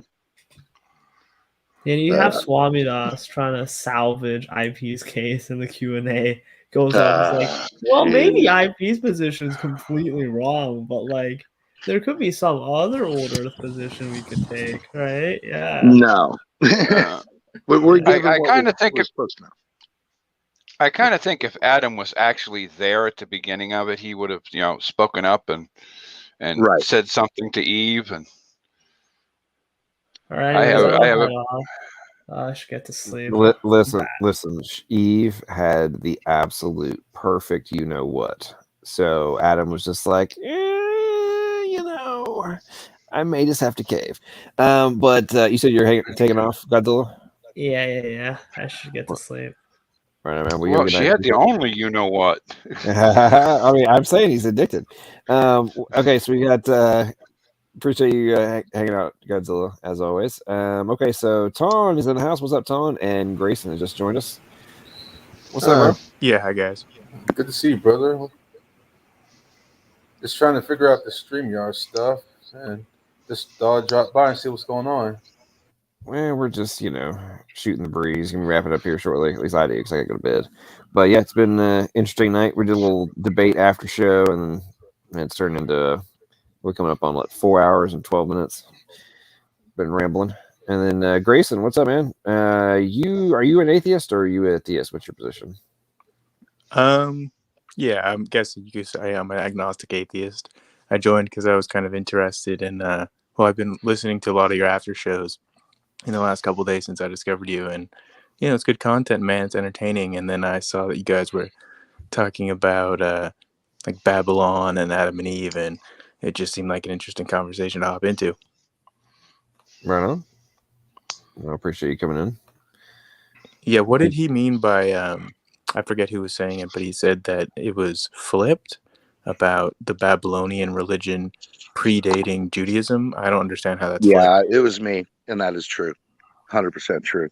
So Adam would have been told, he was given the first rule, do not eat of the tree. And then he was given the second rule after God made the clothes for them, which would have been, I would say, sheepskin or whatever, because he sacrificed that for them. And then that comes into the Cain and Abel, where Cain brought his works that he didn't really have to do anything with. And, just basically plants grow. And then you had Abel that brought the sacrifice of a lamb, and Cain gets pissed off, kills Abel. Then they have Seth. Seth rolls in. He's the new promised child, if you will. And not saying that Cain was actually forgiven, if you will. So he was given a mark that he wouldn't be killed if he went into another town or anything like that, because there's probably other brothers and sisters. And yes, he would have married his sister, just as Seth would have. And then you have, the population coming out of that.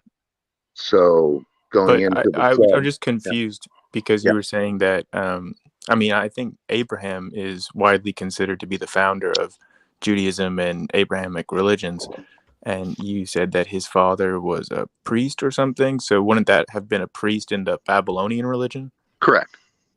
However, so wouldn't that mean that the Babylonian however, religion? Okay, that was from Ham's lineage. Okay, you still had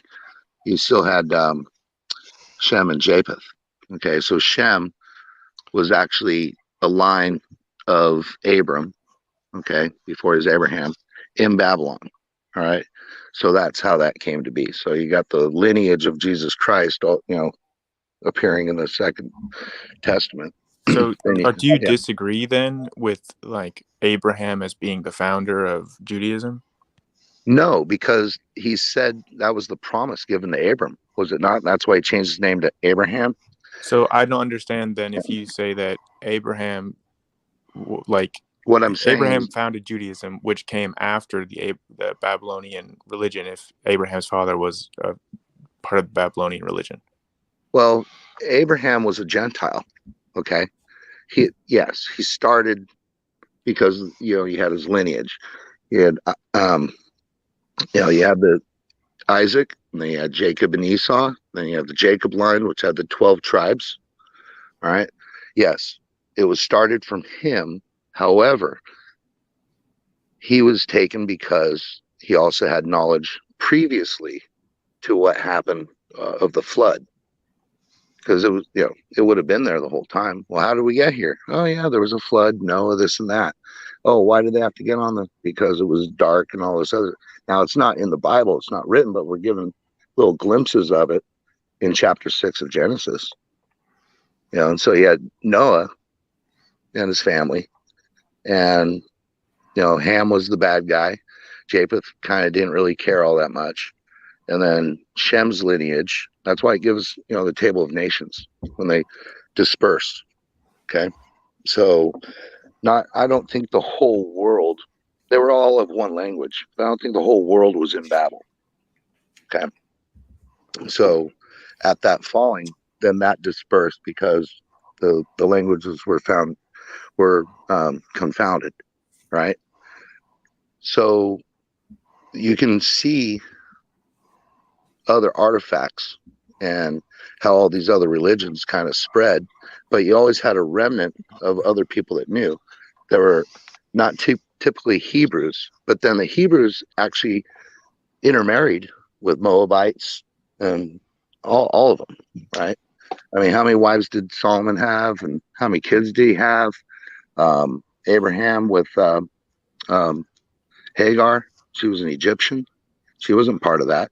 But then he tells, Jacob tells, Lot married somebody out of Sodom, married in the family. But then you have the next one, Isaac. Then you have Jacob, who went off and had 2 wives, and those were from cousins of Abram. Forget the guy's name with the goats and the sheep and all that stuff. Laban. And so they all intermarried. So really the 12 tribes came out of Jacob, if you will, but it came from 3 women. But all that came after, like Abraham. After Abraham, yeah. Okay. Yeah. So the 12 tribes came from 4 women. 4 women, yeah, you're right. Because Rebecca, she only had the one, and her concubine had 1 or 2, and the rest came from the concubine for Leah. Rebecca had 2, Jacob and Benjamin. Did she have 2?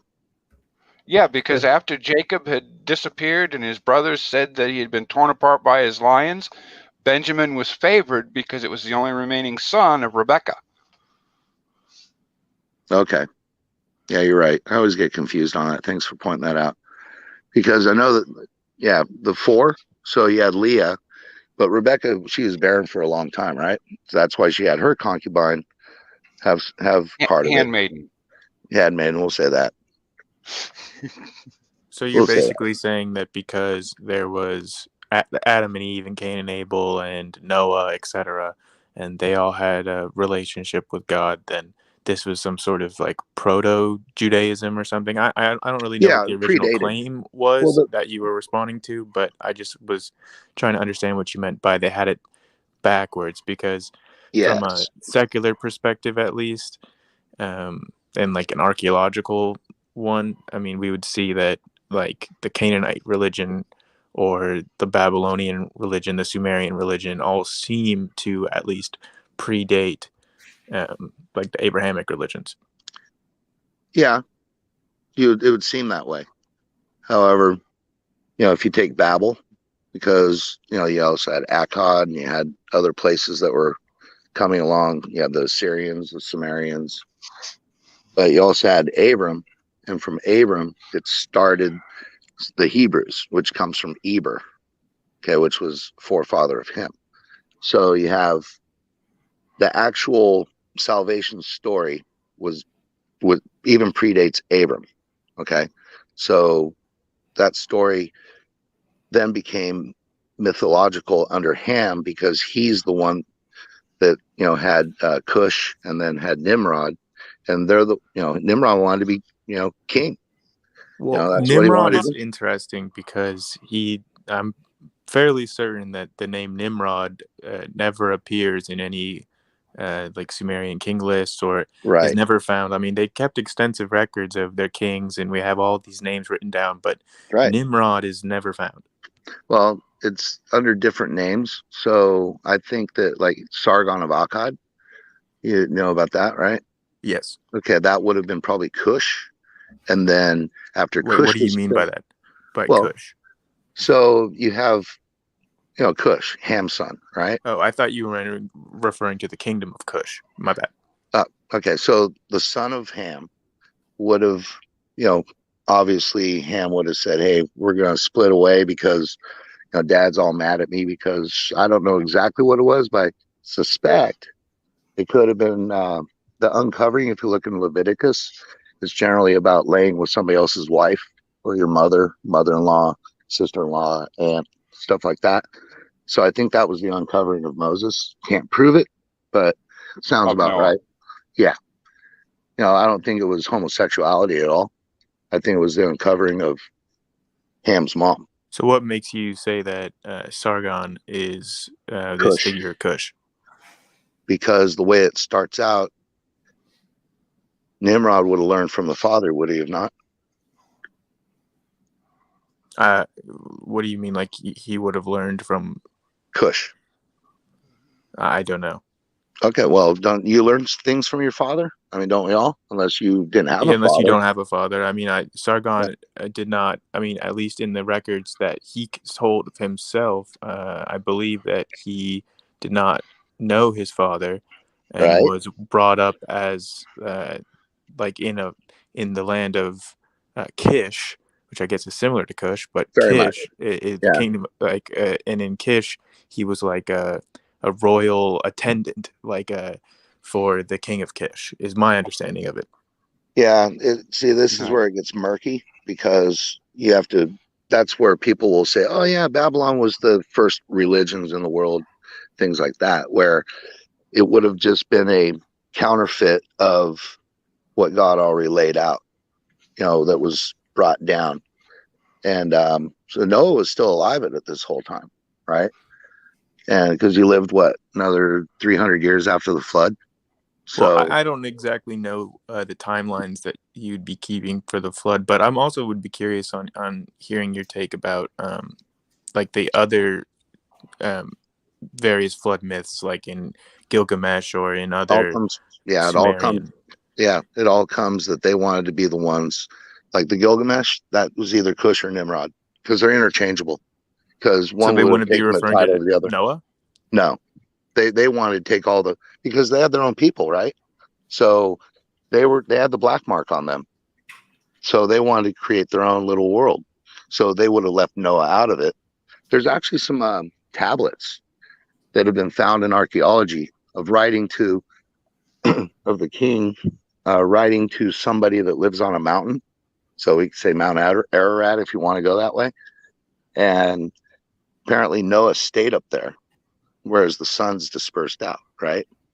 So you have these, they found these, I mean, these guys wrote on these little teeny bricks, man. I mean, like 6x4 in their writing in that time.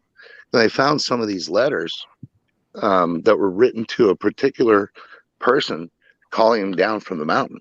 That supposedly is Noah. So that would mean that Noah would be able to read and write in yes cuneiform. Yeah, because that was I believe that he took the tablets or whatever they wrote on at that time along with him in the ark. Okay, kept those, and then you had, he obviously would have taught Shem, Ham, and Japheth how to read and write. They probably already knew before they got in the ark. They were already married, and they were ready to have kids and everything like that. But the line of Ham was cursed on Canaan, right? Well, who's this Canaan kid? Where did he come from? Right? So, yeah.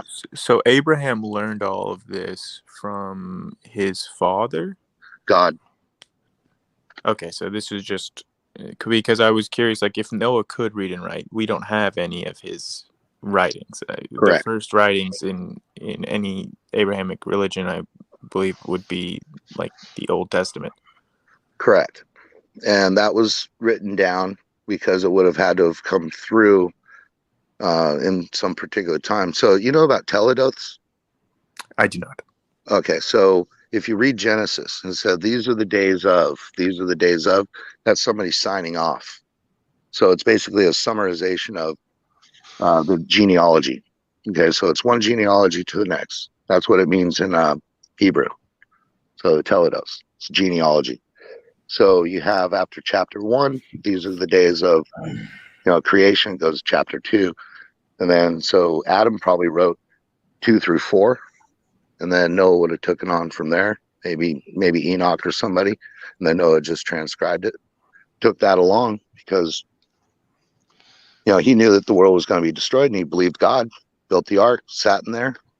And for 7 days when God said, hey, come on in, he was in the ark for 7 days before the floods of the deep opened up and the rain came down. It only rained for 40 days. It didn't rain for a whole year. Wait, so are you saying that Noah did author parts of the Old Testament? I'm a little confused. Okay. And then that would have been, so this is, let me just say this and then you can go on. So the story of Moses, right? He became the adopted son of the king, right? Through the daughter. So he had access to the Egyptian library at that time.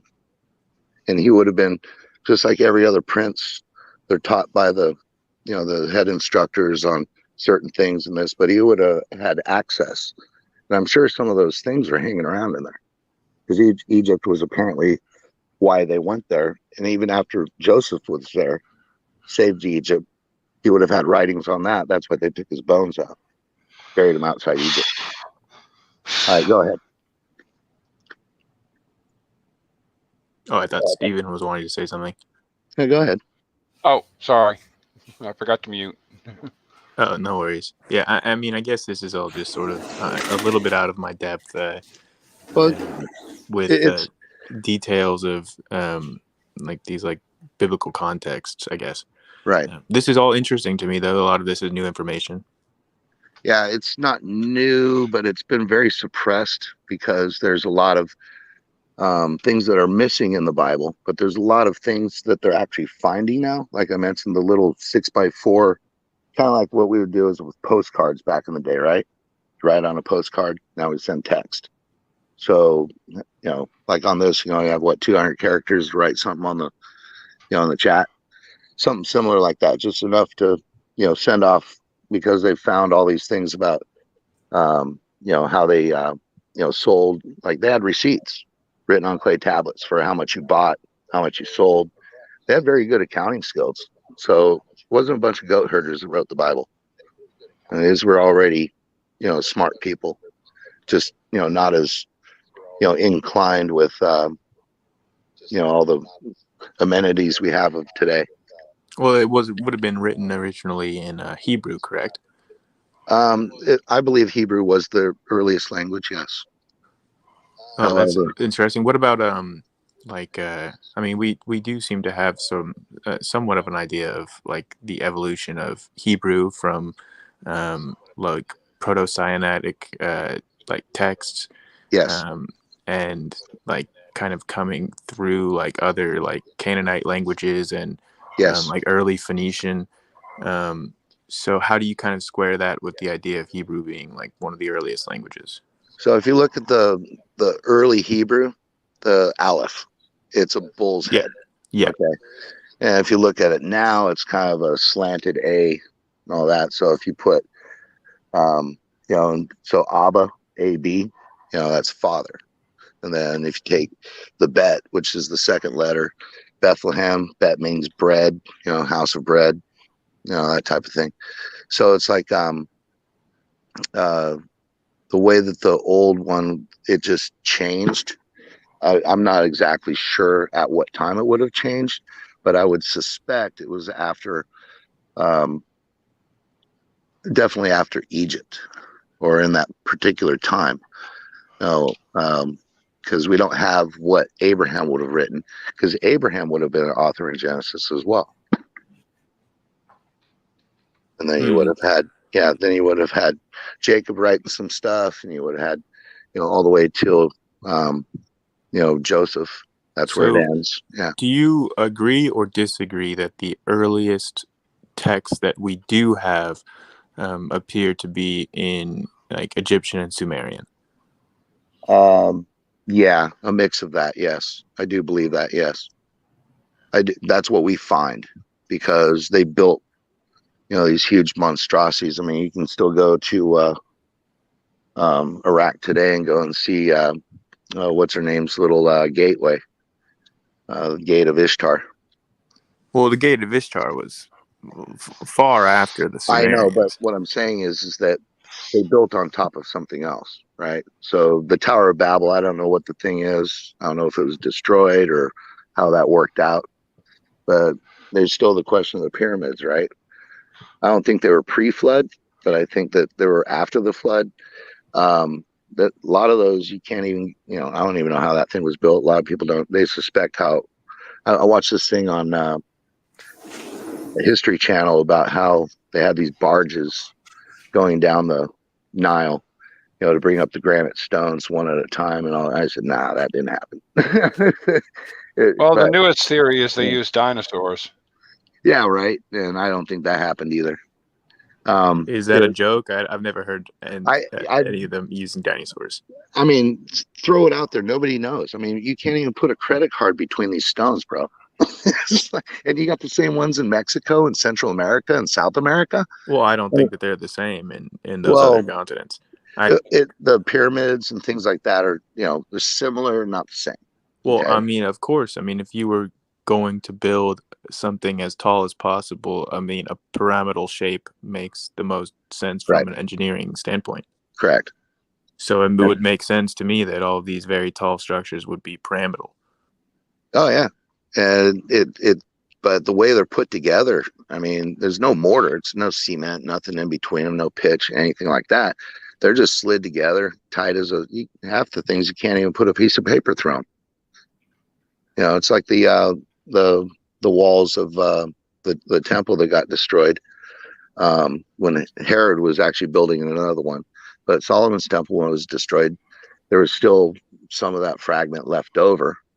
But the same thing, you couldn't put these. You couldn't put a piece of paper. I mean, they still have some of the slabs, I guess, that are sitting there. And you know, I haven't been to Israel. That's one of my dreams. But it's just the engineering. It's just incredible how they do it, whether it's dinosaurs or not. I mean, I'm not throwing that out. I'm just saying I don't think so. But something had to, you know, you got what, 2,000 stones that weigh 3 to 10 tons, and then you have the red granite ones that are 23 tons or whatever it is inside the pyramid, the Great Pyramid. Red granite that comes from Central Africa. Red granite, so they would have had to take it from Central Africa up to Egypt at that time. That's, you know, talking like 600, 800 miles. Isn't there like a granite mine like much closer, like along the Nile? Red granite. So you have different pockets of different colors of granite. So if you go to Elberton, Georgia, it's all gray granite. You get blue granite up in Vermont. You get super blue granite in Australia.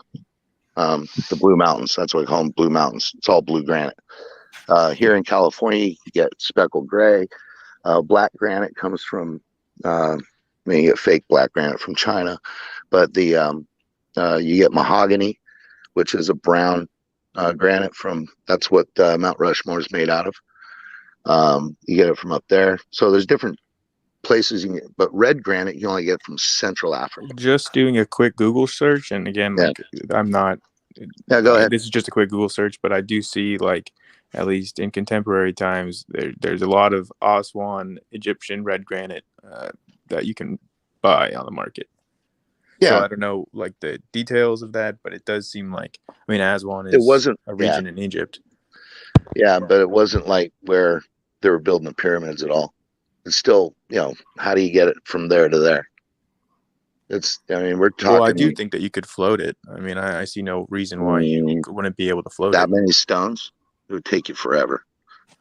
I mean, wouldn't that just depend on how big your workforce is? Yeah. However, you only have limited supply of how many barges you have. You're not going to have 1,000. It would take for years. I mean, wow, it did this take years. Yahoo filter is ridiculous. Yahoo. I mean, not Yahoo. YouTube filter. Yeah. Yeah, I'm happy it had asked what the heck we were talking about, and of course I can't give him a link, so I'm trying to give him what to Google to come up with where he could find the information, and YouTube just will not let me put it in chat. No, I guess it has objections to the word nakedness. It has objections to the word sin or curse, or it just won't let you use the word Google. But it will not let me give him the info. Yeah, I've had that same trouble. I've tried like 6 times to sit there and phrase it in a way that YouTube would allow it in chat, and it just will not work. Yeah. Yeah, I used to actually sell granite, and it was quite interesting where all that stuff comes from and why and how. So I go, hey, this is the same stuff that they made the pyramids. It's like, where would this have come from? Also, I do believe that the entire pyramid is not made out of granite. I think it's something like 10% of the blocks are granite. Inside, but they're heavy. They're huge. Yeah, yeah. I think the granite is for the most like holy places. Like most pharaohs would want their tomb to be lined with granite. Yeah. So the outside that the reflection was not a sandstone. It's limestone, right? Limestone there. And they actually, the Muslims took that off to build a mosque. So I forget what year it was, but it wasn't too long ago. It was like probably during the Mamluks. And so that used to shine. The Great Pyramid used to shine because it was actually polished limestone. So it used to shine. So it was a covering. Now you see the blocks of people trying to climb it and all the other stuff. I was just stating that to the point of you saying it would like take like so long to move all that granite, and I'm just like to the point of saying like, only X percentage of the pyramid is in granite, like not all of it. So it could feasibly be floated within a 20-year time span or however long it took. So they were there before Moses was there, before Joseph was there. If you look at the timeline. Well, yeah, that doesn't surprise me. I mean, the pyramids were built, and they didn't have that population at that time for slaves. The only slaves they had were the Hebrew slaves, because that's when the king said, "Hey, they're becoming a big people. We got to control them." And I don't think we have archaeological evidence of that. I mean, at this time period, according to at least our archaeological understanding, there were no Hebrews. Right, that's the thing, but they're finding things right now that are showing a lot more evidence that were there. We have found one of the workers' towns of the workers that helped build the pyramids, and we have found records of them receiving payment in beer and grain, implying that they were not slaves. And then we've also found, like in this pyramids, we've found Oh, several don't get graffiti me wrong. writings. I didn't say that the Hebrews built the pyramids. I'm not saying that. Right. I was just saying that slaves don't seem to have built the pyramids. Right. It seemed to have been sort of not necessarily like a volunteer levy, but it seems to have been Egyptians fulfilling some sort of duty to the state. Maybe they were getting tax incentives. They were being paid for this. It was part of a religious duty in the agricultural off season, whatever the purpose. But we've also seen graffiti within the pyramids written by the builders in Egyptian, which makes it seem like that they were not a foreign people or slaves. Right. So that's what I'm saying. You mentioned the manpower before, and yeah, even if they brought it up on the barges, I mean, you know, that's a lot of work just to get those, because if you say you just have one barge and it goes back and forth to get all these stones, because there's 2,000 in just the one pyramid, you know, 2,000 stones on the outside. It's like, yeah, that's a long time. I mean, if you're only moving like one stone per day, that would be under a decade. Yeah, maybe. You still got to set it. Still got to put it at so the top. then if you multiply that by 2, I mean, 2 decades. I mean, that's well within our estimations for how long it would take. And how many people? Like a few thousand, I don't know. Yeah, me neither. Nobody knows. But I just don't think it's like that mysterious where you'd have to chalk it up to like dinosaurs or aliens or Exactly. whatever. I like that. I don't think so either. Aliens, yeah. Ancient aliens. They'll send you bonkers. I was watching the thing on jellyfish today. Oh my God. They came from Mars. Some meteor. Have any of you watched Patterns of Evidence Exodus? No. I've seen part of it. I need to go back and watch it. But yeah, not enough. Well, to my knowledge, there is not very much evidence for Exodus. Actually, they're finding more. That's what I said before. They are. Such as? Well, for one thing, they found the what was it? I can't remember the material they're made out of, but there are the columns where the crossing took place that Solomon had put there. Yeah, the red granite. Same. Yep. Yeah. Oh, the other is the Gulf, the Aqaba. They have found chariot wheels down there. How'd they get down there? They found hooves of horses. Well, down there. The chariot. Well, I'm not sure exactly. I mean, what is your timeline for when Exodus happened? Was it 1400 BC? Oh, okay. Well, that would be within the timeline of a chariot. I guess I was just a little because it exactly at that time they had the 6-spoke, the 8-spoke, then you had the golden ones. So they've gone through all those, and that they're down there. And I remember, I wish I still had that dang Time magazine, 1978 Time magazine. I cannot find it anywhere. I've gone to every library, microfiche, the whole 9 yards. I can't find it. Wish I still had that.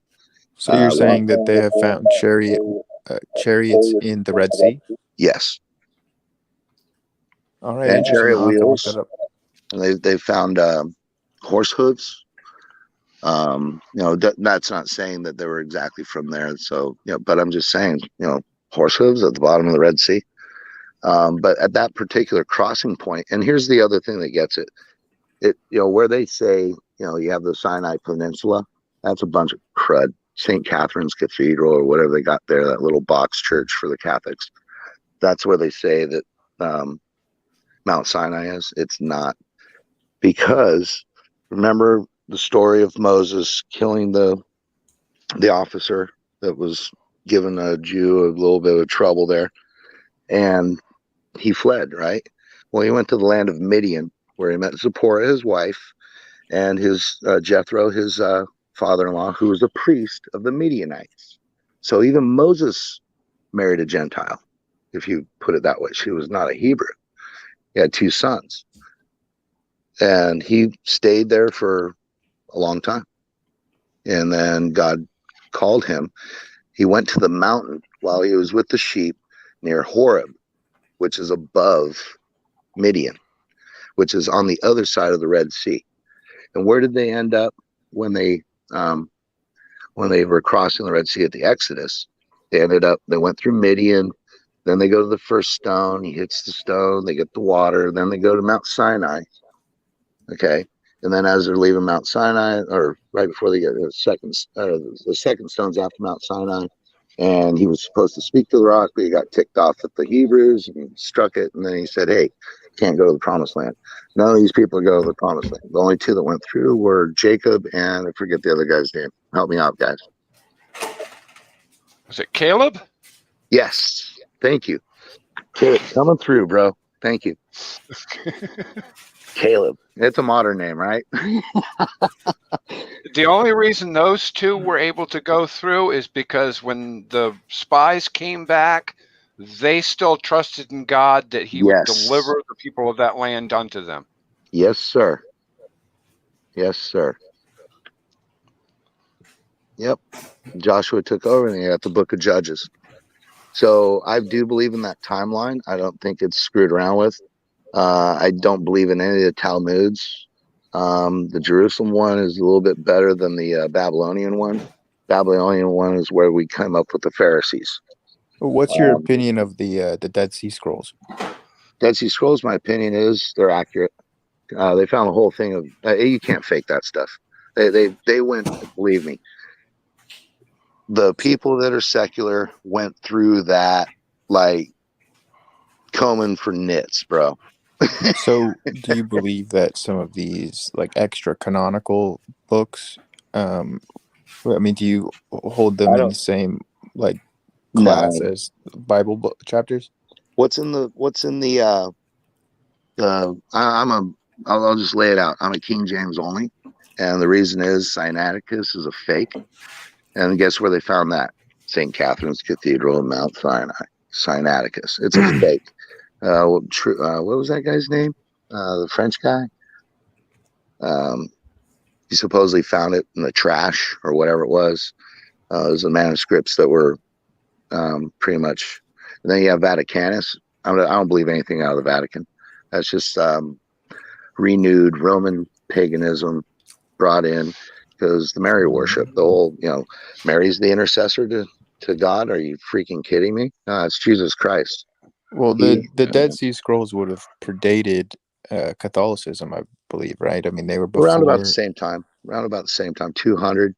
And then you had actual Catholicism coming out of Constantine 325. Yeah, I would say like the Council of Nicaea would probably be what I would point to as like the foundational event of Catholicism. So like if the Dead Sea Scrolls were preceding that, then like I was just considering, like I was just asking, like, what's your opinion on like the extra canonical books, like the books that are not within the biblical canon? Well, like the Gospel of Thomas. Yeah, I get that. Yeah, exactly. No. That's definite forgery. Forgery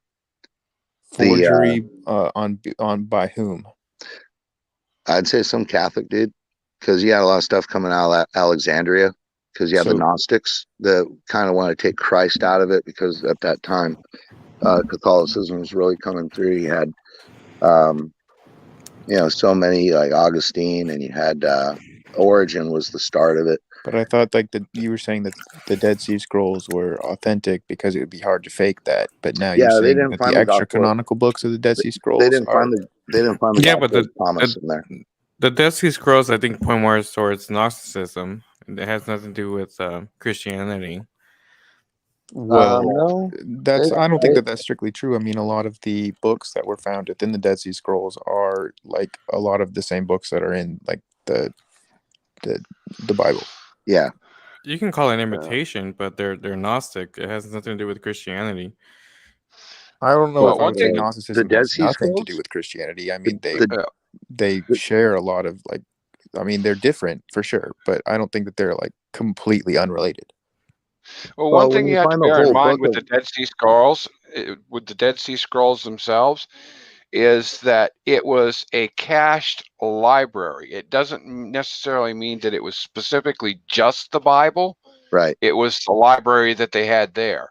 I mean, my library, I've got, science fiction. I've got probably a couple of romance thrown in there, even though I don't read them. And, But other odds and ends. you have to consider who these people were. I mean, this was a pretty hardcore religious people that were spending most of their time in the desert doing religious ceremonies and rituals. And you have to also consider that the Bible was not a book then. It was a collection of multiple books. I mean, it hadn't been put together into one canon at that time. So the Old Testament is not up for that right there, because the Old Testament was already hand to hand to hand. Yeah, so I'll they agree with already had all the way to Micah, Right, but already done. Now the order was changed on how they put it with the minor prophets, and all that. However, I would say this one thing: the New Testament stuff is the one that gets more iffy, because of the way it's been tampered with by Westcott and Hort and things like that, where they, the Jehovah's Witness Bible, the New World Testament, has come straight out of Westcott and Hort. They just changed John 1:1 to fit their little deal, and they still can't deal with Colossians chapter 1. However, they're they do their thing. But the reason I'm a King James only is because the way it was taken from the Church of Antioch. The Textus Receptus is basically, taken straight up, and all those Catholics went after them. That's when the Jesuit order came through St. Ignatius, which were the Knights Templar, and all the other crud that we have right now dealing with the Illuminati and everything else. It all comes out of the Catholic Church. not necessarily. There could be an intermediate in there, because before there was the Catholic Church, there was probably Judaism, and then the Pharisees. Yeah. The construction in between Judaism and the Dead Sea Scrolls would be a sort of Gnosticism, but Gnosticism would preclude Jesus Christ. So you would have when they the Gnosticism was a more open, not so much of a Godhead, where you had God, Jesus Christ, and the Holy Spirit.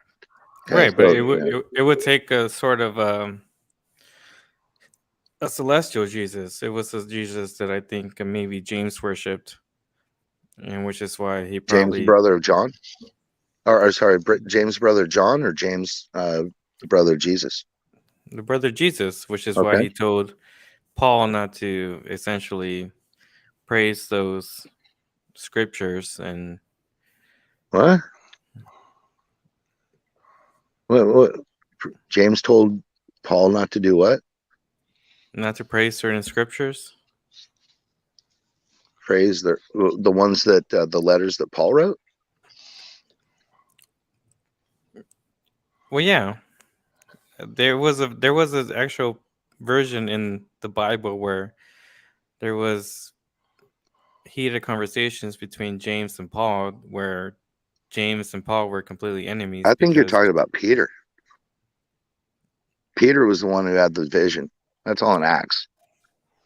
No, but I'm talking about because Paul came to Peter and said, "Hey, why are you separating all this stuff? You can eat whatever you want." And then Peter has the dream. Is that what you're talking about? Because James and Paul never disputed about anything that I believe. I don't know. I mean, no, definitely. I think James died because of Paul. I think that's why he was stoned to death. No, he was. James was later stoned because he was spreading the gospel, and the Pharisees and the Romans were in it with each other, and that's how James got stoned. Somebody said, I remember somebody telling me James was in Spain. James was never in Spain, but anyway, he's the patron saint of Spain or something like that. James, that's the Catholic Church for it. No, yeah, but there was an actual version in the chapter of James where there was James versus Paul, and then there was Peter, who was considered Saint Peter, and he never went to Rome, by the way. Right, but there were people that would consider him the rock, the Yeah, well, version. that's a total misnomer. It had nothing to do. If you read the King James, it sets it straight. It wasn't talking about on this rock, talking about Peter being Right. I will build my church on this. But it doesn't take part until after Jesus came around. The whole point is that in Judaism, in this version of Christianity, where there is a version called the Jewish Christian, there were Jewish Christians, which was like James. Paul was a Jew. Yeah, he was a Benjamite. Yeah. And more than likely, Jesus was a Jew. Oh, 100%. Yeah, he was the Lion of Judah. He's the Lion. But you can't call him a Christian. That's what I'm saying. There's lines in between somewhere in history. Well, Christian was first noted in Antioch, Acts 11, verse 26. In Antioch, but everyone in Antioch, just I understand. But everyone in the whole point of Antioch existing was that they were not Christian. They were Arians. They were they were backing up Arianism. They're Arians consider themselves to be Christians. They're Gentiles, but they didn't consider Paul Jesus started to be the God. church. Paul was from Tarsus, which is in Turkey. Where's Antioch? But Antioch was in relation Syria. with Alexandria Yes. and Syria, which were not Christians. They were not the same Christians that we see today as far as regarding. Why did Paul go there to start his first church? Well, I think you guys are talking about two different timelines. I mean, Arius did not come until much later than this. Exactly right. But it still meets the same purpose that they were people. Well, they that were not close Arians to Jesus. before Arius. Right. Right. They were people that were confronted and in head to head with Jesus Christ. And before all time passed, they weren't considered Christians. So what were they? You can't call them Christians because Jesus is not even dead yet. But there still takes on this phenomenon. They were followers of Jesus. I mean, they referred to them in those earliest times as followers of the way. But you can't call them Christians because he's not Well, even there dead was yet. no Christian. There was no Christianity till after Christ's death and resurrection. Let's put it that way. That's what I'm saying. They were first called Christians in Antioch when Paul built his church there, and then he that was the biggest following. No, right there. because you just said that Christianity only takes place after Jesus died. Correct. So when he went into Antioch, they weren't all Christians because Jesus hasn't died yet. Paul is after Jesus by 5 years on the road to Damascus. Yeah, I don't think Jesus ever went to Antioch. I mean, correct me No, if I'm it's wrong, not. No, we're not talking about Jesus. We're talking about Paul. Paul opened up the church in Antioch. Jesus Christ died. Let's see. The stoning of Stephen was 2 years or 3 years after Jesus Christ died. Paul was the guy that held the coats. He let it happen. And then he, was a fervent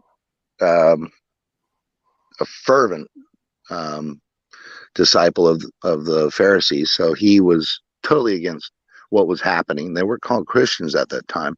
They were followers of the Christ, but they were not Christians. There you go. Like There you go. as Thank Christians.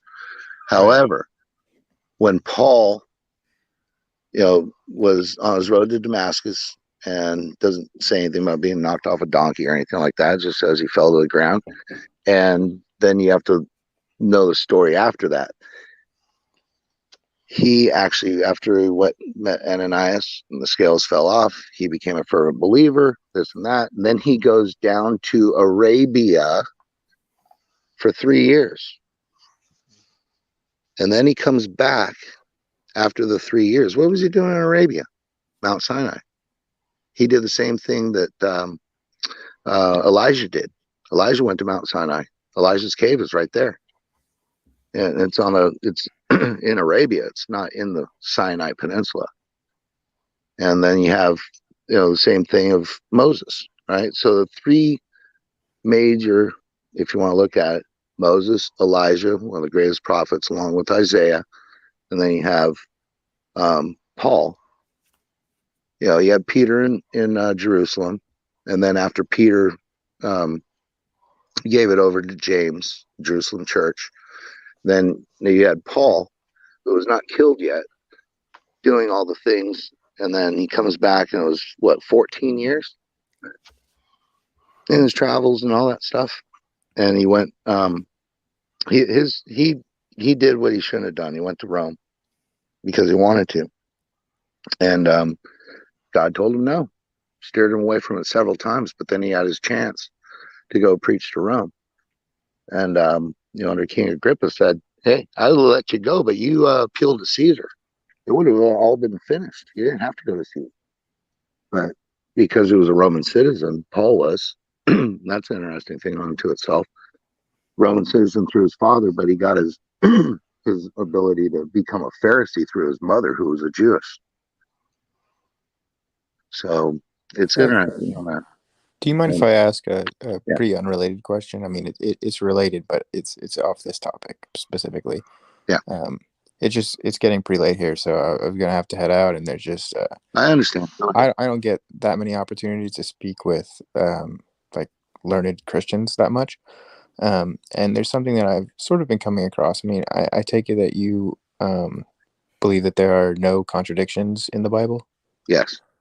Okay, so In the and King James. watch, In the King James. In the King you James. brought up Mike Wanger, and I do watch a lot of his content because I do think that he takes his time, goes through all these things, and I always hear atheists argue with these contradictions, and I try to do research, and there's one contradiction in specific that I was going to ask about because I haven't really gotten a satisfying answer on it. So I don't mean to put you on the spot late at night, or no, go right ahead. Yeah, because it's pretty specific, but it's just something that, and I've looked at YouTube, I've tried to find answers to this one, and usually I feel like they miss the mark. It's specifically with the money that Judas received for 30 pieces of silver. Yes, and it's specifically like what was done with that money. Because it seems to be a contradict. Like I can't really square that circle. All right, I'll tell you my side, okay, and then you tell me what the contradiction of what your question is. So he went to the Pharisees in secret, and he got the 30 pieces of silver.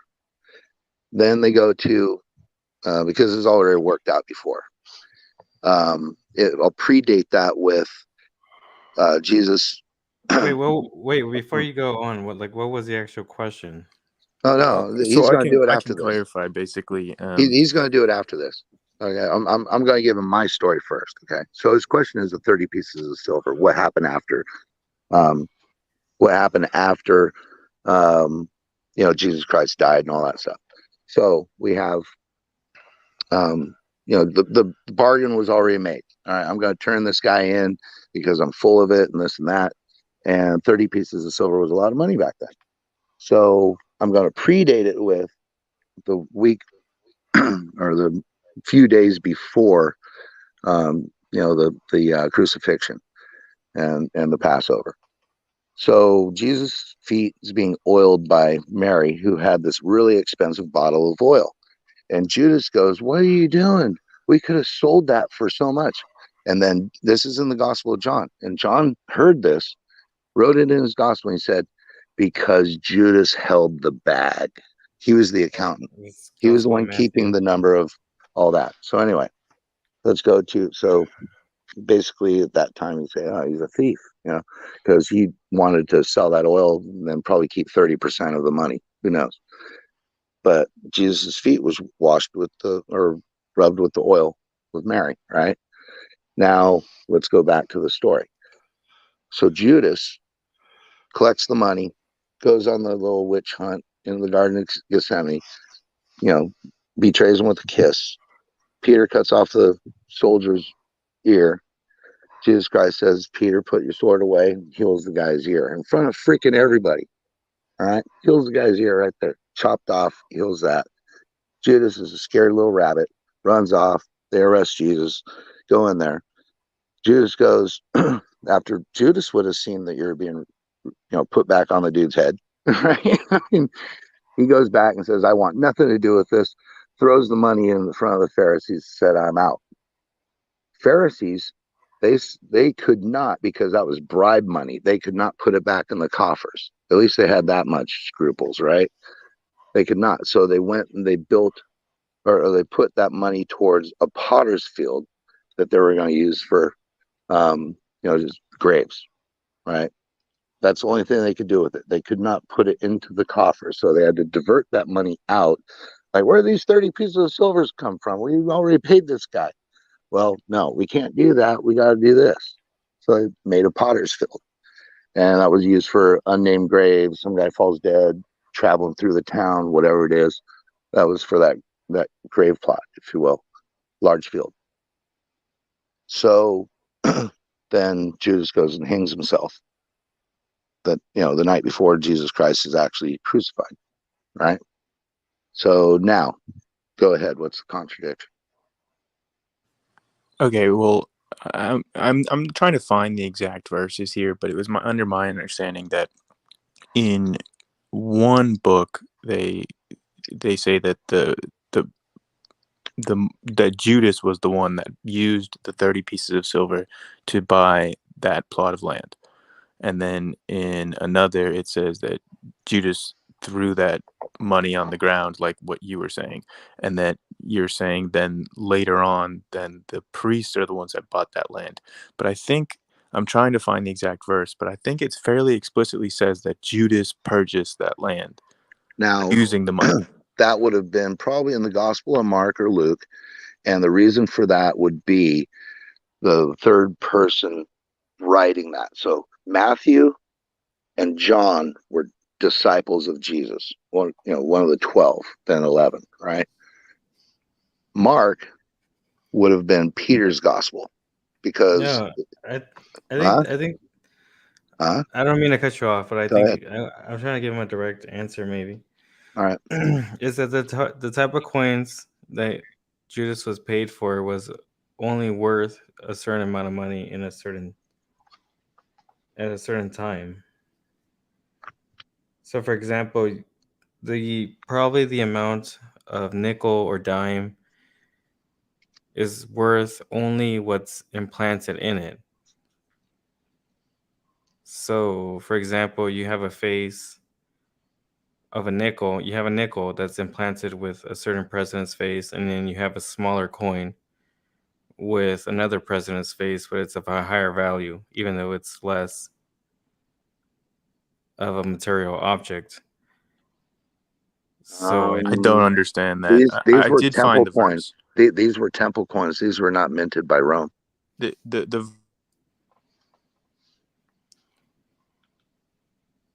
were minted by Rome. Who says?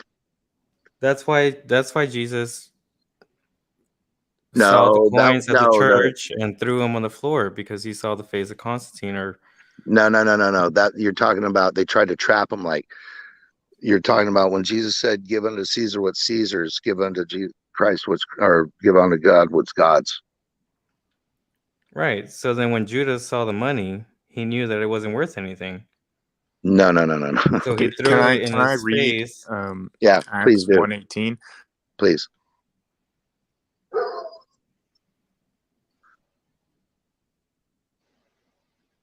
Hello? Yeah, I'm sure he's looking for it, but okay. I'm saying that he saw the money and it wasn't worth the value that he thought he was going to get. Could you guys not hear me? No, didn't hear you. Maybe it's because I had the other tab open. Sorry, but Acts 1:18, from what I'm seeing, says, "With the money that he received for his wickedness, Judas bought the field." Yeah, he basically gave them the money back. So yeah, they used that money, but they diverted it. They probably put it under there that, hey, we bought a field and we used Judas's money. It was blood money. He pretty much bought his own grave. Yeah, but so I mean, I don't understand that, because that plot of land was where Judas died, correct? No, not necessarily, because he hung himself on a tree. I don't know if it was there or not, but they bought it was a potter's field. Okay, I looked that up on. I looked that up on. In Acts 1:18, it says there is that he bought a plot of land, a field, and there he fell headlong and died. What version are you reading? It was just what I found online. I mean, if you can find Acts 1:18, your King James version, I mean, we can go off of that. Yeah, I'm on my phone, so it's going to be a bit more difficult. So, yeah, same. Okay, now I am on reformedwiki.com, Potters-Field-Judas, and it breaks down basically that the Jews took the money that Judas threw down, they bought the field, and basically, since they couldn't have anything to do with it, they bought the field for Judas. So Judas acquired it, and it was purchased with the understanding that it was to be used to bury poor people in. Right. And as far as him dying in the field, it says he burst open in the middle. They're talking about the middle of his body. Right. Burst open in the middle, and all his bowels gushed out. They don't mean in the middle of the field. That was Matthew's 27:9-10, I think.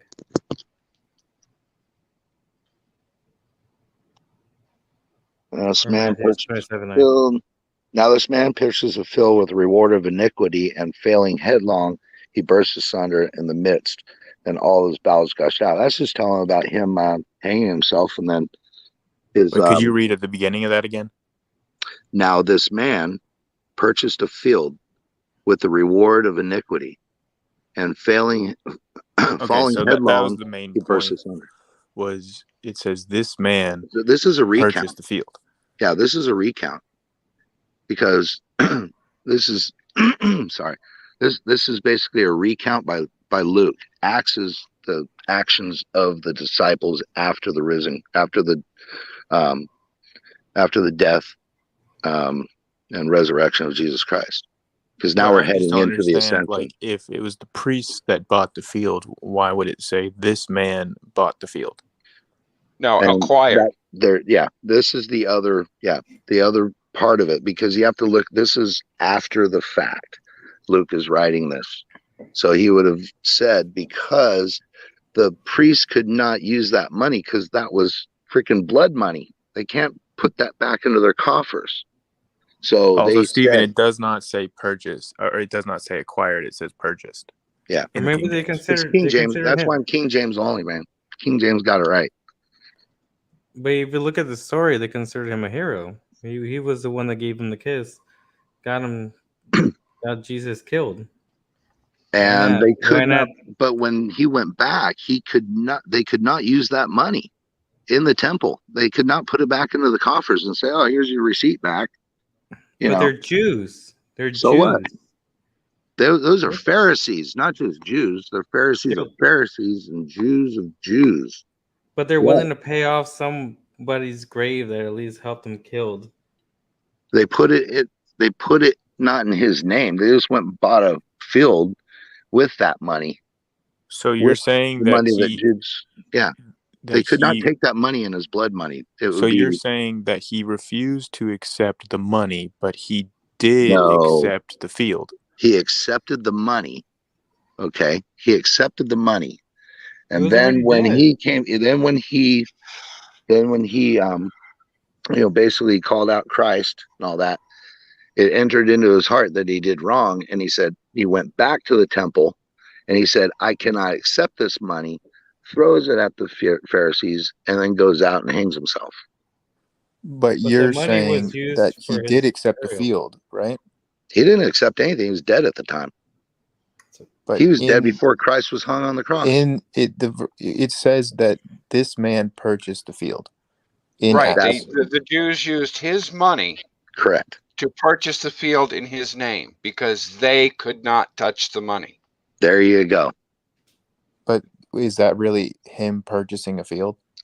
Well, it was his money that bought it. Yes, because they gave him the money, right? And this would have been after the money he was back, dead. but they cannot accept that money because that would go totally. All those guys would have been hung, freaking stoned, and everything. So how could the Pharisees have purchased a field in his name if he was already dead? It's like life insurance. Like life insurance. Yeah, that was willed to blah blah. and then they buy the field. So there is no real contradiction. It's just in the wording, because in the wording of Luke, it's the after effect. And then if you go to Matthew, Matthew's account because he would have been there. He was an accountant. He knows how it worked out. He was the one. I'm sorry, but it does still seem like a contradiction. And to like, it's not a contradiction, because they were very on considering where money comes from and where money goes. It was right. Okay, let's say I pay you. Let's say I pay you $5,000 to do something, and you. It's like the late IRS. Okay, let's say I pay pre-modern IRS. Let's say I pay you $5,000 to do something, and you do the job, and then you feel guilty about it, and you try to return the money, but I can't take the money back because you've already done the job. So I take the money that I can't take back, and I purchase a vehicle and title it in your name so that it is legally your vehicle, but you have already gone out and killed yourself. It's still considered your vehicle. But it would not be considered that I purchased the vehicle. As far as the records are concerned, you purchased a vehicle. Hidden money, bro. You signed the paperwork. This shows you how evil the Pharisees were. But I would not have signed the paperwork. I would have been dead. No, they would have forged it all the way. Yeah, 100%. I did. I'd never forged it, but we do that all the time for lost titles. Is reporting, it's not. That's not accurate. Then he did not purchase that land. Like you just said, it would have been forged. Yeah, the Pharisees were evil, but they fixed it. They cooked why the books. Why would the Bible say that Judas purchased the land with the money? Because it was done with his money. Yes. But it wasn't his money because he threw it on the ground. Correct. It was still his money. They couldn't take it back. It's all correct, because the Pharisees, now they have this money that they already accounted for to do this thing that they probably put as extracurricular activities, in that little file. And now they have to bring it back and say, well, why do you got this 30 pieces of silver back in the freaking coffers? Oh, we bought a field with it. Judas is such a nice guy. He bought a field with it. There you go. So why would the Bible be conveying the Pharisees' version of events? Like, why wouldn't it give us the true version? It's showing their evil. But it's going along with their story. It's not really, because we all know that Judas was the accuser of Jesus and betrayed him. But even if it goes with their story, I mean, all we're doing is making up our own. Well, the Bible is supposed to be true and accurate. So if you're saying that the Pharisees made up a story about buying this land in the name of Judas, then shouldn't the Bible, if it is going to be true, shouldn't the Bible tell us that it wasn't Judas that bought this land? This is true. This is how it happened. But we all know the Pharisees did it. But the other book says that the Pharisees bought the land, right? It's only Acts that says different. It's a parable. It's the like saying the Pharisees were acting as an agent for Judas at that time because it was his money. Then why does it say different in Matthew? Why is in Matthew it says that the priest bought the land and it doesn't say Judas bought the land? Because Matthew is accurate and this is accurate, because this is foretelling in Acts. You got to remember, Luke shows up. He wasn't one of the disciples, right? He shows up. Here's how you should see it. I think if you have life insurance, the amount of life insurance that somebody would get is worth more than your actual lifetime. You can actually have more money considered into your life insurance than the actual money you hold in your bank account.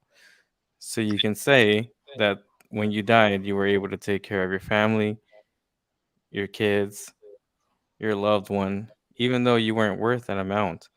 Your life insurance would cover it. So in this blood money, the fact that somebody died, you still hold money, and this money is still considered its own entity.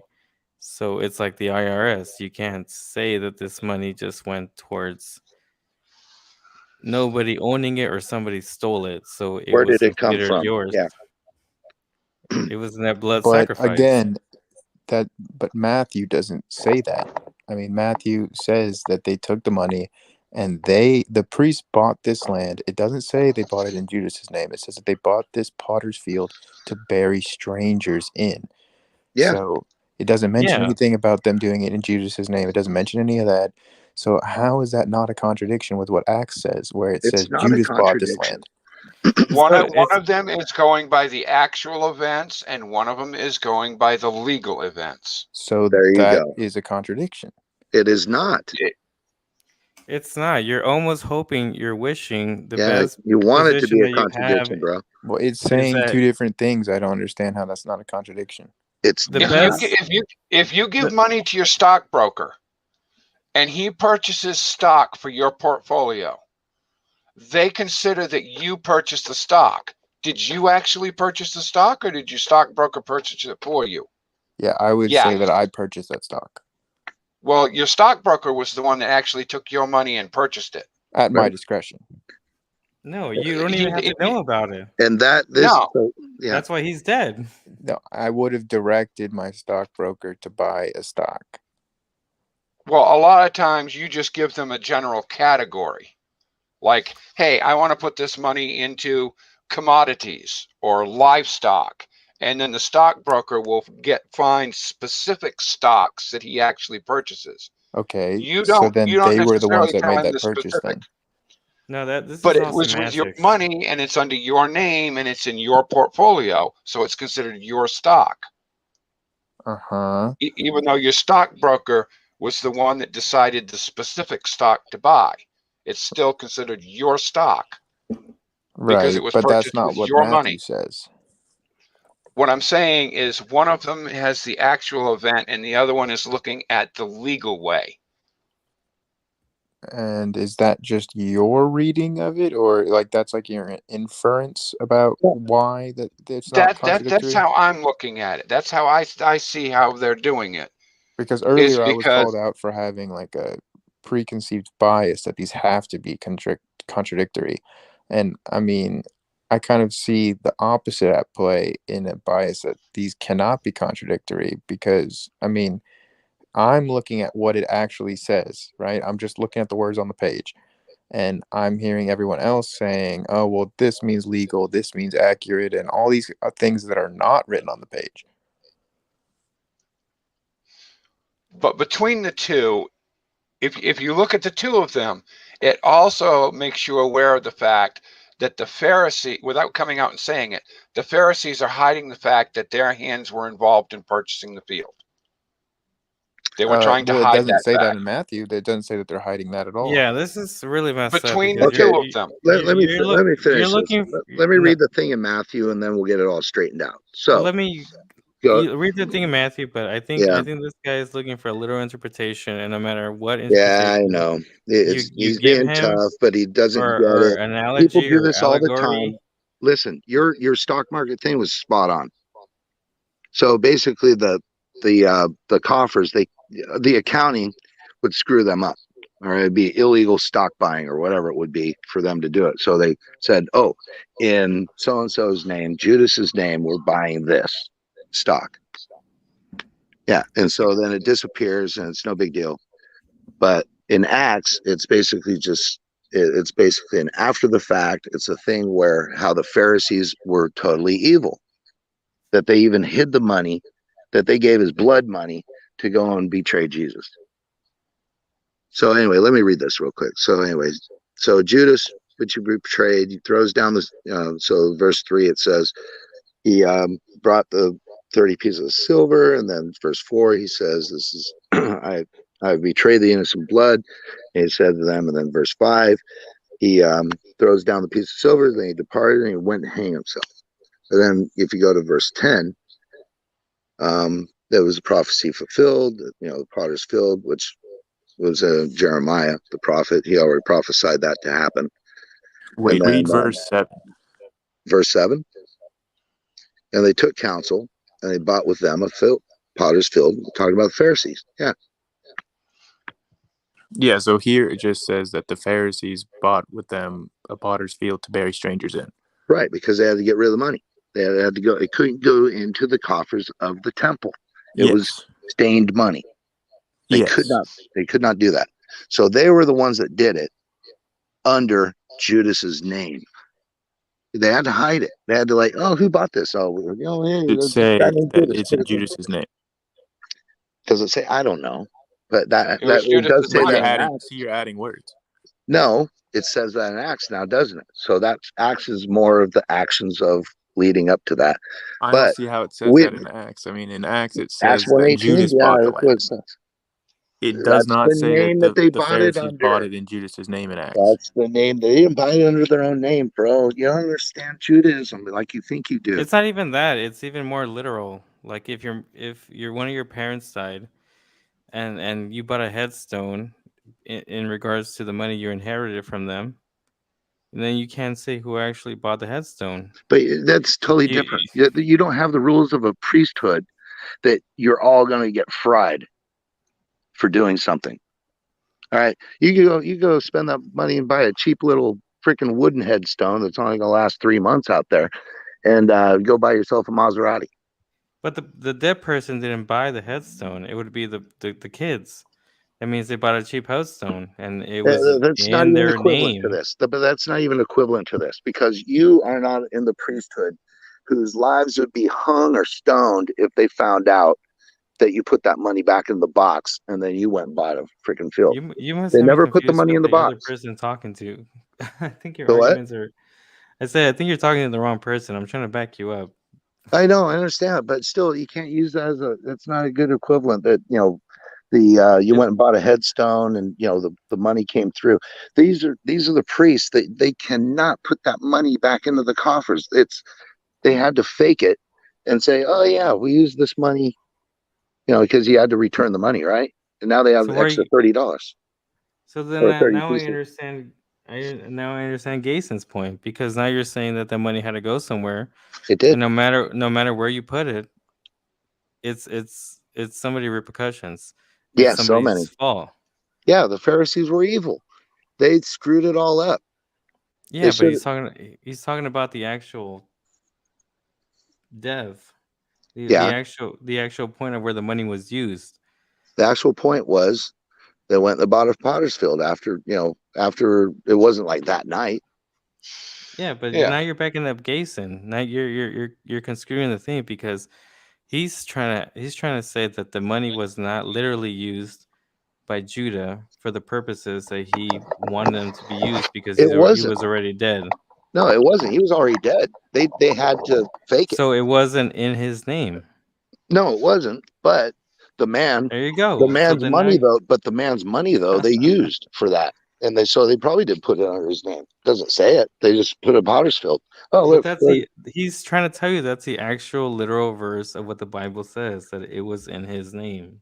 I don't. No, it says a man. It doesn't say it was in his name. It was just bought a potter's field, but it was like a donation. All right. Well, so see, hey, some guy now you came and messed threw up. 30 pieces of silver at us, and it balanced out. They couldn't keep it on the books. You understand? They would have all been stoned because it was illegal for them to take the blood money. So they conspired, because that's what it says. And they took counsel and bought with them the potter's field to bury strangers in. And then, the field was called the field of blood unto this day. Okay, picture the scenario at the time. Judas comes up there and throws the money on the steps and says he can't have anything to do with it. But the Pharisees can't accept the money back. So it's still, in their eyes, considered Judas's money. Yes. So one of the pharaohs picks up the money, goes to the potter, and says, this is Judas's 30 pieces of silver to buy this field.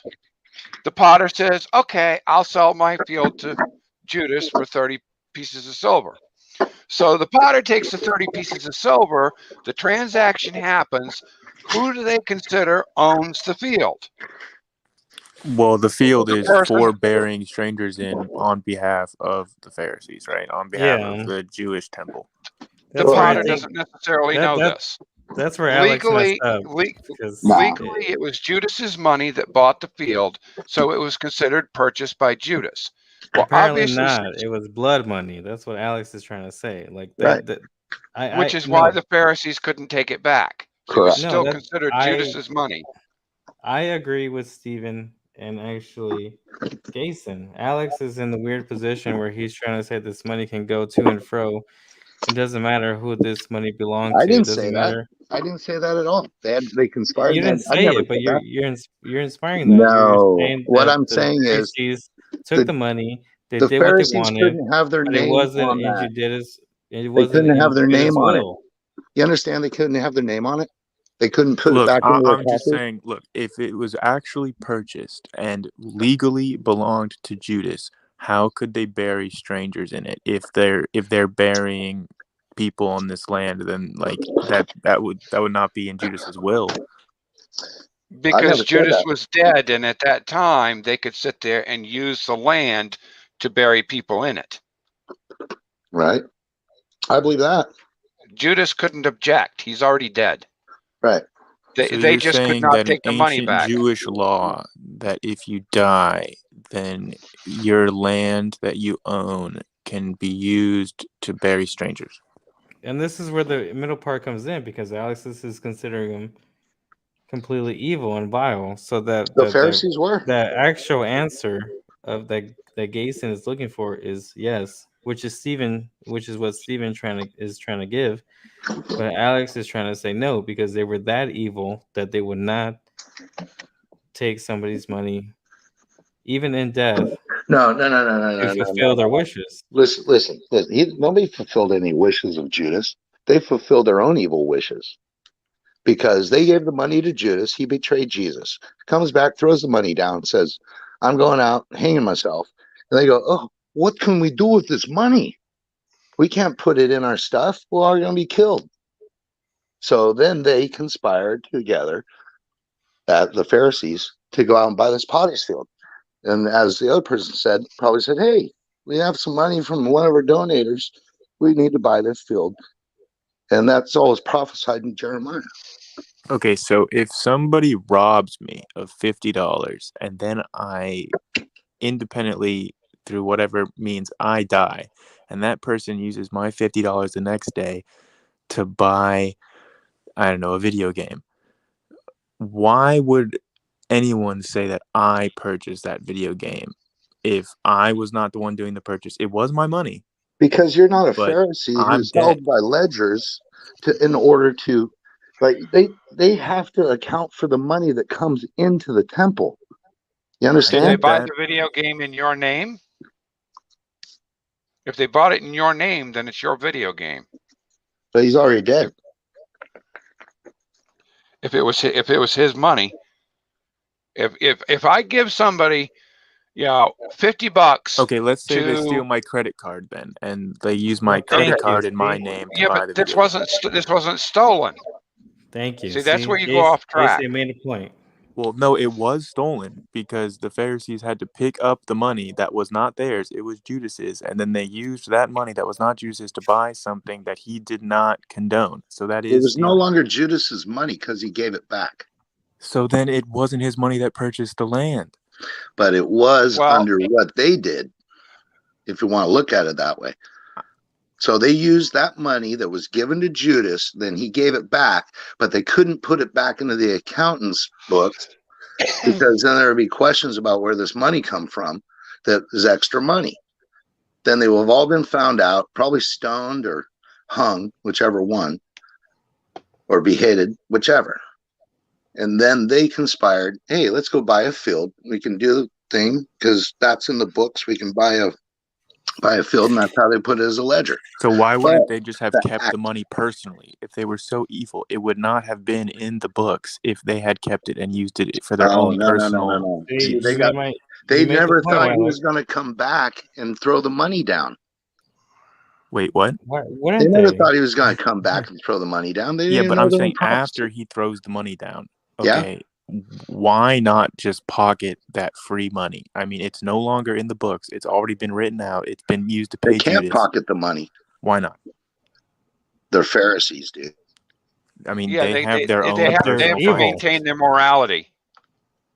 But they're evil. Yeah, he said they're Yeah, evil. but they still have to play head games so that they appear moral. I mean, pocketing a few pieces of silver, nobody would question if you're just spending, Really? Yeah, I mean, they had their own personal finances. I mean, when they go to, they have their own 30 money to pieces spend. of silver? Are you sure about that? Yeah, Alex, I think you got cut up here because 30. How much is 30 pieces of silver worth? Well, a At day's that time? wages was a penny. Right. Enough to purchase a plot of land, at least. Yeah, as much as that. It was a lot. Yeah, it's like a house and a I whole mean, plot why of would land. they do anything with the money, though? I don't get it. I mean, they could just get rid of the money. I mean, there's no reason to buy a plot of land in Judas's name. I mean, That was immoral. their way of getting rid of it. Do you know the ramifications of getting caught? What would have happened to them? I mean, do you know the ramifications of what would have happened to them if they were purchasing land using blood money in a stolen That name? was good. That was a good thing. But they didn't get caught doing that because they filtered it. It's just like laundering money. That's what they did. They laundered money through a piece of land. But How I many think thieves do that now? I think Gason's point is that now you're excusing evil. Is No, what? I mean, that's not really my point. My point is just like, it just seems like a contradiction that on the one hand, like what Matthew You says, want on it the to other be a hand, what Acts says. you want it to be a contradiction because you don't understand the rules of the Pharisees and what they did. They paid this guy to betray Jesus, right? Yeah, He comes I back, he understand throws the that, and money I back understand the to rules him, of the Pharisees. and they That's not couldn't my put point. My point is that they were at least traditional traditional in what? in burying the dead. Okay, at that point, but what do they do with the money? How do they explain that? They If they're use walking it around to, with these 30 pieces of silver. they use it to bury the dead. Or Yeah. you can go by Gason's version that they might as well have stolen it, and if they didn't steal it, then you're wrong in considering them pure evil. They are pure And evil. Were they not? They betrayed Jesus Christ for 30 pieces of silver not if they're along with using the money Judas. to. They're not if they're But using the money. along with Judas. Oh, they There's no paid the profit guy in off. buying somebody's grave. You understand? They wanted Jesus dead, right? But they couldn't stone him. They had to go and do this whole thing, but they had to arrest him first. They tried several times to stone him. People wouldn't, the crowds and all that stuff. I mean, the guy just raises people from the dead and all these other things. And Okay, but how is it money laundering to purchase land in somebody else's name that you don't have access to? That's what money laundering is. What do you mean access to? They already had the access to land it. was That's for what they burying think. strangers in, which is not profitable. They can't sell the land because they're not Judas. So they don't have any way of extracting that money once it's in the land. If it's in Yeah, Judas's they don't name, need the money back. They didn't keep the money. You don't think they needed someplace to bury poor people? What are you talking about? They went and they buried they bought the thing, they got rid of the money.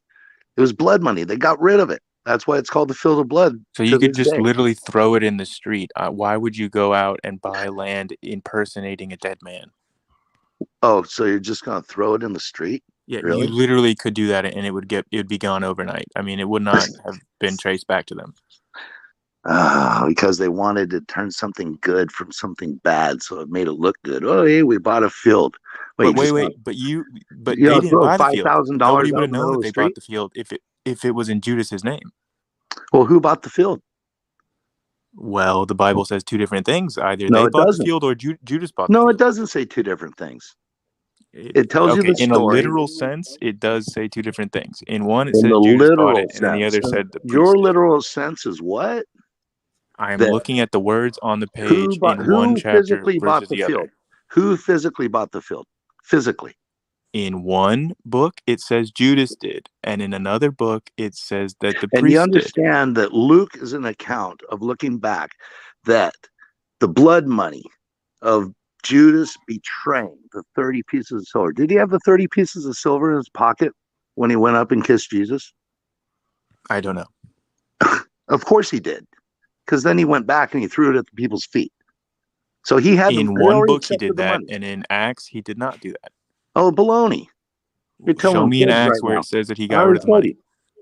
No, because it doesn't go through the whole story. Acts is just a revamp of that part. I'll go back to You're getting on my nerves, bro, because you're like just way I'm out just of reading touch. what it says in You each didn't of these read Jack. books. No, here's the deal. We already read the Acts 1:18. I gotta go back to it. Hate doing this on my phone. Bother. All right, so Acts 1:18. It says, now this man purchased a field with the rewards of his Yeah, iniquity. what does it say the verse before that? You can't just verse snipe, bro. That's the number one rule. It's in context, because one verse does not make a pretext. Out of context doesn't make you can't do the pretext thing. And that's what I hate about going through this. So let's just start at verse 16. Men and brethren, this scripture must needs have been fulfilled, which the Holy Ghost by the mouth of David spake before the concerning Judas, which was guide to them that took Jesus. For he was numbered with us and had obtained part of his ministry. Now this man purchased a field with the reward of iniquity, and falling headlong, he burst asunder in the midst, and all his bowels gushed out. And it was known unto all the dwellers at Jerusalem, insomuch as that field is called their proper tongue was Akeldama, that is to say, the field of blood.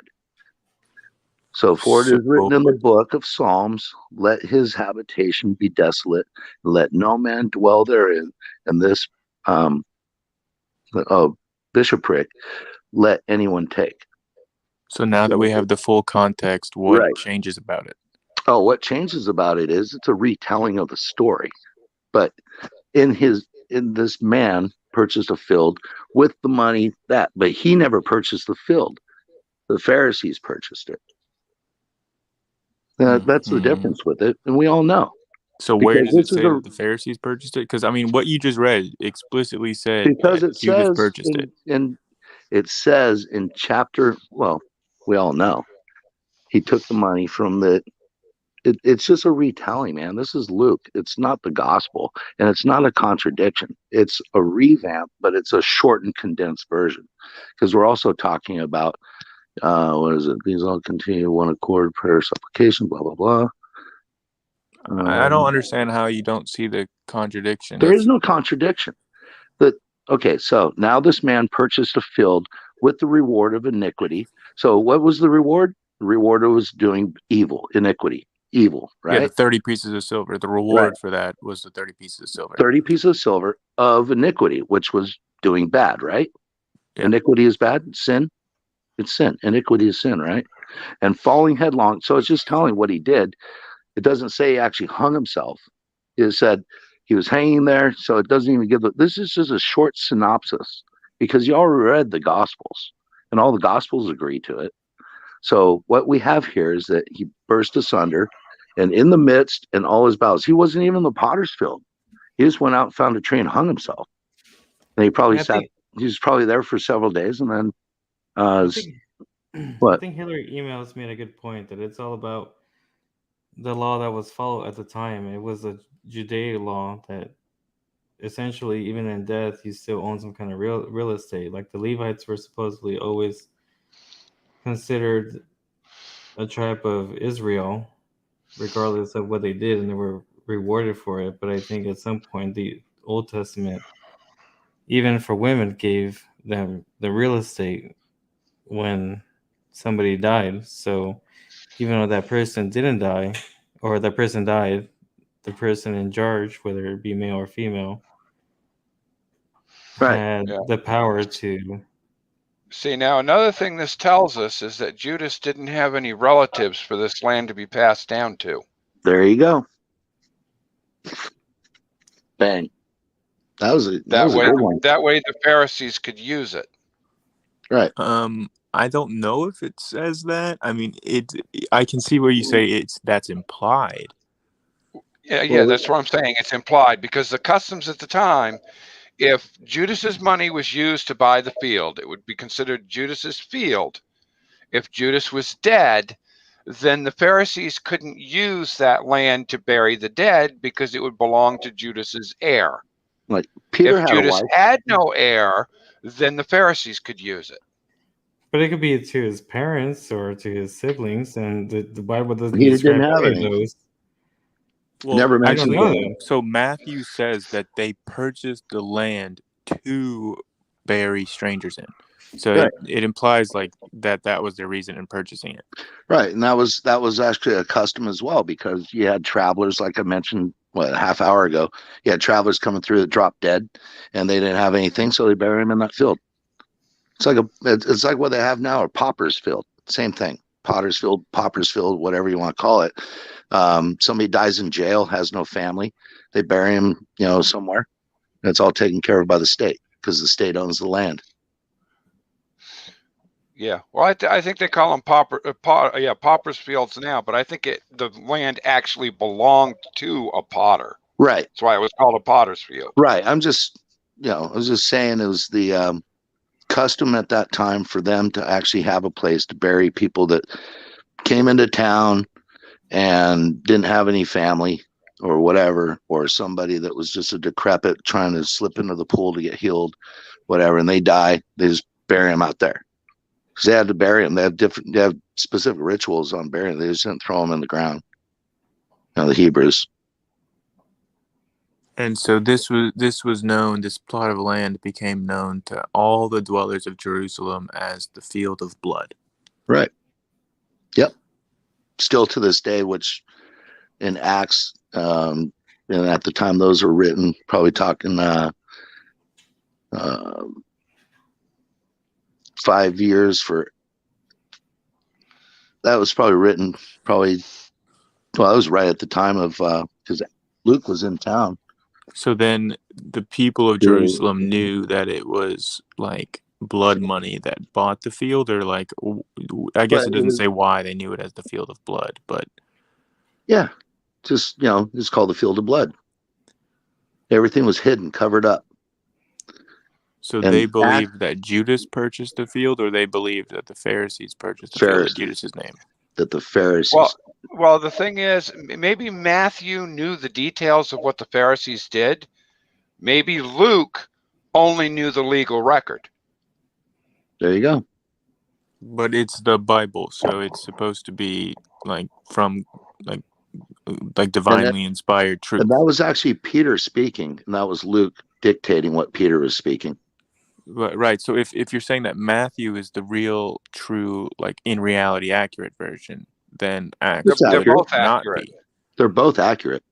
One is the legal side, and one is the actual happening of Judas going out and hanging himself. Because in Acts 1:18, it doesn't mention him going out and hanging himself, does it? It just says that he burst asunder. So the rope probably broke and all that, and he's he tried to hang himself. Maybe the branch broke, but he fell on some rocks as well and died. Well, he would have had to done a 180 flip in the air to land headlong, right? Not necessarily. Well, no, headlong just means that you basically fall forward. Right. No, if it means you you're fall hanging head in a first. tree and you drop, huh? Headlong means you fall head first.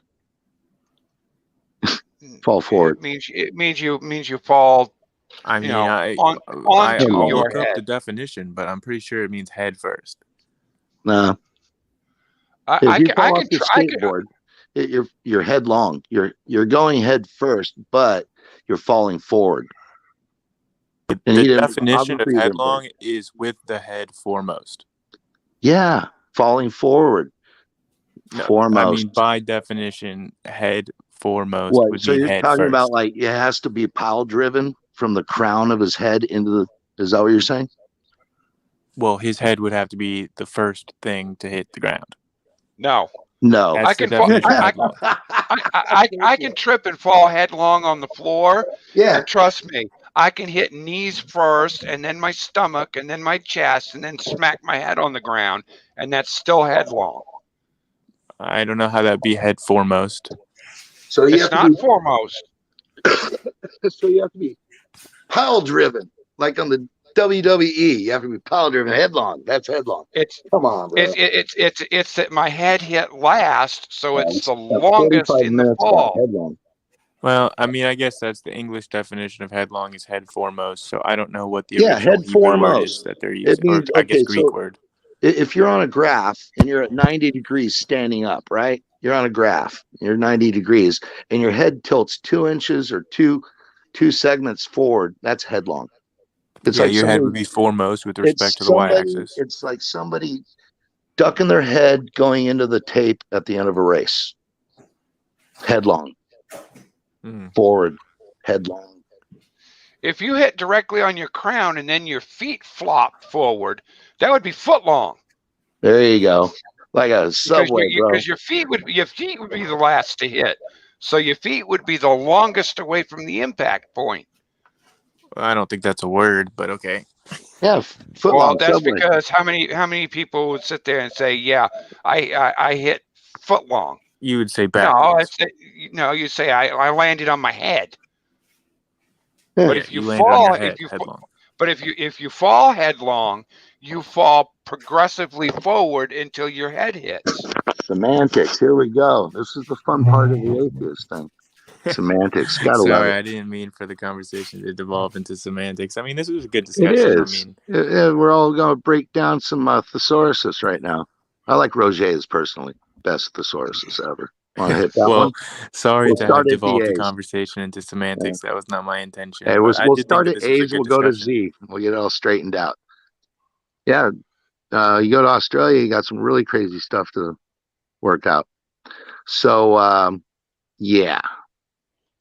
The thing is, there is no contradiction in this because you got the story in Matthew about the 30. This doesn't mention anything in Acts about the story or lead up to it. And it's Peter talking, the apostle Peter.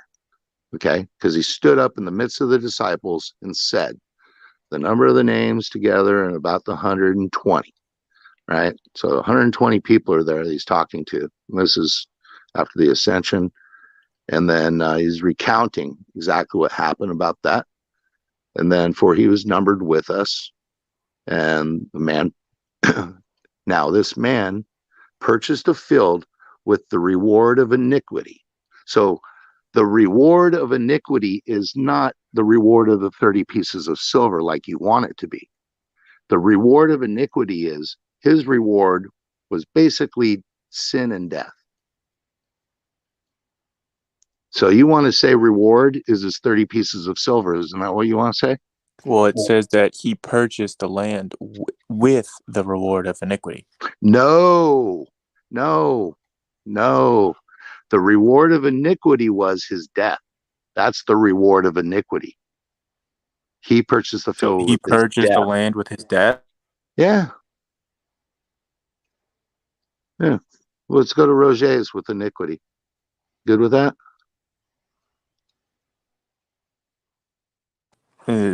I don't know. I mean, purchasing land with death, I guess. I'd have to sleep on it. When he died, the Pharisees became his agent. So that's how the field got purchased. So if you want to view it that way, it has a double meaning, and both of them still work out.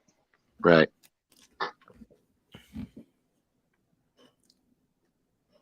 The reward of his iniquity was his death, but the actual reward that he got for the iniquity that he caused towards Jesus was the 30 pieces of silver. His death made it possible for the Pharisees to take the silver to buy the field. Because if he was still alive, he could have tattled on the Pharisees too. That's another little thing. Hey, I gave that money back. I, could have been there with Peter right next to him saying, hey, I gave that money back. What are you talking about? The Pharisees tried to cook the books. And yeah. Well, I mean, it seems that everybody already would have known that Judas had purchased the field with blood money because, I mean, it was called the Fields of Blood. He didn't actually hand the money over. So he didn't purchase anything. But if you look at the way the Bible is set up, he was the first domino to fall in that transaction. He gave the money back. The Pharisees couldn't keep the money. So therefore, they figured out a way to get rid of the money because they conspired together. Oh, let's go buy a field that, for the paupers.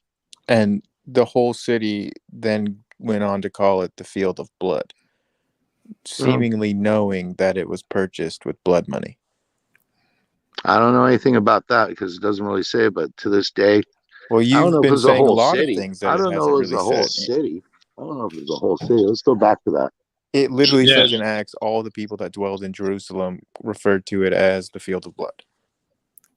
Yeah, I don't. You know, if I had anything to say, I really don't Yeah. understand where this is going because I was agreeing with Gason, but Gason is Yeah. In so bringing on much, this yeah, I just want to say my name is weird It Grayson. was topic. called the Field of Oh, Blood. We don't know if So, the Pharisees maybe named it that. right. They had to, I they had to think call it something. Yeah. if I can draw more on Grayson's Akeldama. analogy, it's like almost Akeldama. somebody. It's like a position where somebody hires a hitman, and it's like, oh, I hired the hitman, but I didn't kill the person, so I'm not responsible. I almost feel like that's Grayson's position. Except To the where, hitman did kill the person and then gave the fee back. Yeah, he's saying Right. that my position doesn't make sense because if I hired a hitman, I would still be responsible for the death. but you're saying that you wouldn't be, right?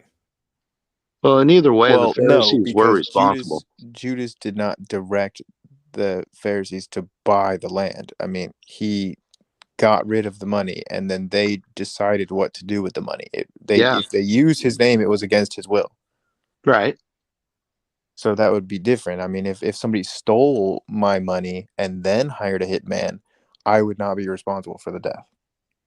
But if you use that money for the hitman, you're still in the same position where you're somewhat not Legally, responsible. that would not hold up in any court. If my credit card was stolen from me and then my credit card was used in my name to buy a hitman, I would not be the one that was responsible for No, that death. you're missing the Man, analogy. you're tying double knots on your shoes right now, bro. That's You're wow. You missing got really convoluted. I don't know how. I mean, if you're not following, You're missing the position of the intentionality. The intentionality is that in that tradition, is once you die, you already can see that there is going to be a grave for you. It doesn't matter who bought it, how it got there. You know that you're going in the grave. Okay. And whether you see it in a Jewish field or Pharisees' way, there was money that had to be accounted for. If that money didn't have to be accounted for, then the other position would have to be that somebody stole that money. well, and it's the not money was accounted already for. accounted for. It was given to Judas. I mean, in their books, it would be like a laundry. debit to Judas. So, but he legally then bought his own grave by the books. Okay, I mean, if he had died and they didn't have to do anything with the money. He was already dead. I mean, nothing By needed to be done with the money. But legally and by the books, it was paid for by himself. Yeah. Do you honestly think that the Pharisees would allow 30 pieces of silver to lay on the steps that anybody could come along and grab and spend however they wanted to without the Pharisees being able to have any control in what happened? I mean, I think that there are a number of things. I mean, they could have just taken the money for themselves. Makes it even worse, bro. Well, These are they're supposed to be the already upstanding paying priests in the town. Are you serious? They had The to what? maintain their veneer of morality. There you go. Well, who would know about the money? Oh, the other people, because that's how it works. Hey, where'd this $30 go? Hey, I don't know. I bought a couple hot dogs. You weren't supposed to do that. We're chopping your head off. I don't follow that. I mean, the 30 Of course you would. the 30 silver coins was already in the books recorded to being given to Judas, right? Yeah, but he came in front of everybody and threw the money back at him. Now, it Well, wasn't then say just that they're one in front of guy. everybody. You're reading into that and adding words. Oh, not at all. No, I'm not. How many do you think there were? Well, the Bible doesn't specify. Well, if you knew anything about how many priests there were, all the chief priests and the elders, how many would there be? So then you're saying that all the chief priests and the elders Yeah, would have I'm just known that asking they how many used would there be? Judas's name. I'm asking. No. I'm just asking you. All the chief priests and the elders, how many would there be? Because you're talking about Sadducees and you're talking about the Yeah. Pharisees. About how many? Are you just asking how many priests are there in the temple I'm at asking that you time? this question if you know. I know I'm asking a clarification on your question. Are you Okay, asking just so how all right. many priests So are in the at the temple? time of the trial of Jesus Christ, okay, how many would there have been as a council? I don't know. Could there be more than 20? There could be More than literally 30? any number. I don't think that it would really matter in this context. Well, we'll go with 40. We'll Just just say do you that. don't know. That's honestly Because not I did everybody say was I don't doing it. know. It was all done at Ananias' house. So fact is, let's go 40. All right. But there were enough people there to do all the thing. Now, the question is, how many were the ones that did their little deed?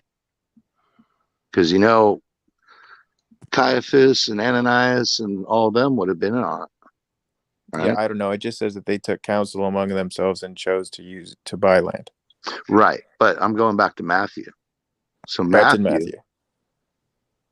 Matthew is, yeah. 16. But before that, is it, it said, I mean, it doesn't say how many priests were around when Judas threw the money on the ground. I mean, that could have been in the middle of the night. The Bible doesn't say. Well, I'm guessing that there were more than 30, so that they didn't want to risk the one person that didn't get a piece of silver ratting the rest out. Right. Yeah, this is really, really, really strange. This is kind of semantics. This So is like no, saying, it's not. So it is. verse 21. Verse 21 is okay. Not you, Alex. I'm talking about Grayson. It's like saying, your wife owns a business, and she pays you money for just being a husband, and she gives you the credit card, and you go to the movie theaters, and she wants popcorn, so you swipe the debit card, but it's not your money, but you bought the popcorn, but it wasn't your intention to buy the popcorn. It was her intention for you to buy the popcorn, so you bought the popcorn. So whose responsibility is it in buying the popcorn? Mine. But who bought the popcorn? You or her? Yes. Well, yeah, that would be confusing. I see your point. That's the same analogy that you're bringing up right now. It really doesn't make any sense. Right. That was good. I like that. So you're saying that it's equally accurate to say I bought the popcorn and that she bought the popcorn. That's what we're saying. Yes. Man, all right. So there's no contradiction. So who bought the popcorn? I did. Grayson. With her money. Yeah.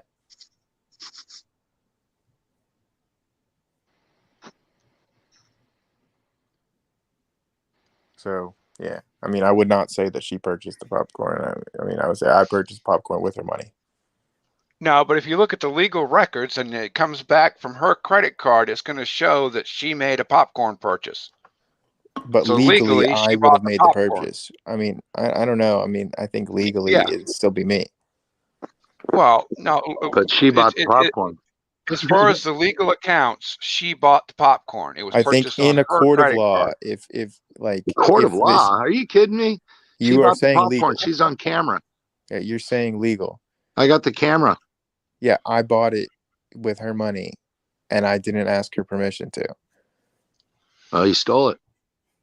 Well, as long as she's not there to contest and say, hey, I didn't make that purchase, that money was stolen from me, then it's both. Yeah, but you were saying in a legal sense. So, I mean, in a legal sense, I was the one that purchased the popcorn. Like, if she wanted to sue me for whatever reason, I mean, she would have more legal standing. Right. Like, If I purchased the popcorn she using would her have money to without her actually permission. object to it. But she wants a popcorn. But She just you wants you to said in buy your it. example that I did that. Well, okay, then that breaks down the analogy if she wants the popcorn then. Well, okay, even she if wants the popcorn, and you have her credit card. But If you she were wants the one that made the popcorn, that transaction. breaks down the analogy. It's no longer analogous. Yeah, It is, if because she you made the if transaction. now if she Judas did wants not it, want then the you're money. messing up the thing. Judas did not want the money, so it becomes non-analogous at that point. But he made the transaction to firstly accept the money. He rejected the money afterwards. Uh-oh. You all right? You all right, doggy? Yeah, but what I'm saying is, unless she contests the purchase and says, "Hey, somebody used my credit card to purchase something that I did not authorize," then legally it would be considered that she bought the popcorn. Actually, you bought the popcorn. But she gave you the credit card. That's analogous to the 30 pieces of gold that had to be accounted for. Right. Yeah, I'm correct. Judas threw the Okay. silver back at the Pharisees. So if she gave me the credit card but didn't tell me what to do with it, and I bought popcorn, I still bought the popcorn. But legally, she bought the popcorn because it was her credit card that was used, her money that was used. I don't know if that's true though. I mean, you're saying legally, and I don't necessarily think that that's true. Look at the bank statement. Okay, well, the bank statement doesn't The bank make it statement is legal. going to show her buying one thing of popcorn on her credit card. I understand The bank that. statement isn't going to know, hey, it was carried out by another agent. Yeah, I understand that. I don't know if that somehow makes it legal or not. Like in a legal If sense. she doesn't contest it, it does. Okay. So, but if she does contest it, then it would actually go through the legal process and it would be shown that I legally purchased the popcorn in a legal sense. Well, it would be shown that you physically purchased the popcorn without her consent, which means that in effect you stole the money from her. Okay, But so that's remember, what the Judas Pharisees is did. dead. He can't contest it. Right. Okay.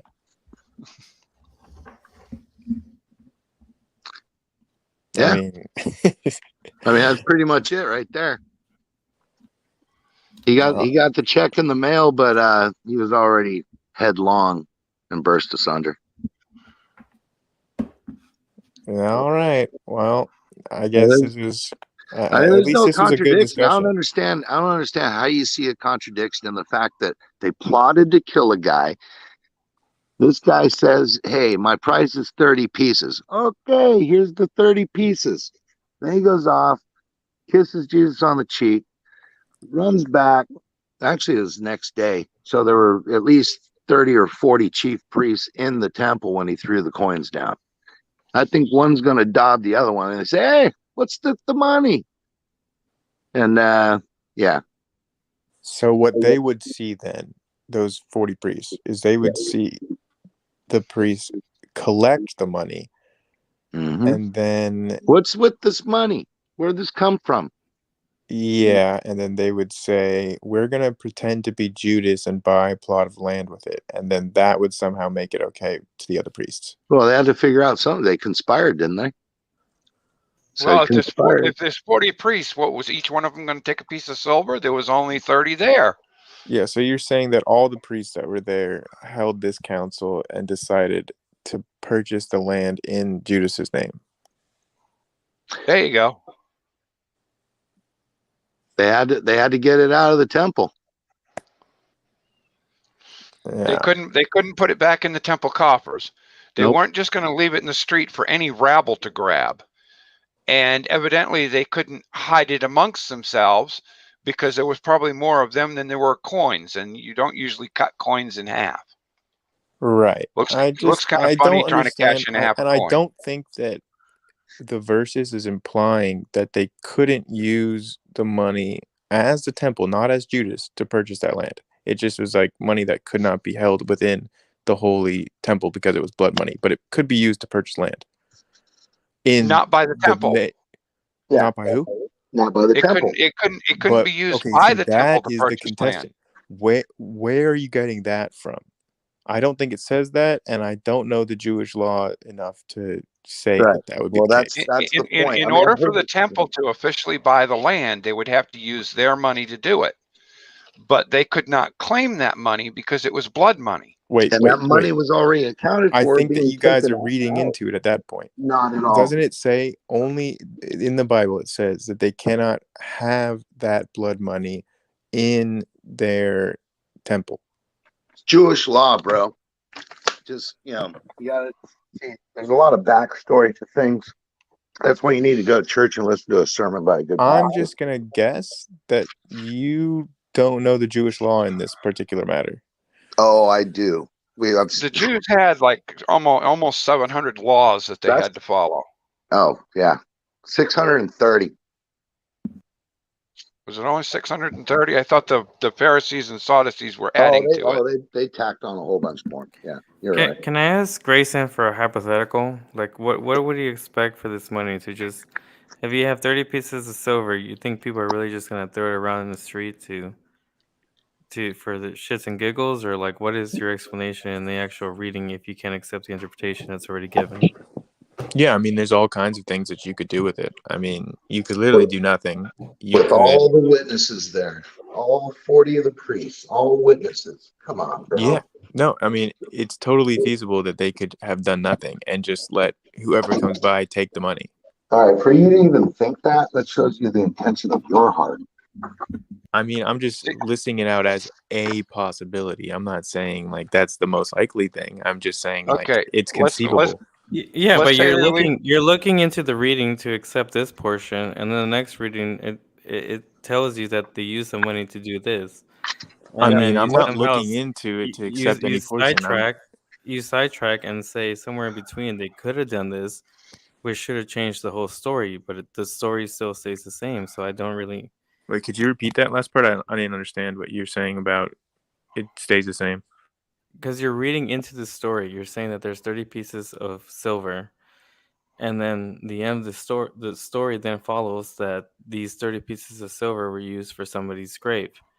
But somewhere in between that story, you tell yourself that things could have been different, even though it follows that the story still goes through. So then you're giving a hypothetical of what could have happened, but you're not really explaining what the other possibilities are, because now you're saying there could have been a whole bunch of possibilities, but it still doesn't make sense because the story follows through that this 30 pieces of silver were used for asked me the the grave. hypothetical about what else it could have been like used for. So I was giving possible examples. I know like the story But that's not the is case, one right? thing. What? I said, but that wouldn't be the case because regardless, you're following through. You're following from the beginning of a story to the but end. you It doesn't asked have to. me the question. I don't understand why. Like you're asking me. You said, "Can I ask you a hypothetical? How could it have happened any different?" I give you a possible way it could have happened different, and you say, "No, you're reading into it because the story says it happened this way." I really don't understand how this is like this line of questioning. Let's put it this way. Because you're saying that every time somebody gives you an explanation, you're saying that why didn't this happen, or why couldn't it have been this way, or the 30 pieces of silver, if they were so evil, they could have kept it to themselves. Or if they didn't keep it to themselves, they could have said nothing. They could have handed it off to one person. They could have thrown it over the ocean. But you're still following the same premise of the beginning of the story towards the end, and somewhere in between, you're getting lost in the actual interpretation because you're coming up with these weird scenarios and not giving an actual explanation of the hypothesis that you're thinking of in your head. I'm not positing that any of these alternate possibilities are actually what happened. Like I'm just trying to look at what the Bible is saying and trying to square the circle here. And just reel back on the Jewish law, what Matthew actually says is that the money could not be put back into the treasury. It didn't say that under Jewish law that they couldn't then be used to purchase something in the name of the temple and the Pharisees. No, it couldn't happen that way. Could you explain to me why? Which of the 630 odd rules would that break? Because they couldn't put that. The money was already out of the coffers, okay, in the treasury. They took it out of the treasury, the 30 pieces of silver, right? For whatever they placed it at that. Now you have an extra 30 pieces of silver that come back to you because Judas threw it into the temple, right? When you got 40 people standing around going, "Oh, what is this?" You know? And then they held a council and decided to use it to buy land. I mean, it doesn't say that they bought it in Judas's name. It doesn't say that they would have to do that. But however, if they bought it in the temple's name, how would they explain where the 30 pieces of silver came from? That's right. Well, wait. Why would they have to? I don't understand why because it was a an issue. conspiracy that they didn't want to have let out. Because if the temple purchased it, they'd have to have on their records where the money came from. And these were all lawyers, top lawyers. Like so every single politician is a lawyer. These are the top of the top of the top lawyers. Are you saying that it was already in their records that they sent 30 pieces to Judas? To do whatever it was. Yeah. Yes. Okay. And You went so to the it was cashier. not enough to just say, like, here it is. You can't. I don't understand why it's an issue to have that 30 They're pieces going to going to ask, purchase a plant. where did this money come from? And Judas was still alive at the time, right? And Well, you people don't. saw this trend. I don't yes, see I where do. you say Yeah, that from. he ran out, right? Then he ran out, and he was still alive while they were conspiring. They didn't know he went and hung himself because he repented and all the good stuff, and then he hung himself. However, while that's happening, they're back in the temple saying, "Hey, what are we going to do with this? We have a scapegoat on this thing. We can put it into a field because that's not going to, be like a purchase of anything that is worth a lot of money that we're going to use for something else other than paupers. So it goes to a good cause. So now we're the good people, right?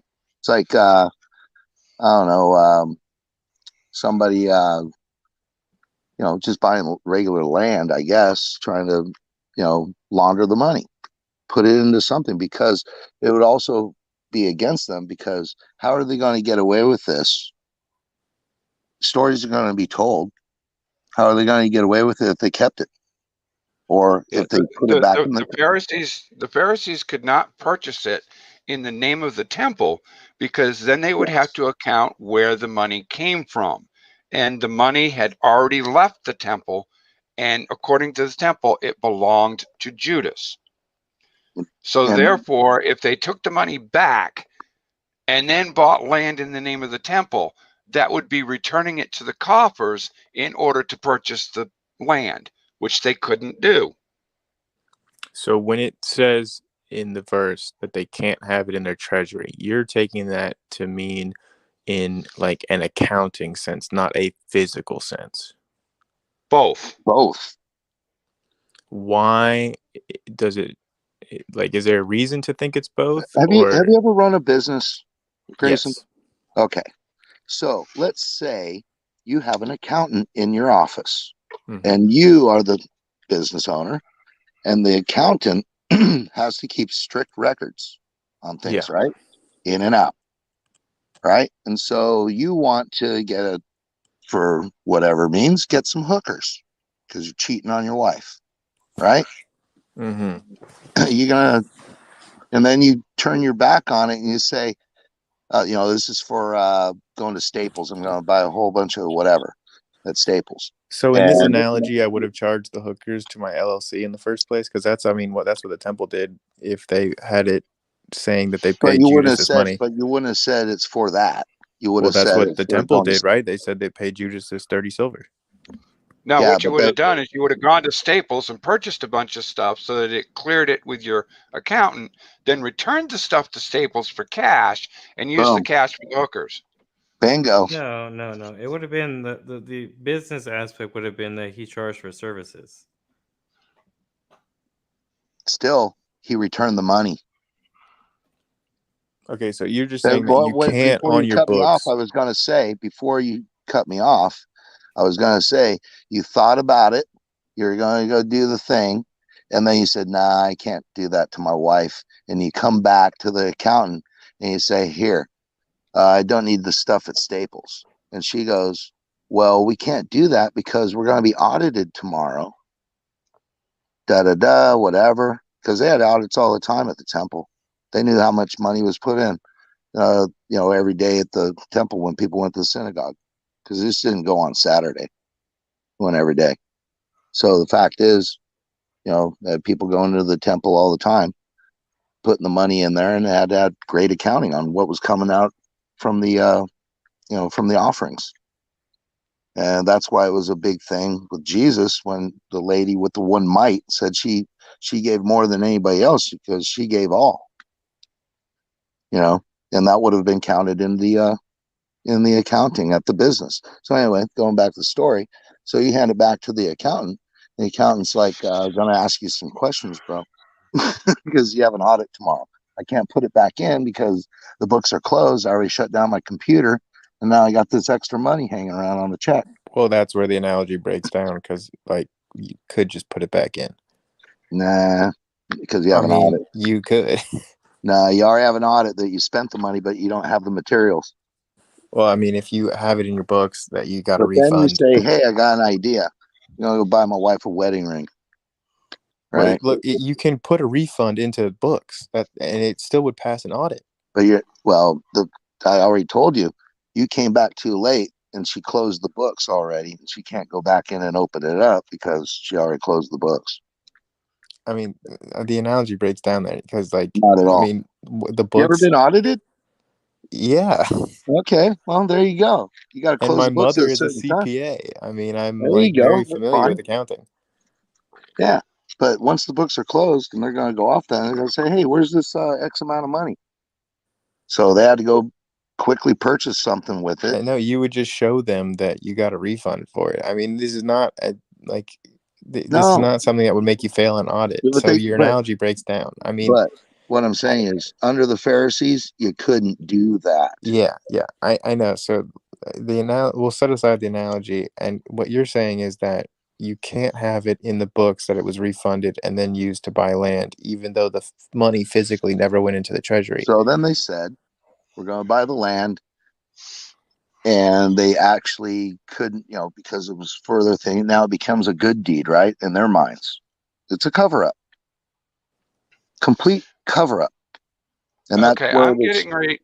I'm getting ready to go for the night. But before I leave, I just have one question. Grayson, why is it so important for you for this to be an error in the Bible?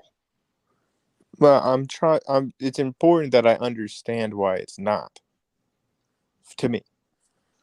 Okay, because we've tried to expand and show how you can look at things from two different directions, and it looks slightly different from both sides, but it can still mesh, kind of like pieces of a puzzle. And you seem to almost get there and then reject it. So it's like you want to maintain that there's this error. I can understand why it would seem that way from an outside perspective, but for me, I'm just trying to get to the point where I can say that makes sense to me. And I think that you guys have done a good job, and I thought this was a good discussion, and it certainly gives me something to think, does this make sense? But at this point in time, I'm still not all the way there, like you said. I mean, I can see the arguments though. And you guys have done a much better job at squaring this circle than I have been able to find on YouTube. So, I think it was a good discussion, but I'm just not at the point where I can say, that makes sense. There's no contradiction. All I got to say, Grayson, on this is thank you very much, because in a million years, I never thought this would come up as a contradiction ever. I mean, it's pretty plain and simple how it happened, and knowing the things that I've learned about how the temple worked, and obviously they didn't want it probably wasn't even on the books as the right thing, them giving the silver to Judas for payola, like a informant or something like that, to go and consultation fees. Yeah, right. Consultation fees. Hide that under there. But you also had a lot of people there when he was spilling out the coins on the ground, because he just didn't throw the bag down. It all spilled out all over the floor, and they're the witnesses. Hey, where's this money coming from? So these guys, hey, we got quick. So yeah, but I appreciate it. But in a million years, I never thought this would be some contra. I was expecting you to come up with the cock crows 3 times, or the cock crowed twice, or what? I thought you would have come up with that one. I already know that one. Well, I think the reason I brought it up is because it's not really talked about that much, and I couldn't find any explanation that was really satisfactory to me on like YouTube or whatever avenue. Thank you for that. It was good. Thank you. Cool. Well, I'm gonna head off to bed as well. So thanks for the discussion, guys. Hope we get to talk again. Yeah, me too. We'll get you saved, bro. Come on over. Well, eventually John will come back and realize the channel's still going and close it. But good night, all. Peace. Me too. I'm out. Hey, see you then. Good seeing you. You too. Good night, y'all. All right, man. God bless. God bless.